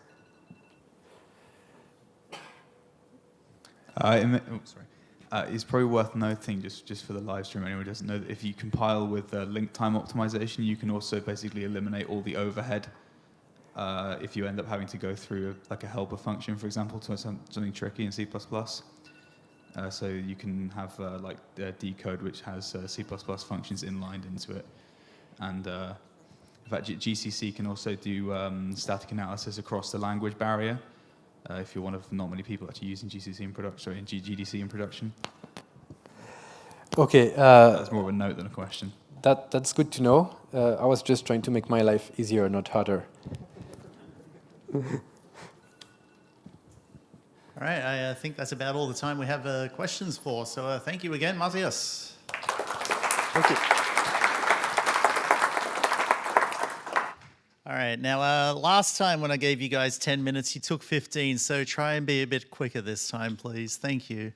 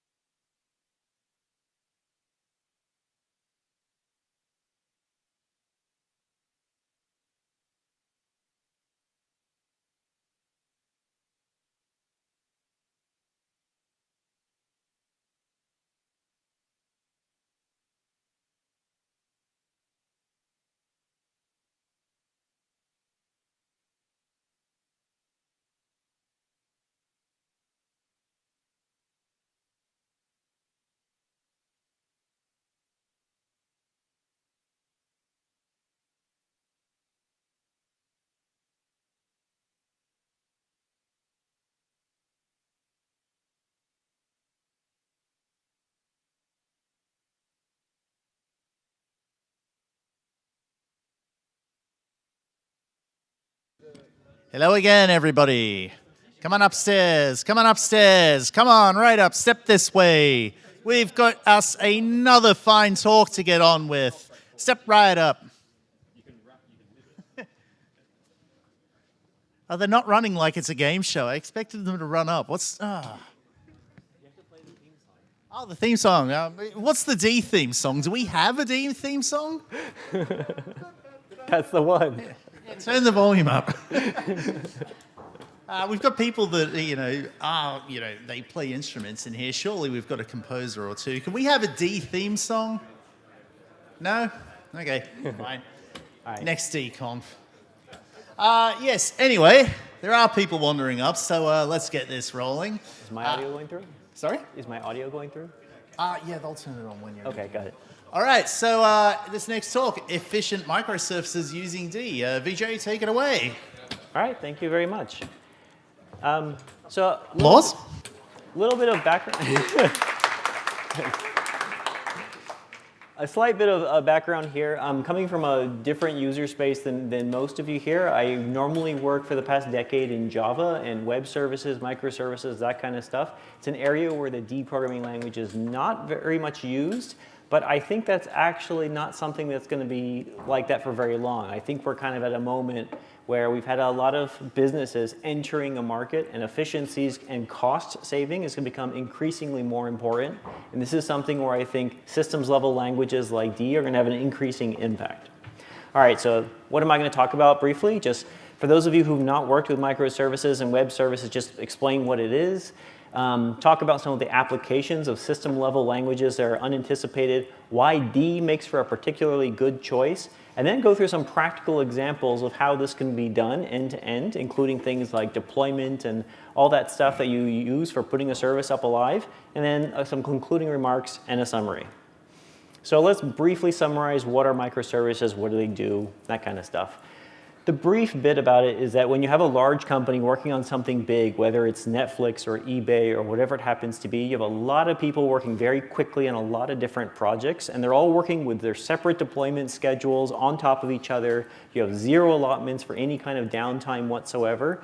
And working on a system where it's all one big software piece is very difficult because maybe someone has a problem, they can't deploy code because there's a bug. Then another team, which is working on an unrelated part, is completely shut down. So microservices are a way of breaking apart your code, not just in actual different code bases, but in terms of how people work on the code as well. So it's a variant of what they call service-oriented architecture, and the gist of it is that you have a bunch of independent programs that are running on a service, and they typically have a web interface for synchronous communication. So they arrange the way URLs access these servers, like API post, then add post, or something like that. And this REST communication, the synchronous one, can be over HTTP, typically using JSON as its body, but it's not required to be JSON. There's some other mechanisms, like there's the Google-made Google RPC protocol, which is used for synchronous communication. And then you have non-synchronous communication. You have asynchronous communication. This could be something like accepting a task to be done and get a result later. Like, I want my bank statement, but then give it back to me in a couple of minutes or so. And there's different technologies for this. You could use Apache Kafka or Apache Pulsar, RabbitMQ, Amazon Web Services, SQS. There's a bunch of them. So you basically have synchronous communication, send a question, get an answer, asynchronous communication, send a question, maybe you'll get an answer later on. And each service these methods of communication are typically standardized within a project or a company, and then you have individual services with specific tasks, whether it be giving a loan or something else, and each one is focused on doing their own thing. It's because these protocols in which they communicate are not necessarily hard or language specific, like an HTTP URL with JSON data. These services don't even have to be implemented using the same technology. So you can actually be free to experiment. One service in Java, another in Python, etc. So you might have something like you have users on the outside reaching you from the internet. You have some sort of gateway system. Every single time you have a web service, you always have to deal with massive amounts of people trying to defraud your system, especially if there's a reason to attack your system, like if you're building a bank and people think they can steal money by going to your system. So you may have a way of doing denial of service, a firewall, etc. And then once you have these APIs, different URLs will map to different services. So in this case, someone was saying going to cards and setting the PIN number for a card. Well, your gateway system may recognize that prefix of the URL cards right here, and it basically may route that traffic and say, aha, this goes to my credit card service, and it sends it down that way.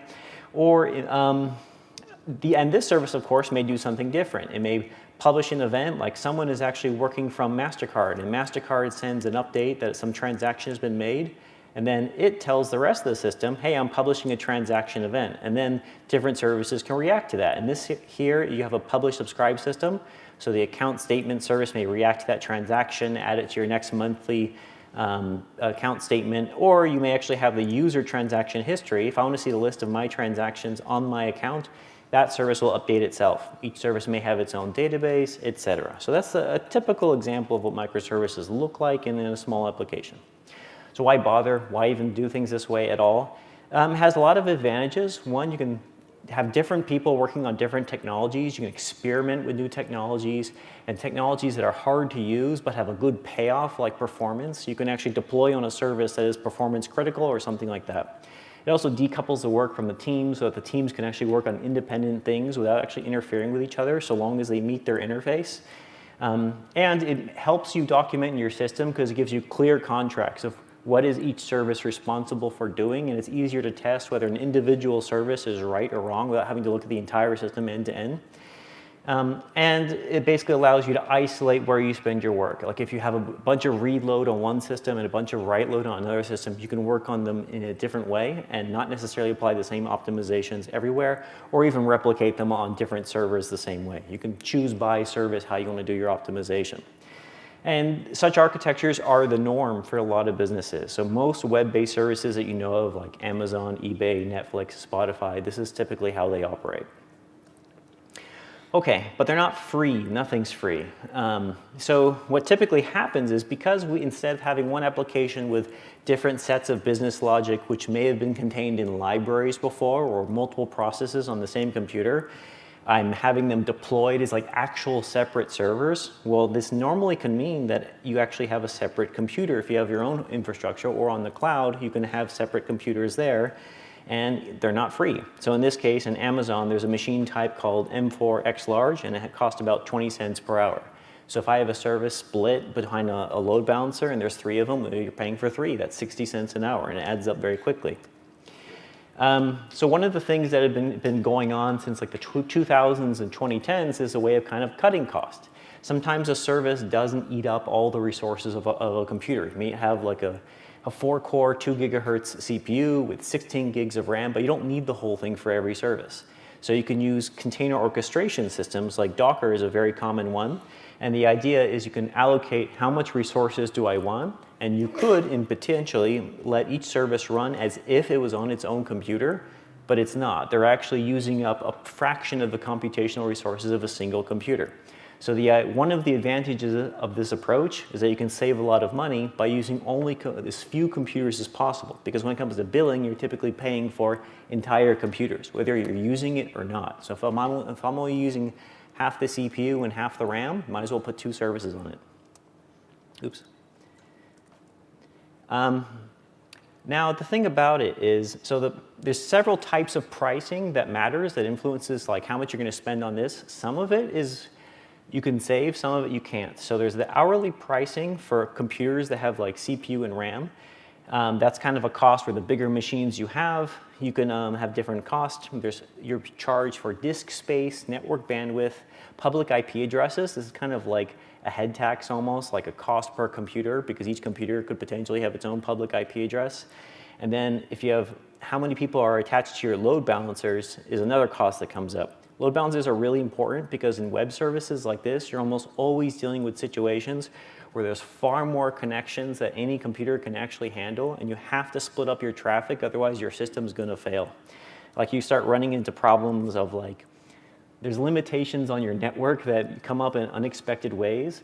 Like you can have so many incoming new connections from random people around the world that your operating system fails because it has too many open file descriptors, because you can only have a certain number of files open in your operating system at a time. And if you have enough incoming TCP connections, you can overrun this limit and actually have your system die that way. Now, in terms of saving the cost, the savings aren't as good as you might think from combining services onto one machine. Here's some of the pricing tables for some of the computers that you can have in Amazon. And look at this, for example. We have, for one virtual CPU with 2 gigabytes of RAM, it's costing roughly 3.6 cents. Well, if I double this to 2 virtual CPUs and 4 gigs of RAM, it costs about double. So that means having a bigger computer and running multiple services on it didn't really save me as much as I thought, because I could have gotten 2 smaller computers for the exact same price. I am saving on some cost, so I don't have to have 2 separate public IPs. I don't have to have a separate load balancer.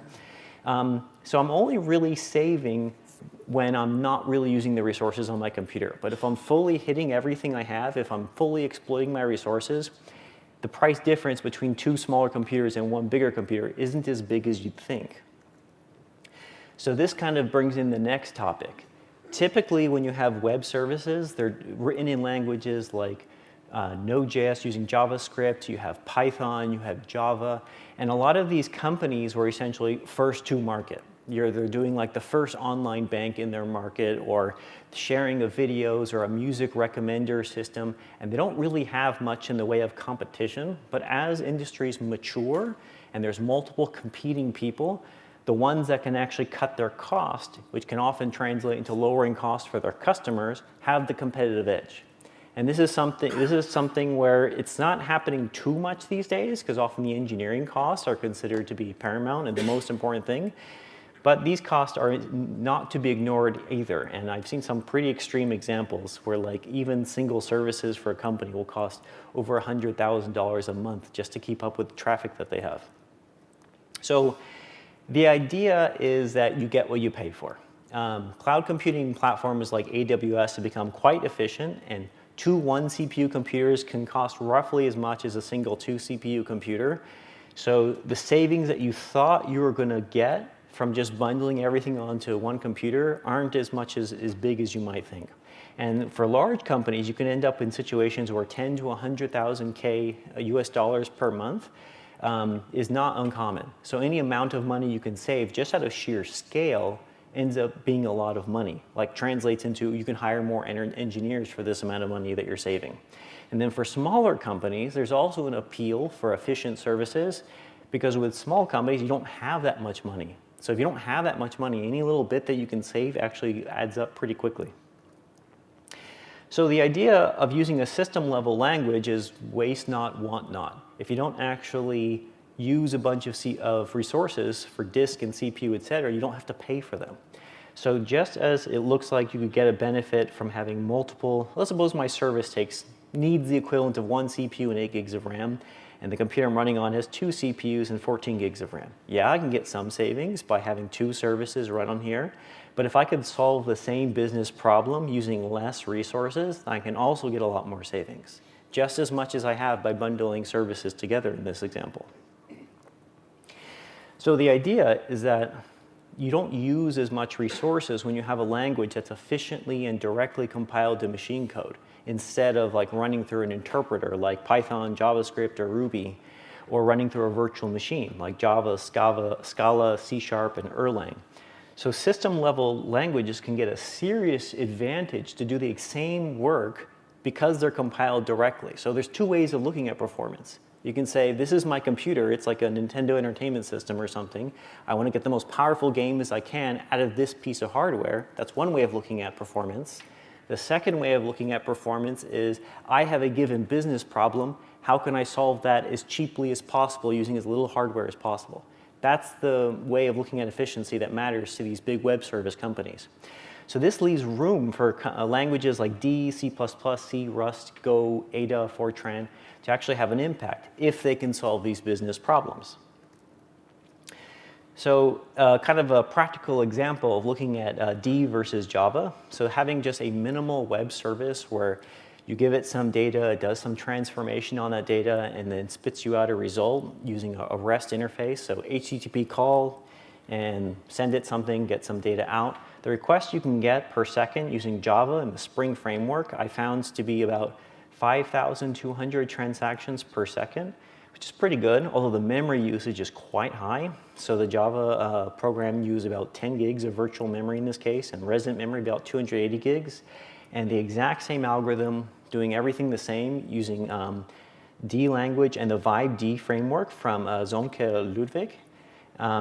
There, it's a much smaller machine amount of memory, less than 5% of the RAM being used, a fraction of the virtual memory, and about double the performance in terms of raw transactions per second. Now, of course, you're not granted to have everything translate this cleanly, but this is just a smooth, tiny little example of how even such a small thing as the programming language can have like significant impacts. I mean, in this case, it's 100% difference in terms of output.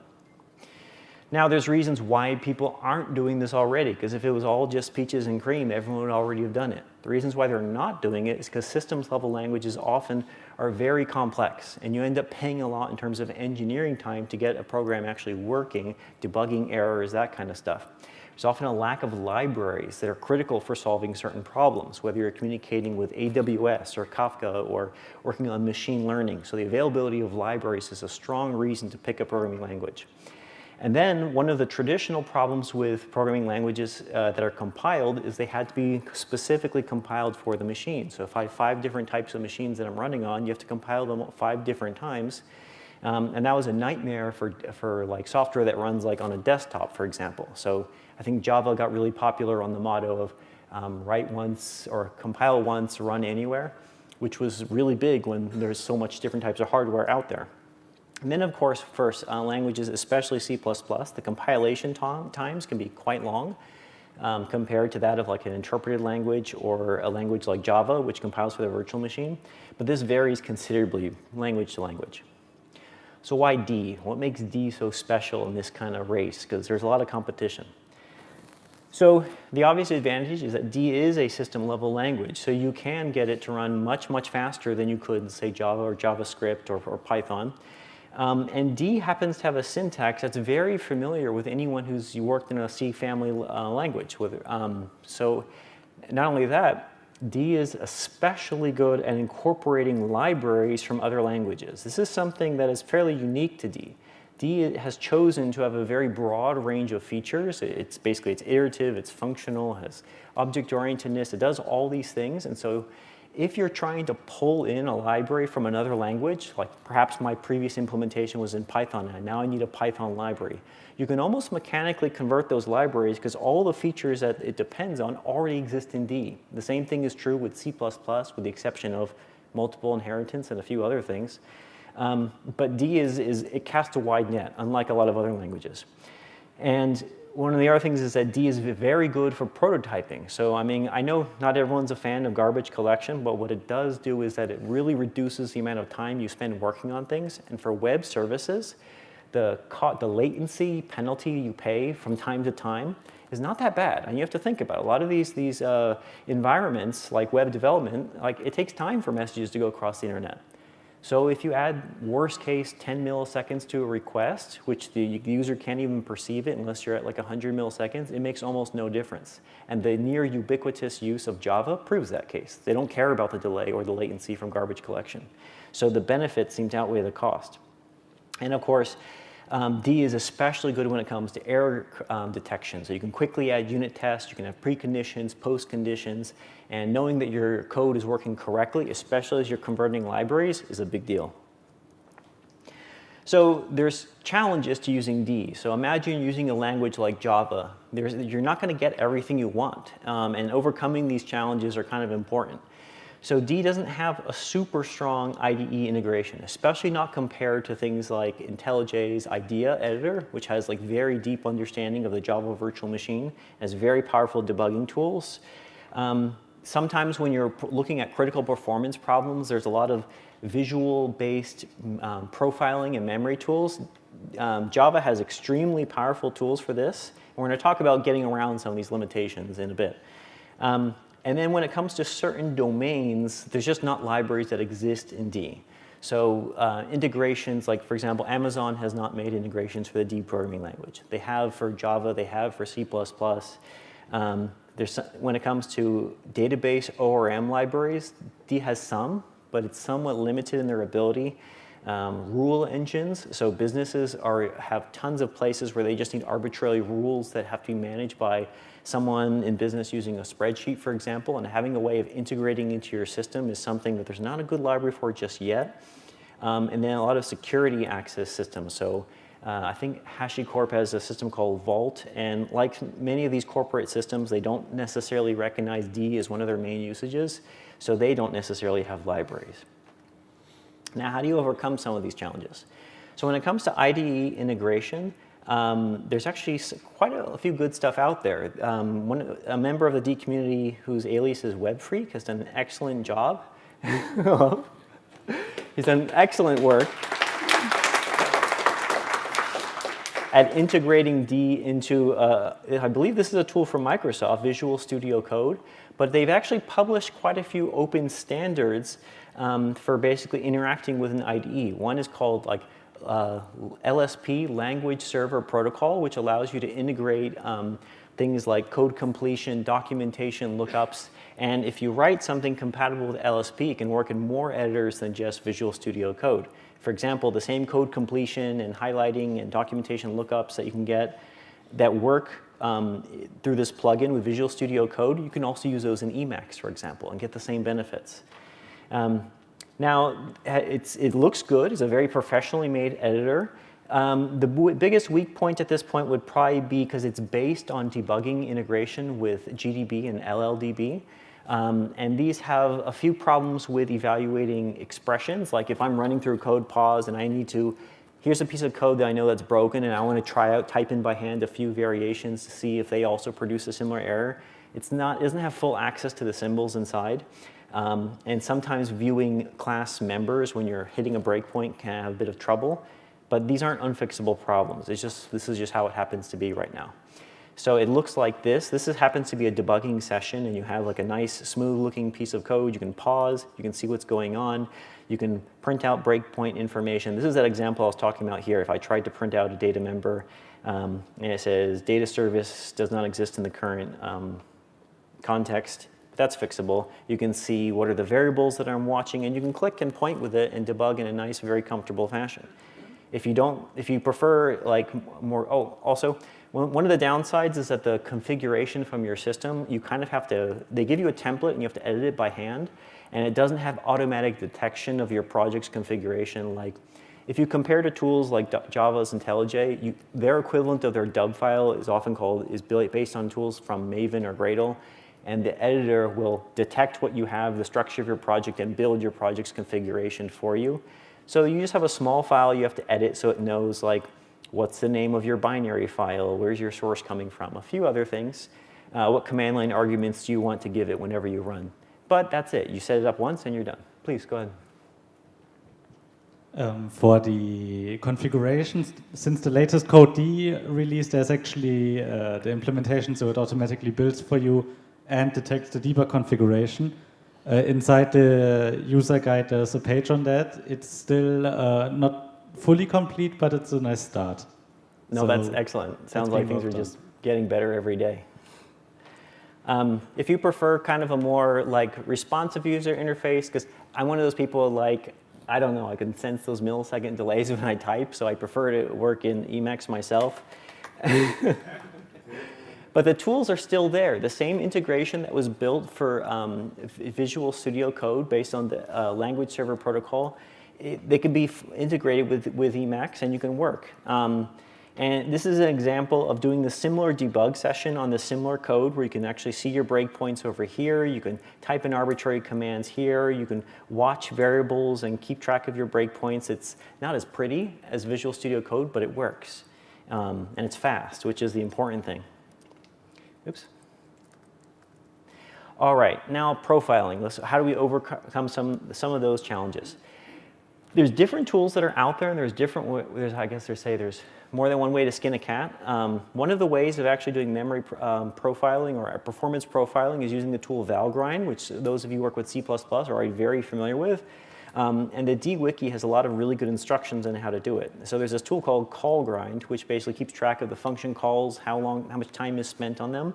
And you can combine it using a tool called kcachegrind. And this lets you visually look at the data that comes out. And you end up with like a pretty graph like this, where I can basically I can look at my project, I can look at what's being called, where my time is being spent, and I can get a % by function, including just the time spent on the function itself or the time of everything it called within it as well. You can get a nice visual graph of where that time went.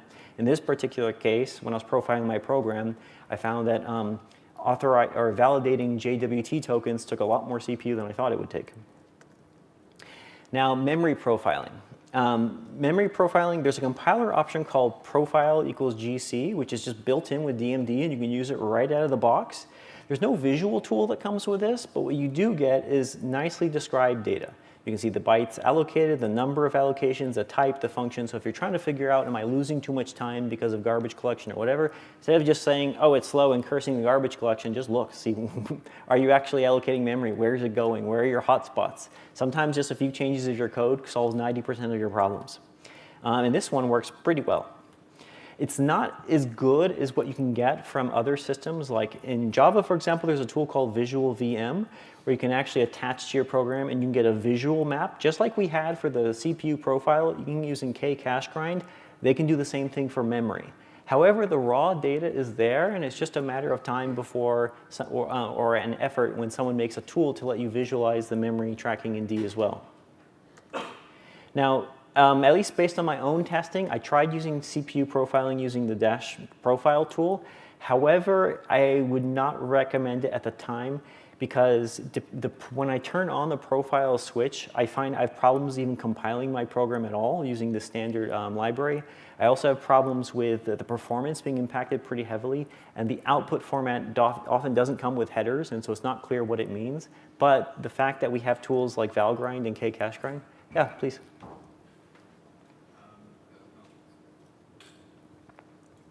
I gave a talk at the last DConf Online about profiling and one of the valgrind ecosystem, along with heap track and some of if you want Intel, you can use vtune. They actually can give you a graphical overview of the memory allocations. Oh, that's fantastic. It does work, and don't use Dash profile.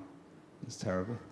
I think it can. Profile GC is really good. Profile GC is extremely useful. Yeah, Profile GC is very good. Profile can be made useful with a bit more documentation, I think. That's all it needs, just a little bit of description of what the columns mean, which I cannot find on the DLang webpage. I think there is a Digital Mars webpage that has a description of the information, but yeah, it's a bit hard to struggle with. Okay, now there's certain, let's see. The reason there's no documentation on it is it's trivially obvious to the most casual observer. Okay.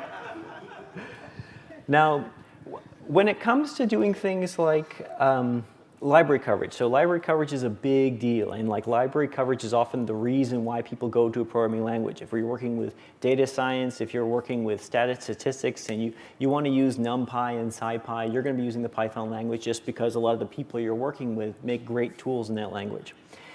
Now, when it comes to the kinds of features different languages have, D happens to have a lot of these features. So if I'm importing a library from Java, for example, and I don't exactly know how the memory allocation works because Java has garbage collection, well, so does D.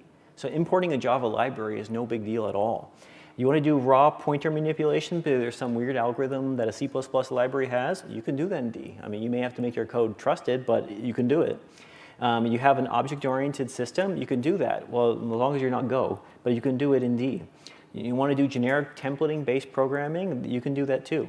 You want to just have like some quick prototyping, try out a piece of code, see if it works without having to like spend a lot of time configuring and building everything. D's got you covered. D happens to have such a broad feature set that pulling in libraries from other languages takes, I would say, comparatively a lot less effort. So when you're converting libraries, libraries often tend to be big. We're talking like 50, 60, 70,000 lines of code sometimes. And it doesn't take many bugs to basically ruin your efforts. And so you want to minimize the number of moving parts when you're converting libraries. So first thing you want to do is, I have a big piece of code. You want to understand the chain of dependencies. What are the deepest things that nothing else depends on, and convert those first. These are usually utilities, data structures, that kind of stuff. And then the next step you typically do is convert the library with as little changes as possible. Because every single time you see something and you're saying, this could be made more clear, this could be more simple, you're going to pay for that. Because everything that depends on that is now going to have to be modified. So a straight up literal conversion often saves a lot of time. I've done a lot of work porting code to D, and it's not possible if you don't have a test suite. Exactly. And the way to convert the code is you convert one module or one file at a time, and then you get it to pass the test suite. Exactly. And if it doesn't, and you want to track it down, you go down to converting one function at a time, and then pass the test suite. And what that does is when it doesn't work, you have only a very small amount of code. You have to look at it to see where it went wrong. And I found this to be a very successful approach. What does not work is trying to port the whole thing at once. You'll wind up with an unworkable program, and you'll have no idea why. Exactly. And this problem is compounded even worse if you don't understand the material that you're converting. Maybe you're not an advanced PhD statistician, but you need that statistics library. So being able to mechanically convert a library just based on the language syntax alone without even necessarily understanding the concepts behind it is possible when the language supports all the features that you're migrating from. So here's like a little tiny example of one of the things that becomes a little trickier. So this is from a C++ library, and it has this function seek2.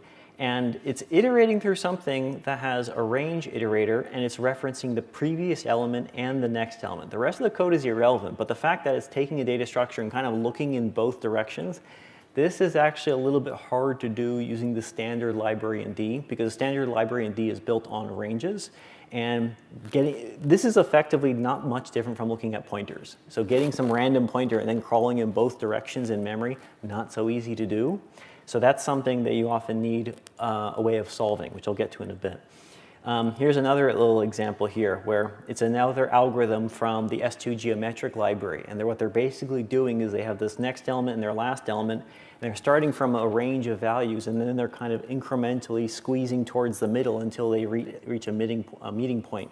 Such algorithms not so easy to convert in D, but the way around this that I found to be most effective is, I mean, the nice thing about these generic container structures like maps and all that stuff is you can just get a textbook on how to do them. So I happen to be working on a B tree, which is used for databases, and I had implemented it with a range interface. Well, I just added on top of it some iterators.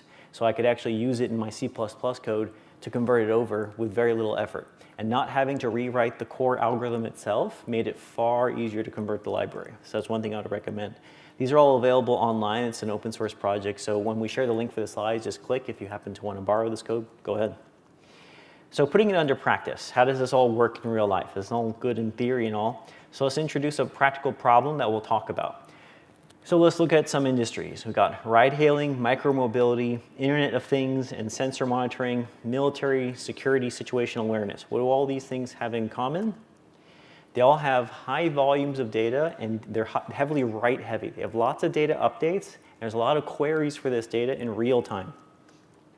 So by the numbers, let's suppose we have 1,000 taxis per city, and think of something like Uber, a ride-hailing app. We got 50 cities. We got one position/status update every 10 seconds. We're already at 5,000 updates per second. This is something that will kill most servers. You have to have a distributed service to solve these problems.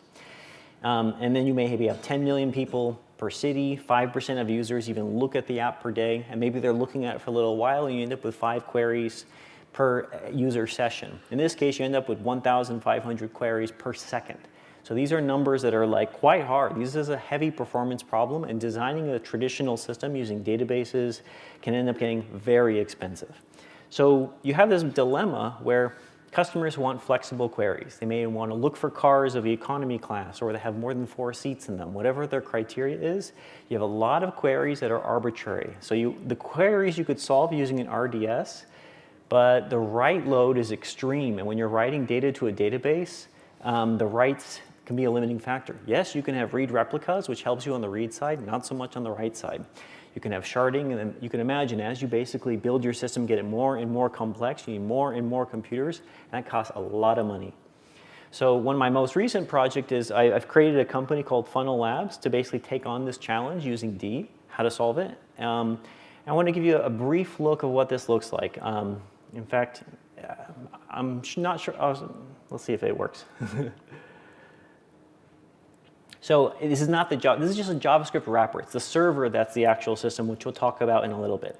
So this happens to be looking at data, and we have these fake cars, and these cars have this little data which you can see in JSON. This car happens to be inactive. Its ID is myfleet number 8. There's an age field called 48 and a coordinate. So what you do is you give an arbitrary thing. I could say coordinate is within 1.5 kilometers of this location, and I can add restrictions. It's like an SQL-like language. So I can say, and status is equal to inactive. So now I only get the gray cars. And if I want status to be active, as an example, then I only get the black cars. This is just a JavaScript client, but the real system that's built to handle the load, you can imagine this being like a bunch of taxi drivers that are uploading information, and then this is the kind of view that a user would see. And of course, everything is driven by an arbitrary schema. This schema happens to be written using Apache Avro. So any customer with any client, whatever their data format is, they can just specify what they want. And in SQL, in a relational database, you may define your data schema and then what indexes exist. This one's a little different. Your data is described using JSON. In this case, I have that field ID. ID is a string. Oops. And then when I want it to be indexed, I just add a JSON attribute. This is a primary index. This field is an equality index, which means I can do this field is equal to this value comparisons. And there's also a comparing index, and then there's a spatial type, this special type called a spatial index. And what a spatial index does is it powers these things like spatial is implied to be on the surface of the Earth. So I can say things like within 1.5 kilometers of a given latitude, longitude coordinate. And you can combine them using and, or, whatever. But the point is, this system is basically built for load. It's built for speed, and the deprogramming language is to basically make that possible. So, oh, I lost what slide I was on. There we go. So how do we actually make this happen? So first, let's talk a little about to the user, the client, the business that wants to use this system. What does this look like? So you want to protect your system. You can't just have any random person on the internet accessing it. So it's using JSON web tokens, to where you have to authenticate using a username and a password over a secure HTTPS session. And what happens is you upload an arbitrary schema, whatever data format you want. And then without having to do anything or recompile or whatever, you can start uploading data immediately. In this case, it's uploading a person who's a waiter, and it's a new data point. Then you can just start executing queries. Just spit out the data and query immediately. And what the system essentially does is it's getting its performance because it's not doing some of the things a database would normally do, like writing things to disk. It's meant for real-time data. Like if I'm looking for a taxi driver, I care about where are they right now, not 5 minutes ago. So it's basically built for modern data. So the structure is essentially built where data comes in mass. It's split through a load balancer, and there's these systems called the mouth. It's like the structure of like a physical funnel. You have like that cone-shaped part, the mouth, and then you have the stem, and then the spout where you read where you actually like get an output. The mouth is load balanced. It cares about having enough network connections to receive all the information, and then it bundles it up into these piles of data. Because every single time I go up and down the network stack, that costs. That costs CPU, that costs system resources. And by avoiding that, by bundling messages together, let's say 1,000 at a time, then I can actually do mass data updates without having to pay the cost of going up and down the stack, reading from the network. Then, of course, I load balance the data across this third component called the spout, and this is the one that keeps all the data in memory, indexes in memory, and allows you to query. And because this is a pub sub system between the stem and the spout, all the spouts have the full set of data. So this system is built with the idea that you can keep everything you want in RAM. And if you're only storing like 1 kilobyte of data per taxi cab, you can fit a lot of them in not very much memory. So it's basically built to just maximize speed and read everything from RAM. So that's kind of what that system does. Some of the things it depends on. So it uses vibe.d as the web server from Zonke Ludwig, who's done an amazing job. If you guys haven't used the Vibe system, check it out. It also uses pegged from Philip Sagad, which is a grammar-based parser generator. So this is like for analyzing queries and giving you that SQL-like language. And these two things, the S2 geometry library, that's a library from Google. It's a C++ library, about 70,000 lines of code. A lot of languages are converted at Go, Rust, Python, Java. It's a very useful library. None of them have a complete conversion, except D. And even though other languages have teams of 4 or 5 that have worked on this, well, it took one dude to do this in D. and that's it. Same thing with Avro, just one person. This is one of D's strengths. Because it's such a feature-rich language, things that you consider to be impossible, like, oh, what do I know about this library? I couldn't do this. You just go in, look at the code, convert mechanically, you're done. It's very doable if you want to convert libraries into D. Okay, so let's talk a little bit about the practical elements of like building and deploying these systems in a real environment. I'm using an example of how to actually deploy this because this is a typical setup for microservices. So many of them are built using Docker, and Docker essentially allows you to define like what is my operating system, what's the container in which I run, and you often have to build a build container, which is like you don't actually have your physical server. I'm using something like AWS, and I want them to build it. But what do they build? They don't know how to compile your software. So you have to tell them, like, what does the operating system look like? So in this case, I'm using a distribution of Linux called Alpine Linux, which is very small. It's like 5 megabytes or something. You can put a decompiler on it. In this case, I'm using LDC.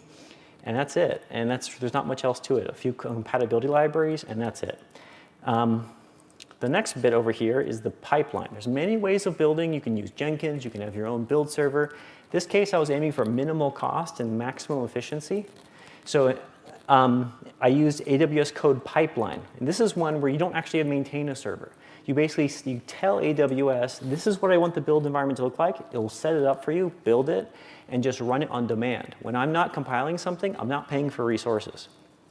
So in this particular case, the build environment has things like, there's 3 types of containers I want.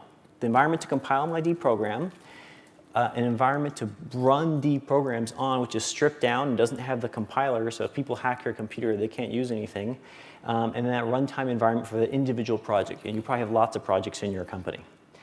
So in this particular case, you have a configuration for code build. And what you basically do is you just give it instructions. What do I need to do? I need to start Docker because the output of my build is uploading a container to, I've compiled my project and I upload it to a container registry in AWS. And that's all it really does.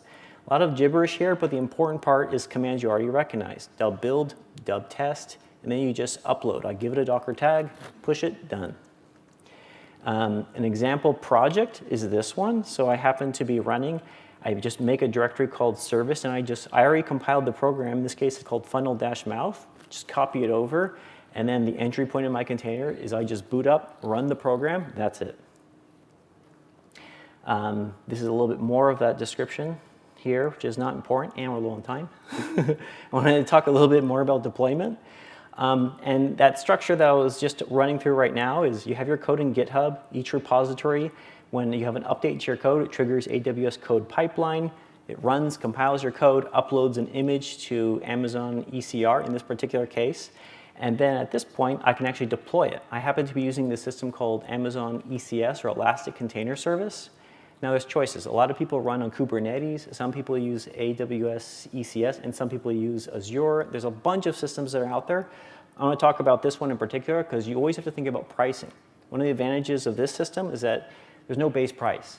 If you're not running containers, you don't pay anything. If you're running on Amazon, a managed Kubernetes service, there's a base cost of roughly $72 a month. So especially for small companies, this makes a big difference because $72, maybe $72 you don't have. And so the idea is basically use the right tool for the right job. If you have a dedicated DevOps team that can manage a big complex Kubernetes configuration, great. If you don't, there are other tools that are out there. One tool that I've been experimenting with lately is Amazon CDK, Cloud Development Kit. One of the things that's interesting about it is this, you don't have to read the whole thing, but the important thing is you're writing your configuration for your infrastructure as code. So I'm including things like I'm creating a code as a container, I'm creating a load balancer, I'm saying what image I want to run. And the advantage of running it as code is your editor. You can use code completion. You can look up the documentation from your editor. So like all the trouble you may have had of using Kubernetes and looking up stuff from the manual, it's a pain in the butt. And if you make an error, it takes a long time to discover your error. So having your IDE help you makes a big deal. And this is an example configuration using Java. All it's basically doing is it's creating a service. I'm specifying some parameters. What's the name of it? What's the URL to authorize JWT tokens? What is the URL prefix that leads to this server? So a few functions can actually make deployment a lot easier. So in conclusion, I want to say that D can deliver significantly higher performance and lower costs because it's a high-performance system-level language and uses a lot less resources than languages like Java, Python, JavaScript, etc. It's very feature-rich, which means it's very suitable for bringing in libraries from other languages, and it has a good balance of features to speed up programming, like garbage collection, unit testing, and without sacrificing much for performance. However, D suffers from a small community and needs some additional tooling to kind of help it along, but it has all the elements it needs for success. Thank you.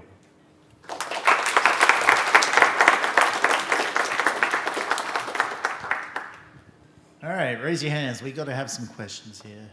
Up the back there.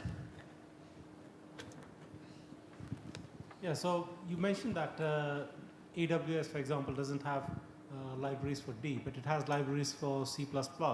So just going back a couple of talks previously, Matthias talks, can we not just use the C++ bindings in D and use those? I haven't tried them, and probably yes, although I hadn't seen that presentation when I wrote these slides.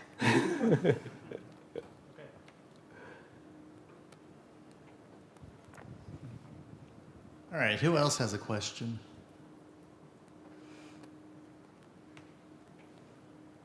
Down there.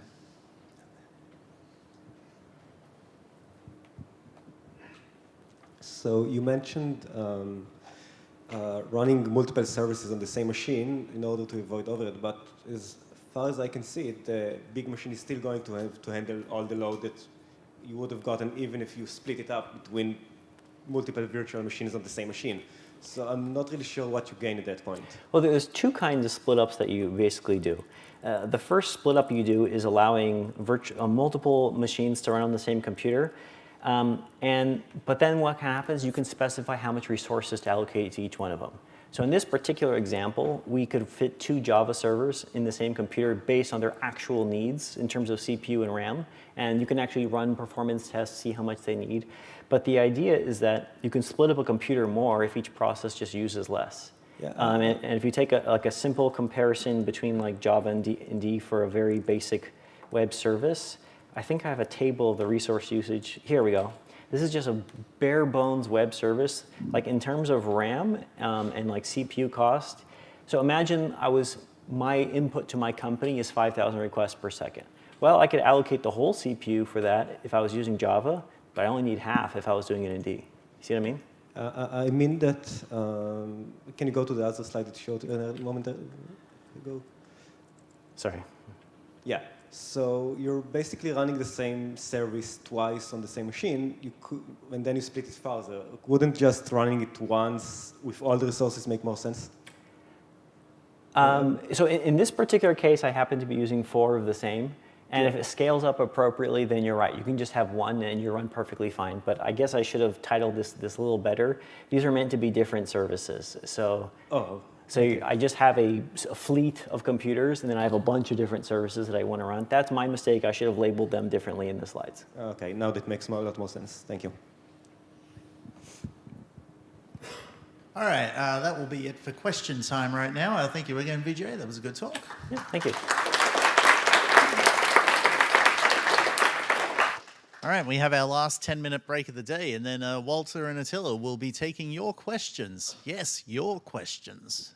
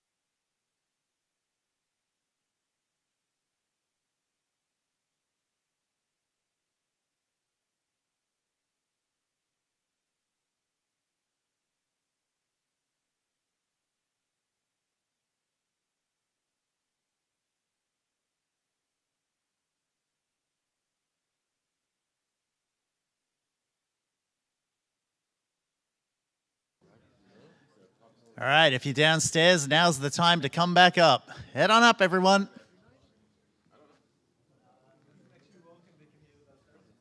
I think Mike's going to go chase some people up. I hope.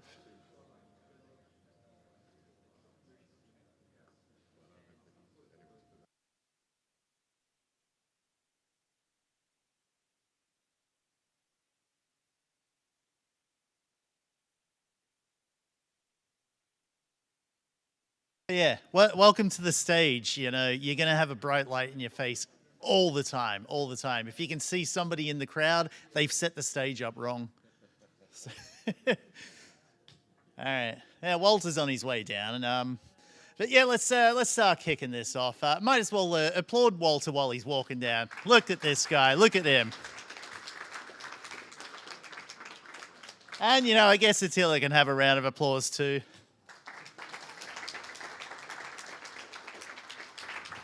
Thank you.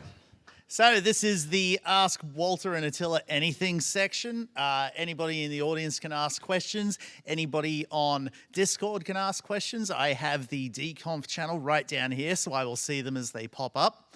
Yeah, you're looking pretty schmick there, Walter. Yeah, well, I wear this shirt all day, but it's just too warm in here. Yeah. Anyway, first off, it's 3 years now. Are you excited or disappointed that you have to speak to people face to face again? Can I say both? Yeah, you got to share the mic. Obviously, excited. It's really good to be here again. It's good to see people face to face. You know, it's a different kind of interaction, and it's the kind of thing that I would say money can't buy, but it definitely can because you need to pay for the plane ticket somehow. And the conference fee. And the conference fee. Oh, I forgot other people have to do that. Sorry. Yeah, you got to share the mics. I know. Well, for me, the last 3 years I've done several Zoom presentations, and well, that just doesn't work for me. Talking in, I can't see the audience, and when I give a presentation, having an audience is a really important thing because, you know, the back and forth and the kind of gives me energy in giving the talk, and when I give the talks on Zoom, it just falls flat. There doesn't seem to be any energy. I can't tell how the audience is reacting to it, and it's just not good. And besides, I miss all you guys. You know, those Zoom meetings are just, you know, a desperate measure as far as I'm concerned. This is the way to do it.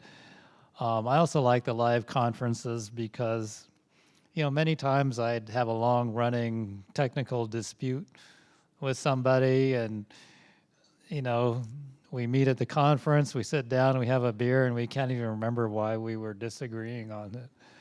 And so many problems have been settled by just the one-on-one live interaction that just doesn't really happen with the Zoom or email or the forums or anything like that. So yeah, it's really good to be back. It's really good to see everyone's the people who are longtime users and the new people. It's great to see you guys again. Yes, what about the audience? Do you prefer this or the online DConfs? This, yeah, it's pretty unanimous this. It's pretty good, isn't it? It's like people are social beasts or something. Weird apes. Weird apes, yeah.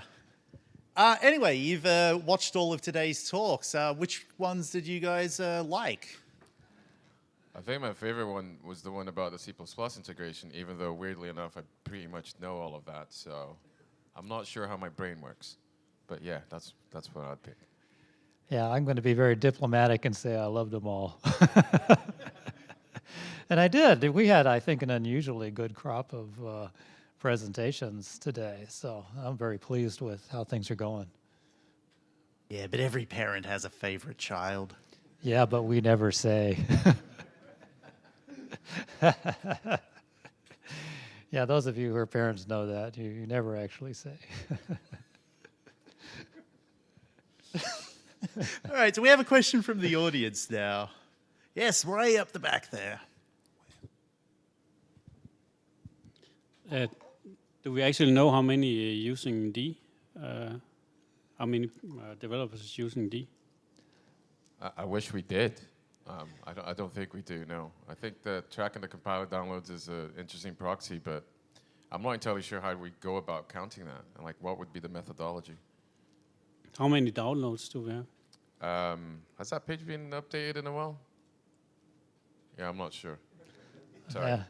I'm not sure it's a good tracker anyway. I mean, people could be downloading that for mirroring purposes. So. Yeah, and there's also continuous integration, so you never know what's coming from that or not. It's kind of hard to tell as well. So if somebody can come up with a good way to try to estimate the number of D programmers, that would be great. But I'm pretty sure that there's a silent mass out there that are just getting their jobs done and don't go in the forums and don't go in Discord and don't complain and just do whatever it is they're doing. So it's hard to say. That was her for years, for instance. And now she's a DConf. And you can be too. Thank you, Black Matter. There's two simultaneous questions there. Pick one. Walter, during your presentation before, you also said you were going to remove the binary literals. Yes. I quite like them. I think they are very useful, like just 0B. Sometimes you just have the use case where you do bit manipulation and you need it. There's always somebody.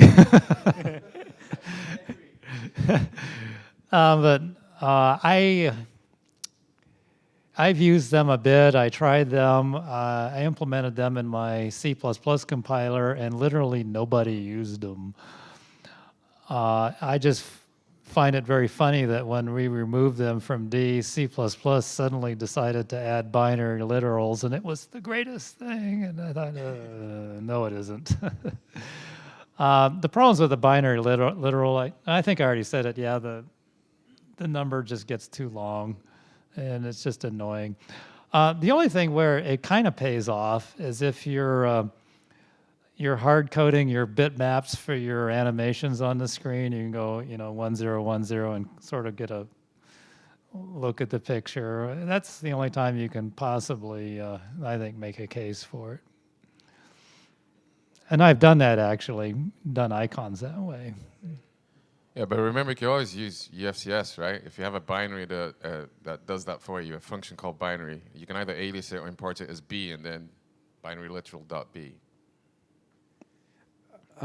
We haven't removed them yet, by the way. And the main difference with Octal is that with Octal, it actually introduced bugs because some people had the leading 0 and then they had the wrong number. But with binary, it's 0B and then the binary, and we don't have that problem.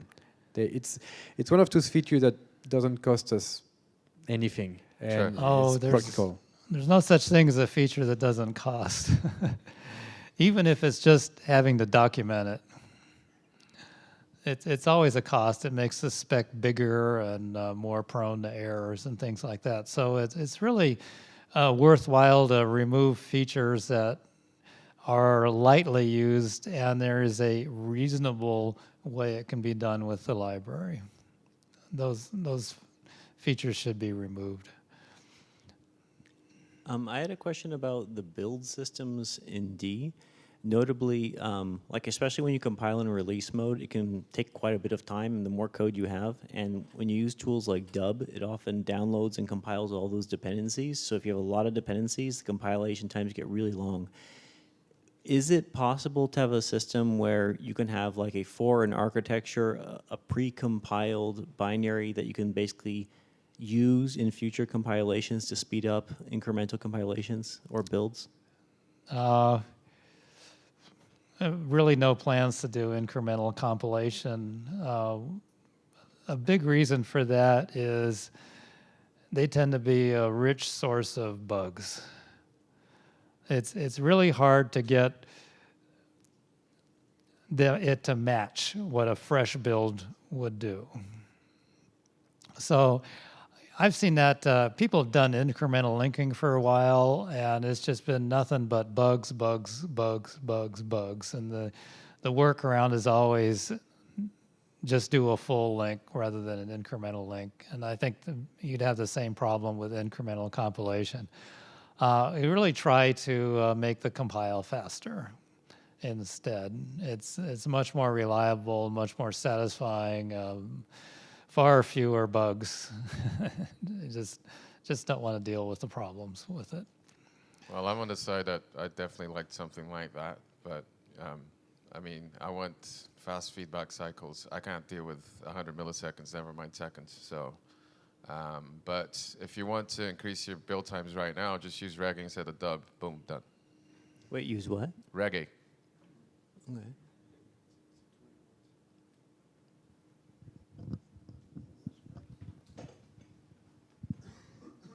If we already mentioned deprecated features, why was signaling none removed?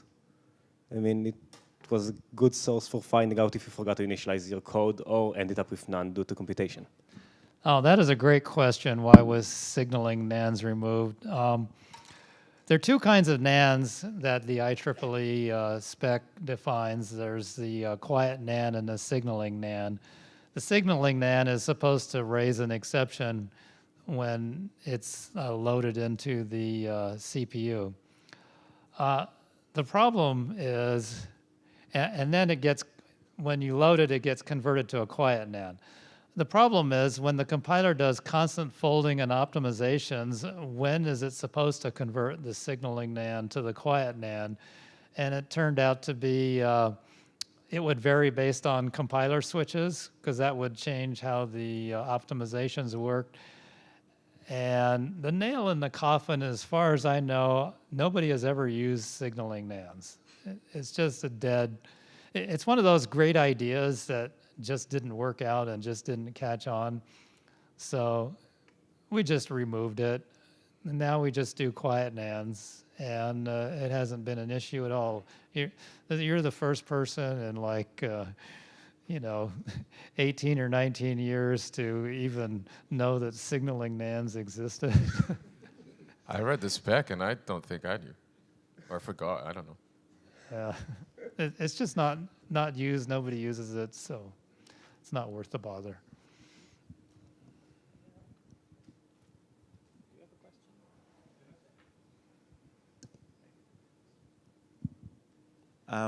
Over the years, I think a bunch of bugs were fixed where destructors would get skipped.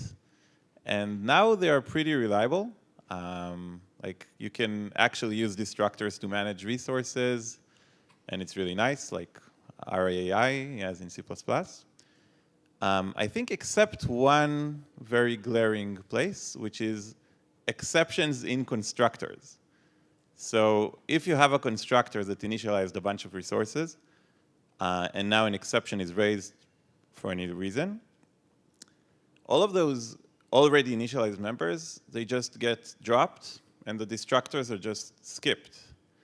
I think skipping destructors is pretty extreme. It's something that, so the question is basically why doesn't a constructor exception just go over all of the fields and destruct them? Those that weren't touched are just in it, and there are no ops, and just solve this last hole. Well, it's a bug. That's my first comment. There's no argument there. It's a bug. However, I will say that if your constructors throw exceptions, you should consider redesigning your constructors.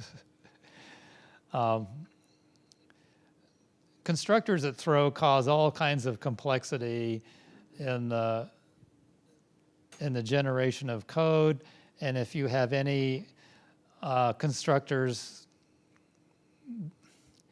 if it's part of a sub-object of some other thing, now that one, the fact that it throws infects anything that incorporates it, and it means you've got to build an exception handler around every time you like pass an instance of that to a function. It gets constructed on the stack, and all this complexity to me is just something like, why have this? And so personally, my style is constructors never throw, destructors never throw. If you call a constructor, it's guaranteed to finish.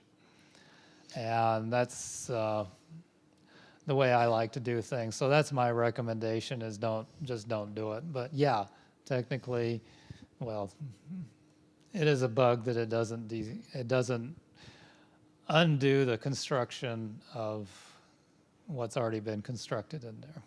And we do have a comment on Discord here. So why are we allowing constructors to throw in the first place?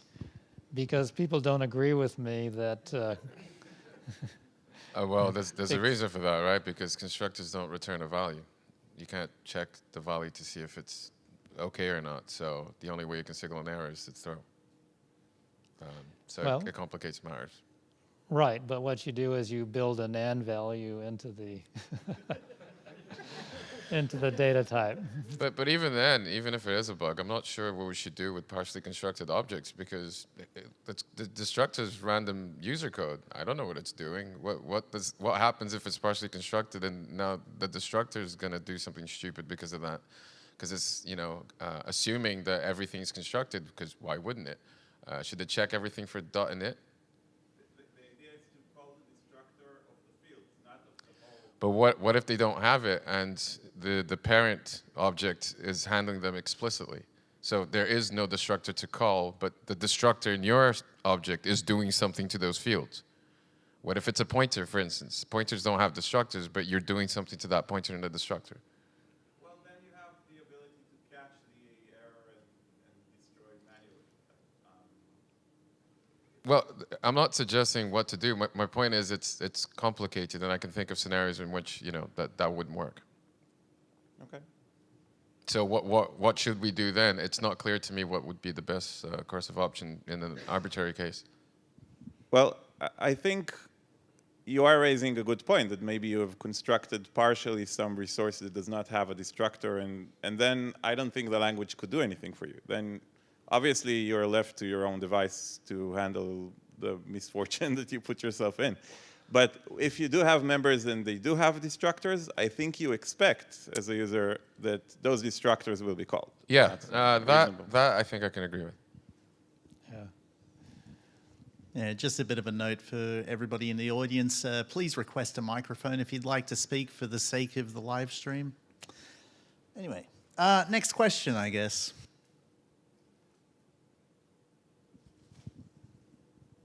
Thank you. Now, I know this is a bit unfair because I don't personally have pull requests going on regarding these, but is there any news regarding named arguments and format strings? Named arguments are an important feature. We need to get them implemented. It just never seems to be at the top priority. The top priority has been like getting import C to work and getting DIP 1000 bugs cleaned up. I think those are more important than name parameters, even though I really would not like name parameters and would like them properly implemented. I'd have to ask the original DIP authors. I think they were working on a revision to it, but I don't know what happened. I have been sort of playing around with implementing named arguments for a while, and I think I know what we actually need to do. It just requires quite a big refactoring in the compiler. So it's just sort of, unfortunately, requires work, as many things do. But with there are quite a few competing string interpolation dips. But now we've merged the D runtime and DND repositories. It's actually much easier to kind of play around with that stuff, so we can actually try them all at the same time. For example, rather than kind of like playing with imaginary compilers. When I said to ask the original authors, I actually got it confused. I was thinking of the string interpolation one.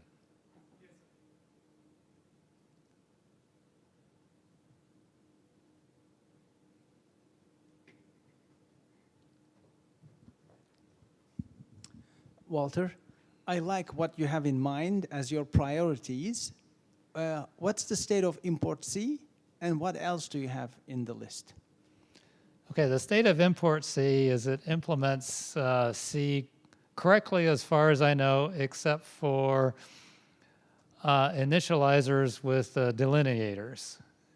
I've never gotten around to implementing that properly. It's a new feature for C11. It's not in C99. The other problem that import C has is one that I expected to run into is the endless extensions to C, and unfortunately a lot of headers depend on that. So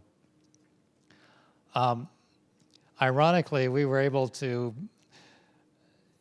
some of those macros, we were able to fake using decode, and then we just import a D file which has templates in it that serve to do, like the offset of is actually a template which is imported from a D module. So that's pretty cool. I also managed to get working. Import C now runs the preprocessor, and it does that by running the associated C compiler's preprocessor. So it preprocesses the code correctly, and it is able to gather the hash defines that come out of the C preprocessor. And there's another pass which runs over those and pulls out manifest constants out of there. And that's as far as I've gotten with that. I know that Attila's work with DPP has gone much further in trying to convert C macros into D inline functions and D things. Eventually, I'd like to get back to that and incorporate his work in there, but at least we've got the manifest constants working. So the biggest problem really is currently is the static initializers is not fully implemented yet. And you had another part to your question, I forgot. Okay, what else would you like to get in after import C is completed? What do you think is the next in line? You mean addition to import C or? Import Python. Import Python. Way more important. I mean, all the machine learning stuff, if we can just import that, that would actually be my next question, or the next question from my side. Wow. I don't know enough about Python to have a handle on it. He does. I do. Yeah, I think we could do that. Just a question of doing the work. But I'm not sure we need any language changes to be able to. As far as what's next for D, we have a wish list of stuff that's in the vision document. And it's also going to be part of my talk. And I imagine, you know, if time were no object, if personnel were no object, what would we want? At least what would I want? And so I'll go over a few of those things. So I have an update about the first question that was asked earlier. Max crunched some numbers, and we're getting about 5,000 downloads of DMD every day. Every day? Yeah, that's what he said. Wow. Well, surprising. Things have gone up quite a bit, I guess. I'll take it. And just to mention, the major CI user, they set a specific user string. For example, the GitHub action, they set a user string. The install script also has a user string, so we should have to switch to that route. Yeah. Oh, well, this is great news.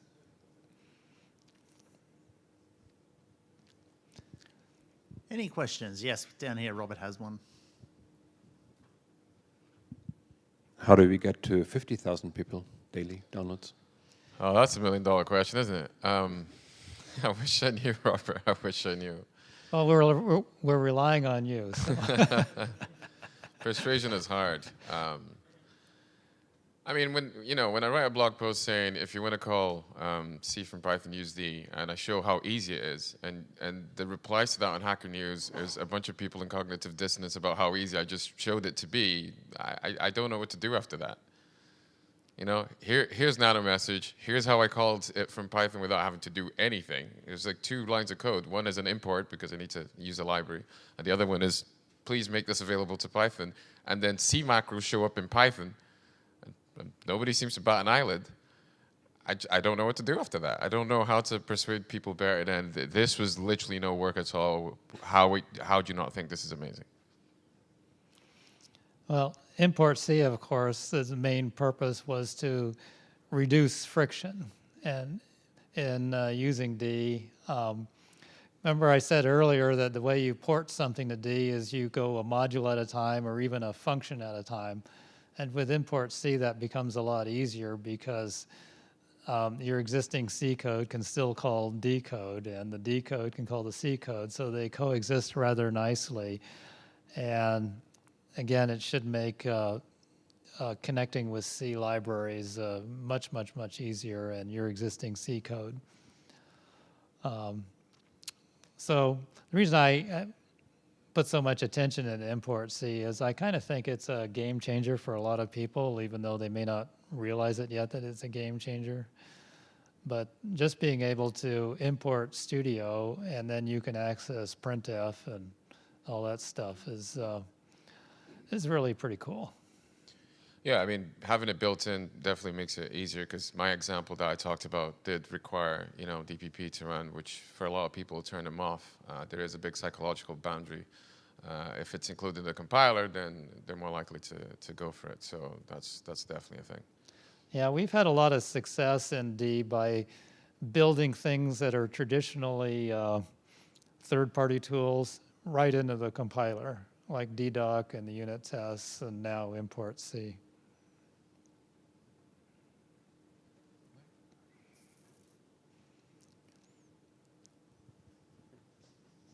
Now, if we run out of D questions, you can, since this is an AMA, you can veer off into other topics if you like. Yeah, like I said to Attila earlier, do you want me to ask him about the Avengers or something like that? If you want. A question. Does it mean that we don't need to use D-step anymore? With import C, no, yeah. That's the idea. That's very good. What are some of the features being considered to be included in D in the future? Well, my focus right now after import C was getting the security and safety promise of DIP 1000 to be as close to 100% as we can get it. And right now in Bugzilla, I think there's something like 58 or 56 issues outstanding. I know a lot of them are duplicates, but I just want to go through them one by one and knock down as many as I can. Lots of times, people will write on there, oh, there's this bug in DIP 1000, so you might as well throw a D in the trash. And it'll say things like it's not fixable, and then I go and fix it, and then they come up with another one that says, some insurmountable problem, and I go fix that one, and so that's kind of how things go. Actually, I was talking more about programming language features. Changes to the basic language as well. Can you repeat the question louder, please? Maybe hold the microphone closer. I was talking more about the features to the programming language itself rather than the bugs. Yeah. Well, awful lot of people complain that we're adding too many features and not stabilizing existing ones. So hence kind of my focus is on stabilizing things.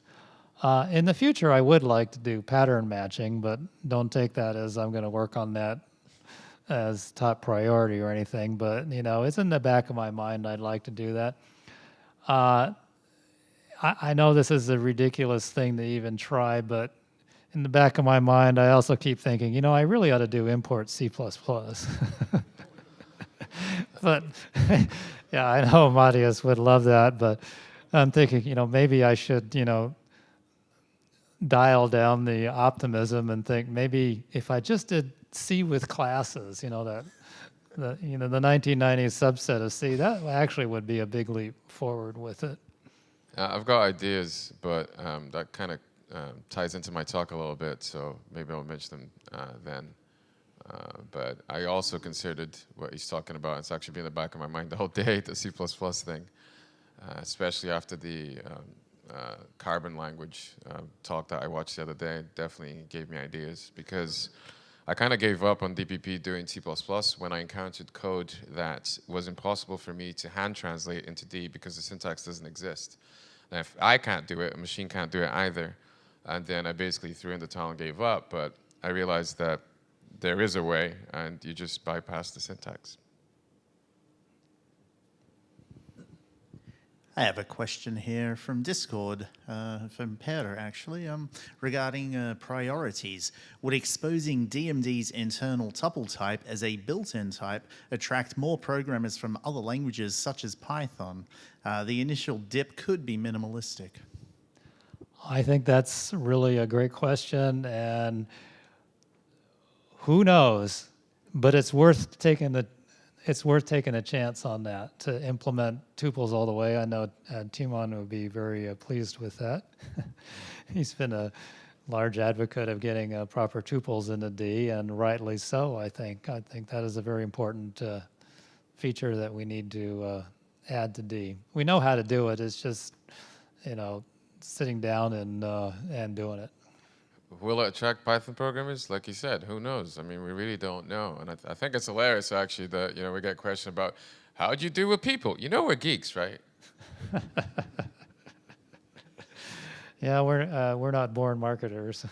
We're just technical people who like what we're doing. How do you reconcile doing more and more things during compilation cycle, like import C, maybe import C++, and keeping compile time lows without doing incremental compilation? Well, I don't think import C reduces compile speed at all. It's a separate feature. But let's say import C works all the way. We get rid of everything in core.stdc, and we are very happy about it. Then every time we compile a D program, we will have to pass the header, the C header. Okay, I understand your point. If you look at look at stdio.h and the output of what happens, the output of the C preprocessor preprocessing stdio.h, it's something like 10,000 lines of code, which is, frankly, a crazy amount of code just for studio.h. And you're right that compiling that will be slower than the handmade one we've put in core.stdc. So I don't think the ones in core.stdc are going to go away. Because, as you said, it will dramatically increase compilation time. So that isn't going away. And there'll still always be an option of somebody who wants to speed up compilations to, hand translate a custom D version of their C library. But that doesn't help the people who just want to, they have their C library, it has some .h files, they just want it to just work. They don't want to spend time hand translating, and the fact is people don't want to hand translate the code. It's too much work, and hand translating 10,000 lines of code just to get printf is, kind of madness. It's unreasonable to expect people to do that.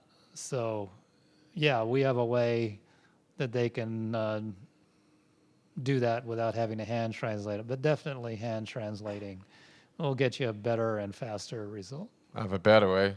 Put it in its own dub package. Boom, it's only compiled once. Yeah, I was hoping to go in that direction, actually. Things like maybe we could start generating DI files more and actually ship that instead of shipping the D module. Well, that is a possibility to generate DI files from the compiler. It's less parsing. Anything that's private as well won't show up, that kind of thing, unit tests. I have a question about the transition of when you start a project, often in D, it's great for prototyping. You just type away, see, get something that works. And typically, often when you're prototyping, you're not really adding very many attributes. You're just accepting the defaults for everything. That's pretty common. Then at some point, you're packaging up your thing, maybe you have an official library or release, and you start adding in the attributes. And Some of them in particular end up being kind of painful, especially when you start adding safety or when you start adding like const and immutable when you didn't initially plan for it. And so my question is the defaults. When you have no attributes listed at all, things are like mutable and the code is trusted. And I'm wondering, have you guys ever thought about how code without attributes should behave by default and the difficulties this entails when transitioning over to production code? Yes, we most definitely have, and we tried transitioning to safe by default already, and it's going to happen at some point, but basically DIP 1000 needs to be switched on by default for that to happen. We've also talked about doing more inference since in practice, in fact, this is literally from one of my slides, most D code seems to be open source anyway, so you have the source, so if you do, why not use that for inference instead of relying on annotations? And the other thing I would say is I would not recommend this workflow of adding things like that afterwards. Start off with them to begin with. When I write a unit test, it's always safe pure unit test first, just so I can guarantee that the code I'm calling is going to be safe and pure. I've also found that if you want to add in const later, you often have to redesign your program. It's just turns out to be retrofitting const into a working program just turns out to be rather difficult unless you're really used to writing const correct code. You're going to have to redesign some of your data structures and stuff like that. And you know, I've been trying to retrofit const into a DMD source code for a while with very little success. You kind of have to start with it to be successful with that. And that was kind of a bit of a disappointing discovery. But the reason why D has no attributes by default is because, well, it originally didn't have any attributes. But it turns out that if you're prototyping, it is the fastest way to write code. You can just blast it out, not worry about the attributes, and get it working. And so if you just want to write code and have it work and you know, like you're doing a one-off project or you're doing like a replacement for a bash script or something, you know, who needs the attributes? It's just an impediment to writing your code. Where you want the attributes is when you're doing a professional piece of code that you're going to be using and maintaining for the long term. That's where the attributes really start to pay off.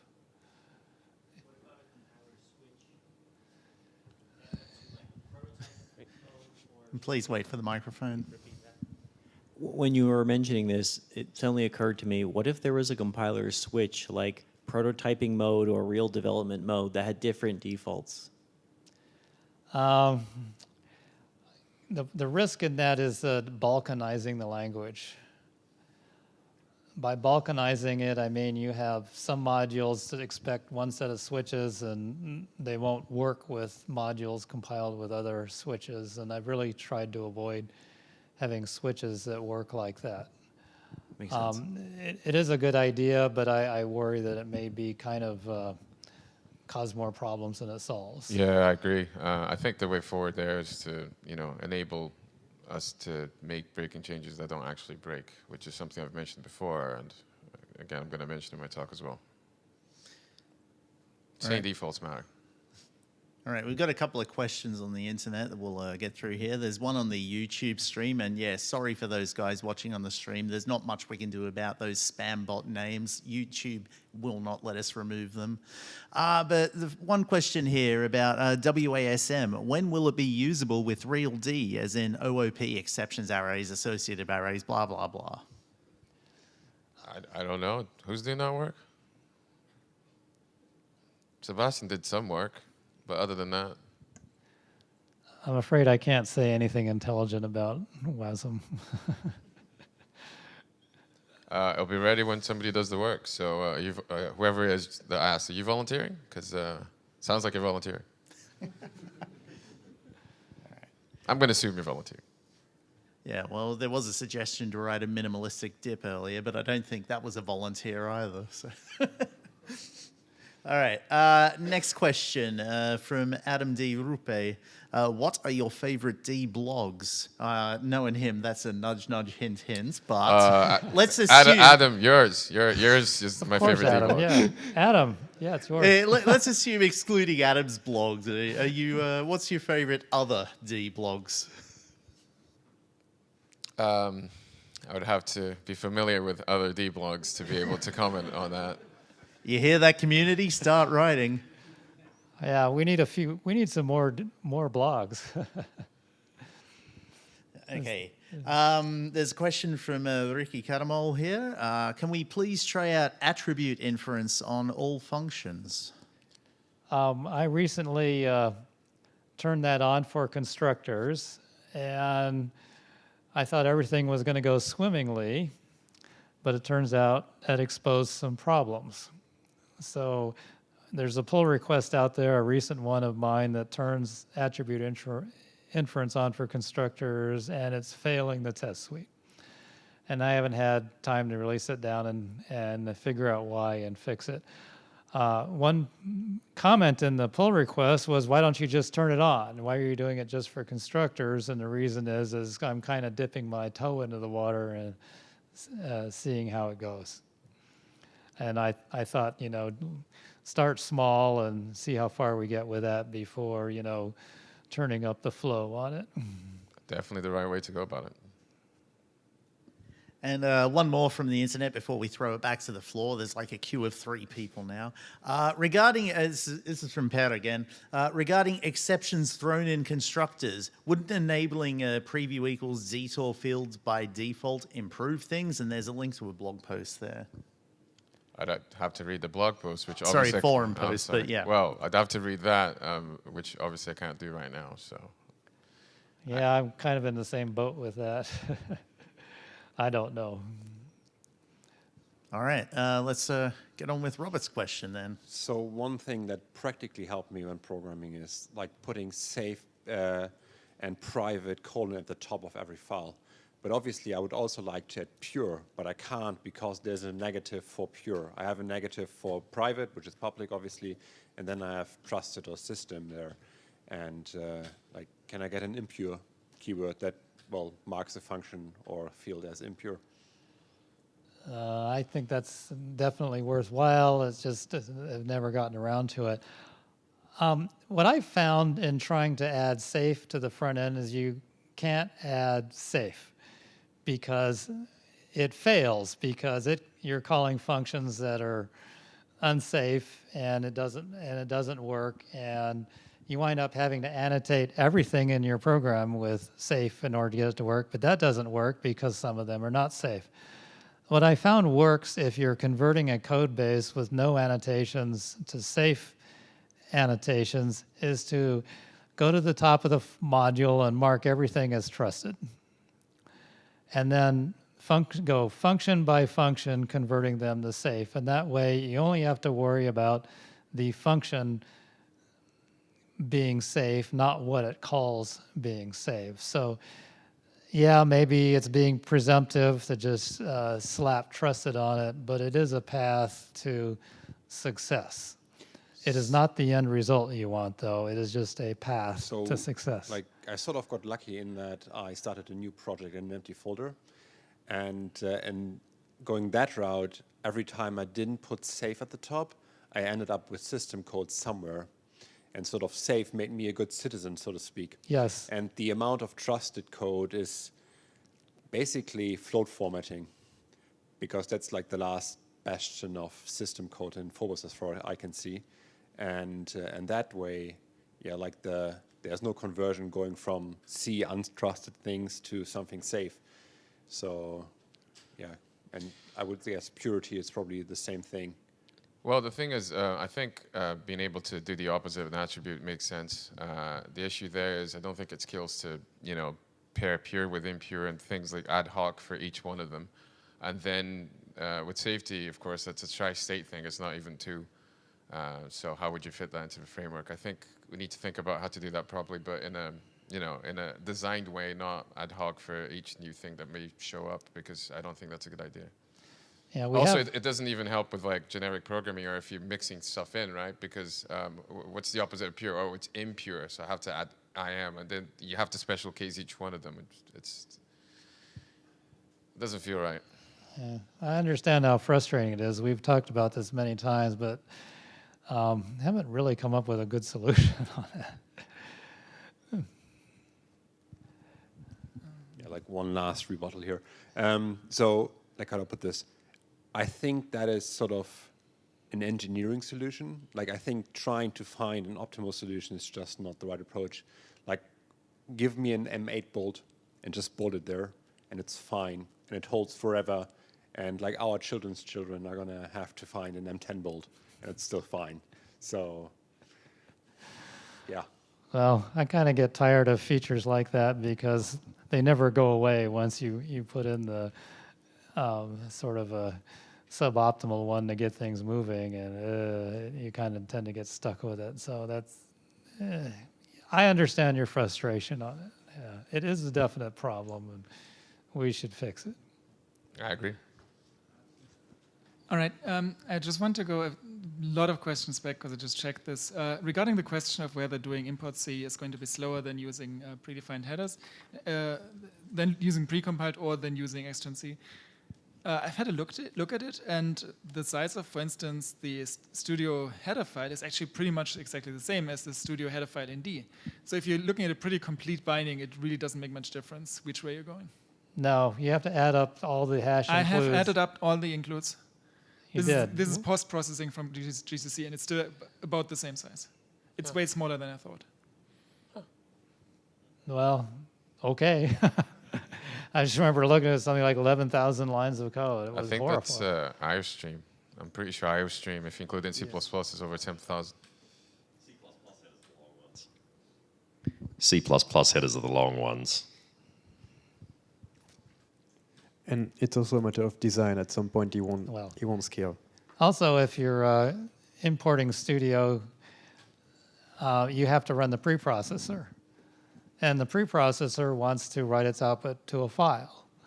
So you're paying the cost also of writing the file out and then having the import C compiler reading the file back in. And anytime you touch the file system, it's a big slowdown for compilation. Especially on Windows.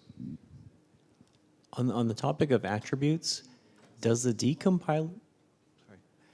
On the topic of attributes, does the decompiler know the difference between an attribute that's kind of at the module level, like safe : versus one directly applied to a function? Yes. And if it does know the difference, maybe the option might be just to have like a optional prefix, like a bang, like not this, and all that does is nullify the global attribute potentially.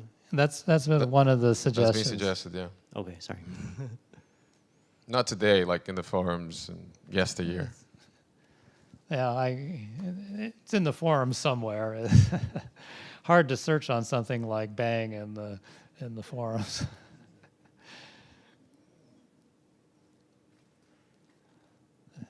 That's one difficulty with forums is it scrolls away. And once it scrolls away, it's forgotten. It's really difficult to find it again. Even if you have a vague recollection of this being discussed, trying to find it is pretty tough sometimes. So there's been a few mentions today of the lack of some packages, some libraries in the ecosystem. And it's true that Phobos is currently quite, it can be seen as minimalistic from a certain point of view. What's your vision here or your plans to tackle this? I love how people keep asking me questions I'm going to bring up during my talk, but the best we can do is, try to promote and try to encourage people to come up with the solutions, because obviously we can't write everything even if we tried, and sometimes we lack the domain expertise anyway for certain things. So,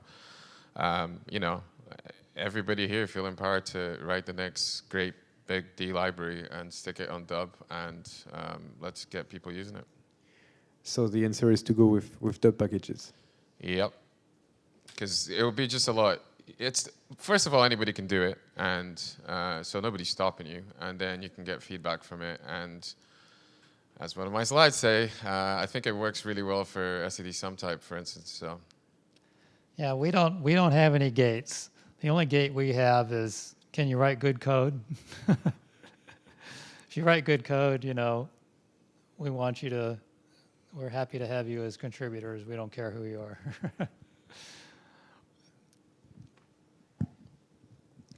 So what's going to happen to the libraries in STD experimental, like allocators, which seems to pretty much stumble through? For the 5th time today, I think, my talk.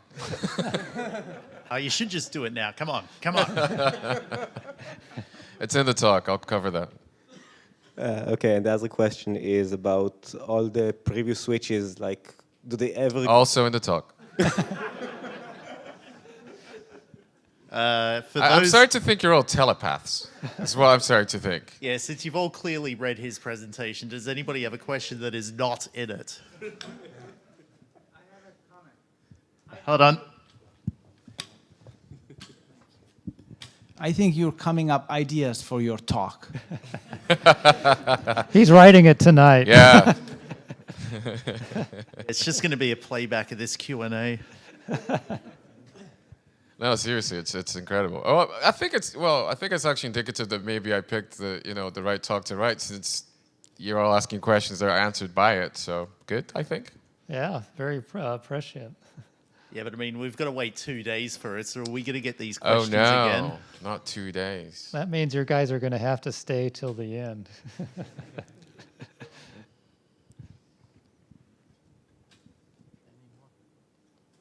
No, seriously, does That's somebody have point. a talk does somebody have a question that's not in Attila's talk? Come on. That's a good point. Let's move my talk to the last one of the conference. Yeah, oh, wait. You have to stay. We've got a question. Early. We got a question from Ricky again.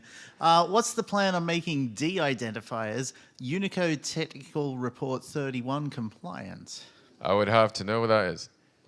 That's in my talk next year.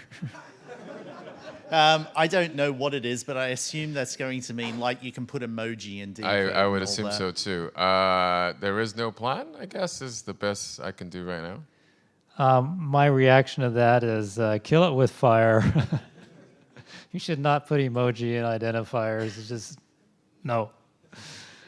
What about if we try to auto-decode D source code with emoji in it? Would that work?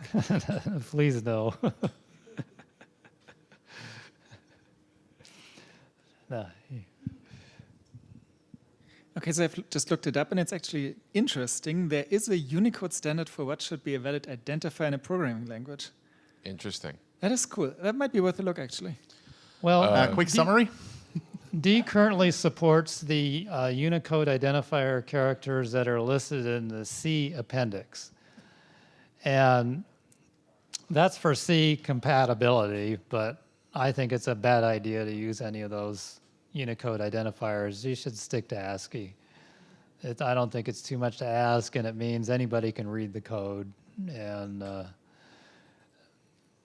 don't know, it's just better that way. Quick online question. This is really quick. Will import C support C23 in future C versions? That's a great question. The reason I didn't support C23 is because it doesn't exist yet. And I wanted to, there's so many different dialects of C. I thought the only way I'm going to get traction with this is by sticking with one dialect. And people have had 11 years to adopt C11, so I thought C11 was the appropriate target for import C. Eventually, we'll move it to C23, but I don't see any strong motivation at the moment to do it. Will we ever get to see auto-decoding burned with fire? Auto-decoding what? Burned. Talk. Yeah, please stop giving Roy the microphone. What are the lotto numbers, Roy? What are the lotto numbers? That's what I want to know. You better deliver now, Attila, after you've built us all up here. I guess I had to better. You have to, yeah. What have I done? Does D have an official Google searchable name? Because if you search for just D, you get nothing. D-Lang, D-L-A-N-G. Can we make it like clear somehow that anyone who writes like a job posting, a library, or whatever always uses D-Lang? Because a lot of the stuff might slip through the cracks otherwise. I thought that was common knowledge, especially because even people that's like in the Go community, they always use Golang, sometimes even written like that when they could have just written Go because they're so used to writing Golang because of that. And I think we picked that up as well. I mean, the name of the organization GitHub is D-Lang.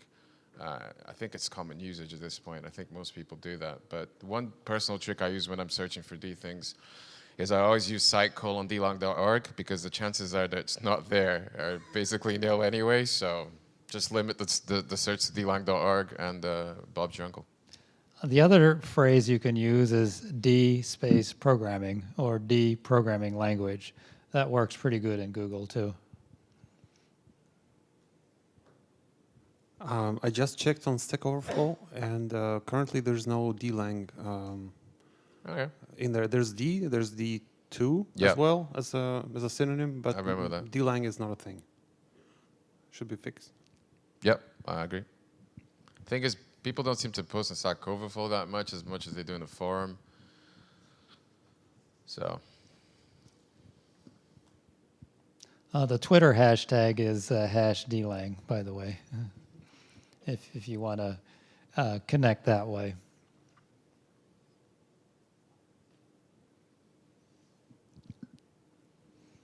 All right, we've got half an hour of questions left. I'm sure you've got half an hour of questions in you. Down there, Ali's got a hand up. I'm sure you can exhaust my talk before then.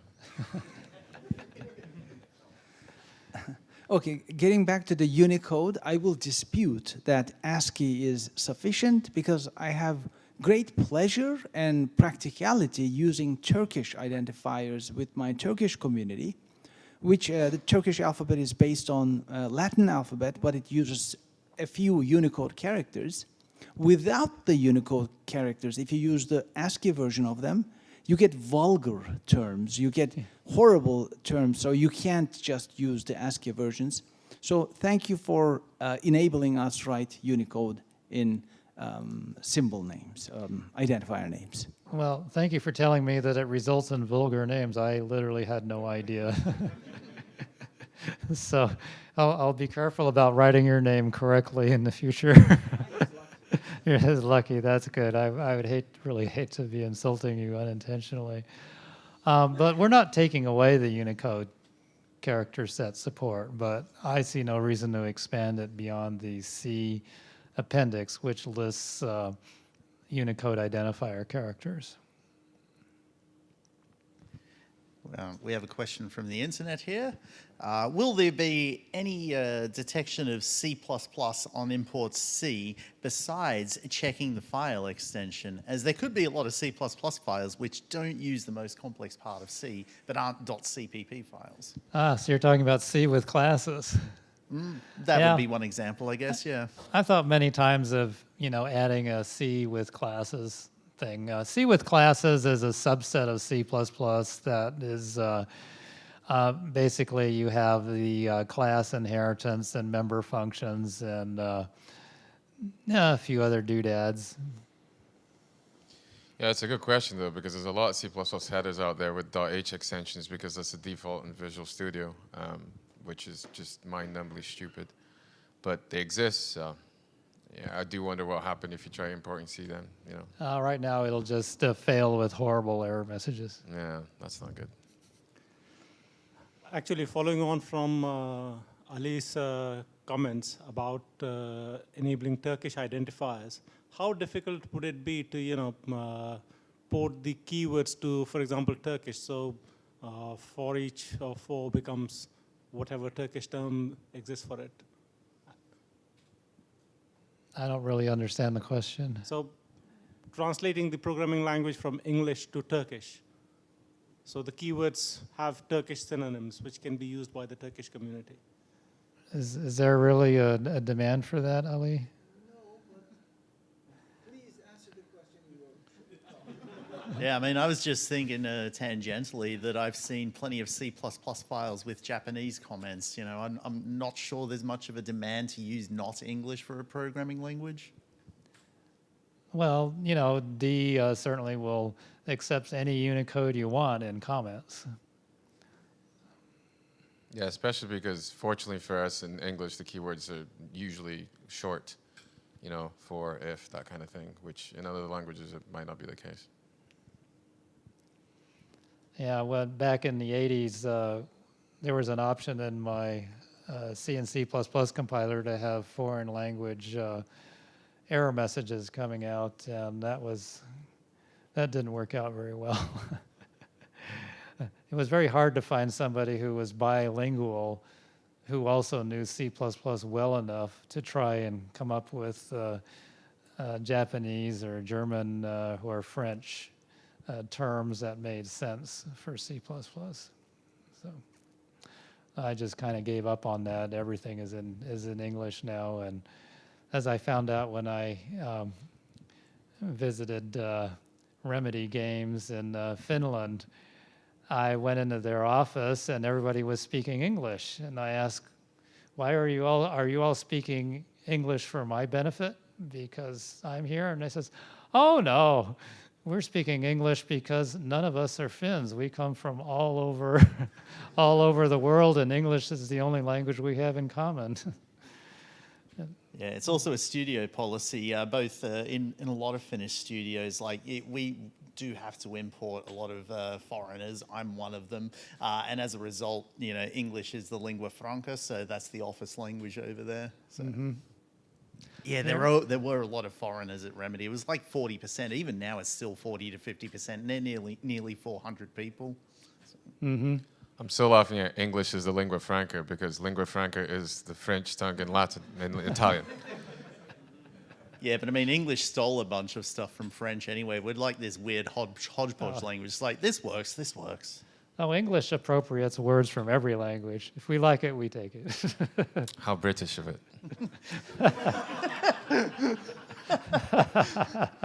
Yeah, let's not get into colonialism right now. I do have a comment from Ricky directed at Walter. He's not finding a C programming language appendix. It's probably been removed and surpassed by TR3.1, as that is what everyone uses now. That's probably true. Going back one question, and I think underappreciated drawback of translating programming language terms or even standard library function names into another language is that it diffuses the searchability of your errors and diffuses the searchability of your problems. Like I've had issues where I've found solutions for problems they were written in Japanese. I could not read a word of it, but I saw the code of it, and by looking at the code of it, I could get some idea of what they were going for. Like if you translate the language terms into Turkish, for instance, you would lose that, and I think that's almost crippling. Yeah, that's interesting.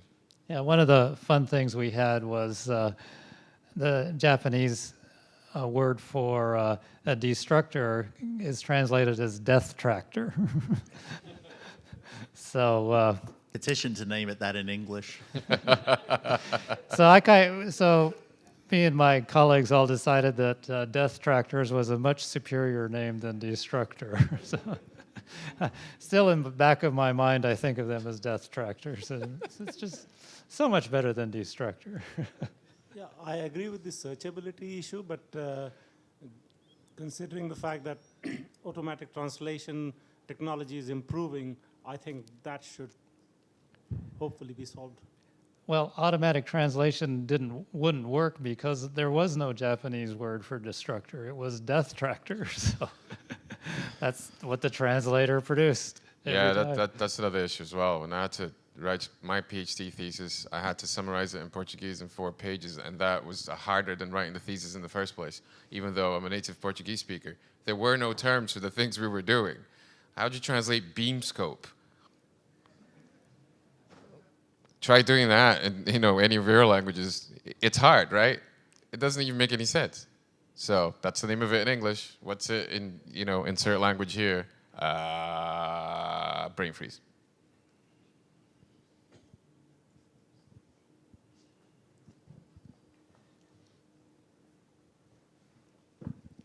So there's a lot of advantages, of course, to being able to like everyone understand the code and work on it in the repository, because you have people of different nations working on the same repository. You can't commit code that's in a different language than someone else. However, this does sound like an area where an IDE could help. If when you're looking and typing the code, I mean, the IDEs already recognize keywords for syntax highlighting. They could just display it in another language if that helps a person. Well, I really like the idea of translation, and I have a program that takes the D forums and converts them into static web pages for archival purposes. And Google used to have a widget that you could install on a web page, and you could it would automatically translate it to your language of choice. And as far as I can tell, nobody ever used it.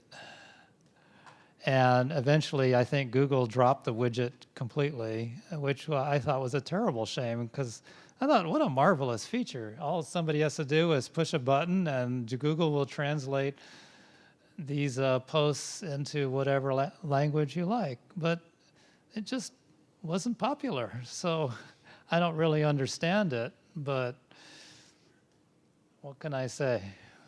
It just, people seems to want this stuff in English.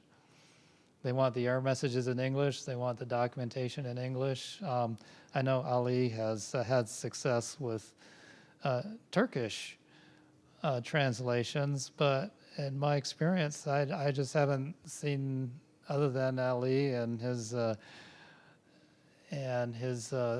group, I just haven't seen the interest in foreign languages. And I've tried. I love that widget. It was so cool to just push a button and it was in a different language. Yeah, I mean, browsers have built-in translation these days. Chrome, most of the WebKit-based browsers do. Oh, so I no longer have to go to Google Translate to do it? Yeah, I mean, if you can't find it in the right-click, there's like a icon up in the title bar usually that has a translate option. Maybe that's why they killed off that widget. Quite possibly, yeah. Yeah. Yeah, also I wanted to add, as a non-native English speaker, the translation was awful, like maybe 6 or 7 years ago. It was just unreadable, but I guess it's gotten better now, so. It has, but even there, there's context, and you never know what you're going to get, so.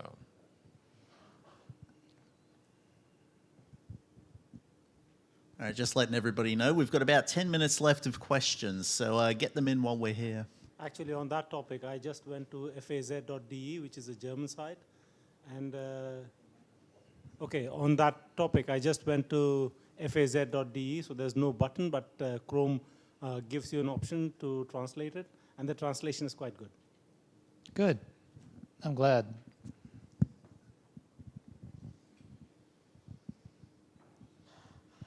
All right, 10 minutes. Come on, good questions. Bring them up, bring them up. I have a question for Walter. Okay. Why do you like printf so much when it's not even at safe? Well, the reason is pretty simple, is when I'm debugging, it's extremely lightweight. I like to be dealing with as little code as possible when I'm trying to track down a problem. And printf is extremely lightweight. It doesn't bring any baggage along with it. When I look at the output of the compiler, it's a push, push, push call. It's not a whole bunch of templates expanded. So I use printf because it reduces my cognitive load when I'm debugging. Because as all of you who submitted bug reports know, I really don't even want to look at a bug until it's reduced to the smallest possible test case.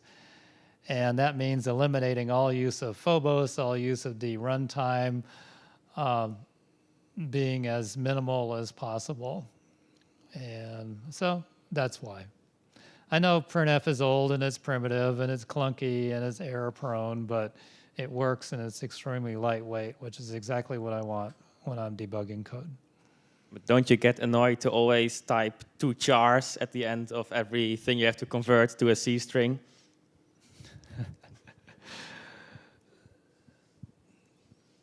It just hasn't been that big of a problem.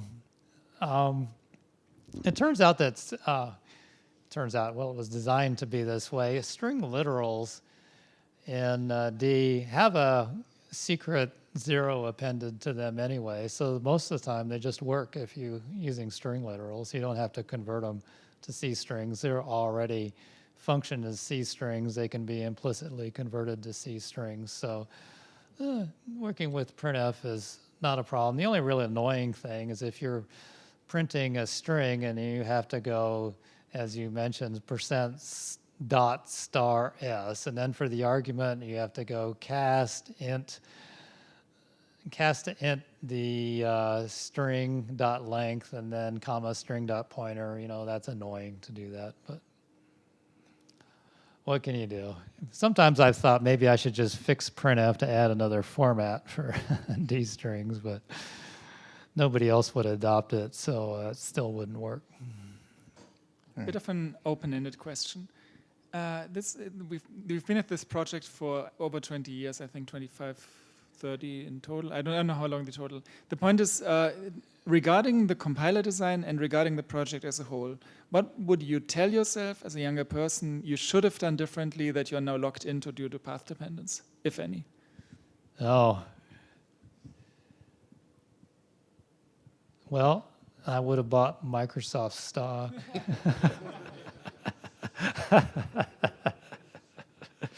Then I could finance everything here. Well, I would have put memory safety right in at the beginning. That's probably the biggest thing I would have done. And the attributes, the constant, immutable, pure, I would have put on all that stuff at the beginning. I just didn't have enough experience at the time to know how valuable those features were. Some things I wouldn't have done. I wouldn't have done lazy function arguments. I tried to remove them a while ago, and I found a whole group of people who were completely reliant on them. Yeah, so I would have done memory safety at the beginning. But all in all, I think actually we've been pretty lucky with C that most of my guesswork about what's in the future turned out right. Like, you know, I guess that Unicode would be the future. I was right there. Where I was wrong was I thought people would be using UTF-16 and UTF-32, and there's way too much support for that in D. I would have abandoned, if I could tell my former self, just support UTF-8 and forget the others. They just make everything more complicated and nobody uses them. So there's some streamlining going on there. I would use a different syntax for constructors than what I started with. I borrowed a bit too much from C++ with that. There are better ways to write constructors. A bunch of little details like that. So, but still, the language, I think, would have largely turned out the same, mostly. So I wish I'd been a bit more forward-thinking in my initial design. It was looking a bit too much to the past, mistakes I wanted to avoid, and I was not looking enough at what the cutting-edge technology or in language semantics was. All right, we got a couple more questions from the internet, and then I'll cut it off here for internet questions. First one, any current thoughts on value type exceptions? No. Yeah, I think that means no, as in no value type exceptions. No value, no, that was a strong decision at the beginning. You know, C++, you can throw an int, which as far as I can tell serves no discernible purpose. It was, I think, one of the sounds like a good idea things put in C++. Unfortunately, I got to learn from the C++ experience that you need virtual inheritance for exceptions to be usable, and that means classes. And I think D absolutely made the right decision that exceptions are classes, all derived from an exception type. I've thrown integers before. You found a use for them? Yeah, when Well, I'm debugging and I just you want can to talk about it in your I could talk, just right? throw anything, and then I don't want to type std : runtime error, whatever, just throw 42. I don't commit that, but I have written it. Okay. All right, I'll ask these two in the reverse order that they've been submitted for reasons that'll become clear. The first one here, any plans for actually finalizing shared and G-shared and etc.? Oh God, not again. Talk! That was easy. Roy, are you NX1337? Don't worry. All right, and the final internet question we'll have here, it's a bit on the fun side. Attila and Walter are trapped on a desert island. There is one portal door to escape. In order to pass through the portal, you have to enable a preview flag in the decompiler. Which one will you choose? However, keep in mind that the DIP author for this flag will die. Who wrote DIP 1000?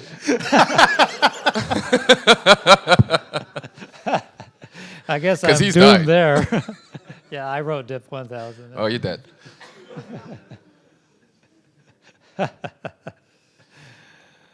I think I'm going to avoid that question.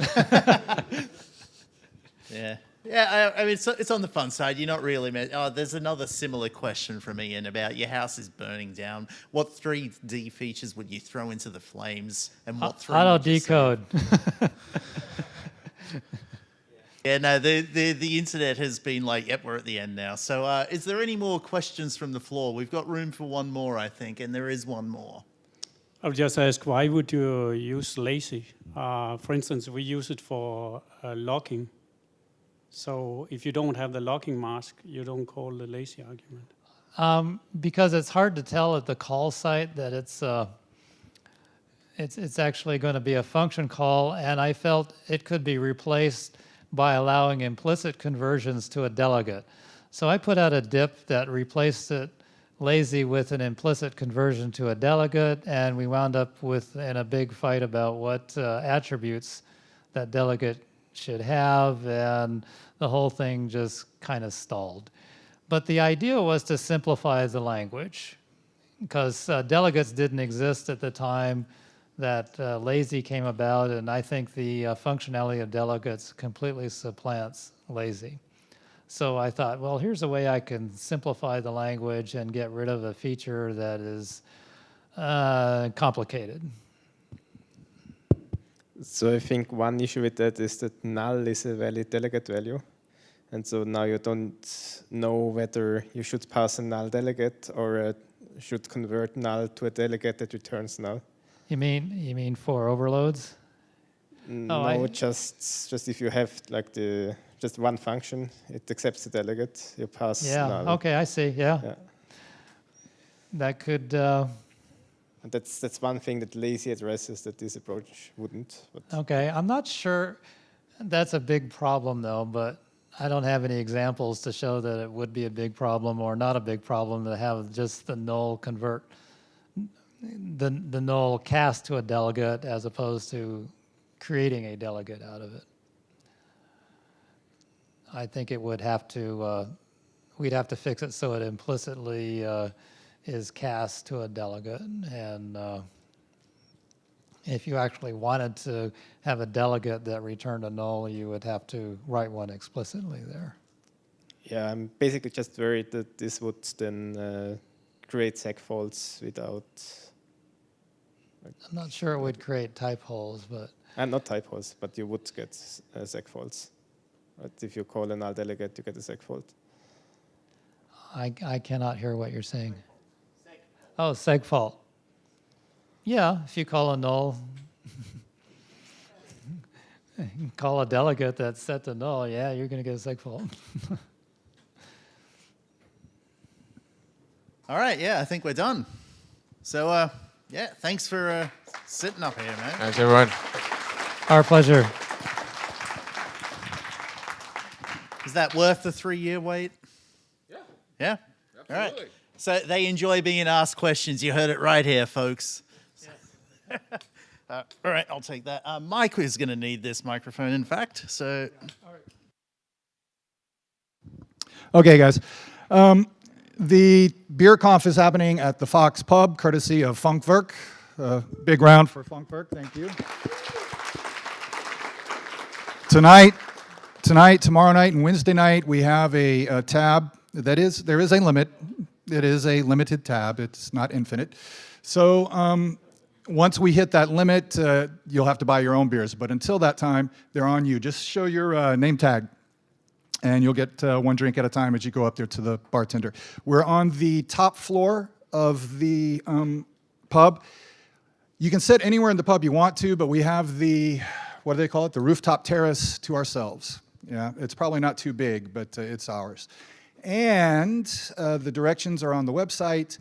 And if you're going to eat, please do so before you go there, because unfortunately, the kitchen is closed tonight and tomorrow night. So we had the same problem at the pub we were at last time. They were renovating their kitchen. So I guess they don't want us deprogrammers to eat, but yeah. So anyway, see you at BeerConf, and thanks, Funkwerk.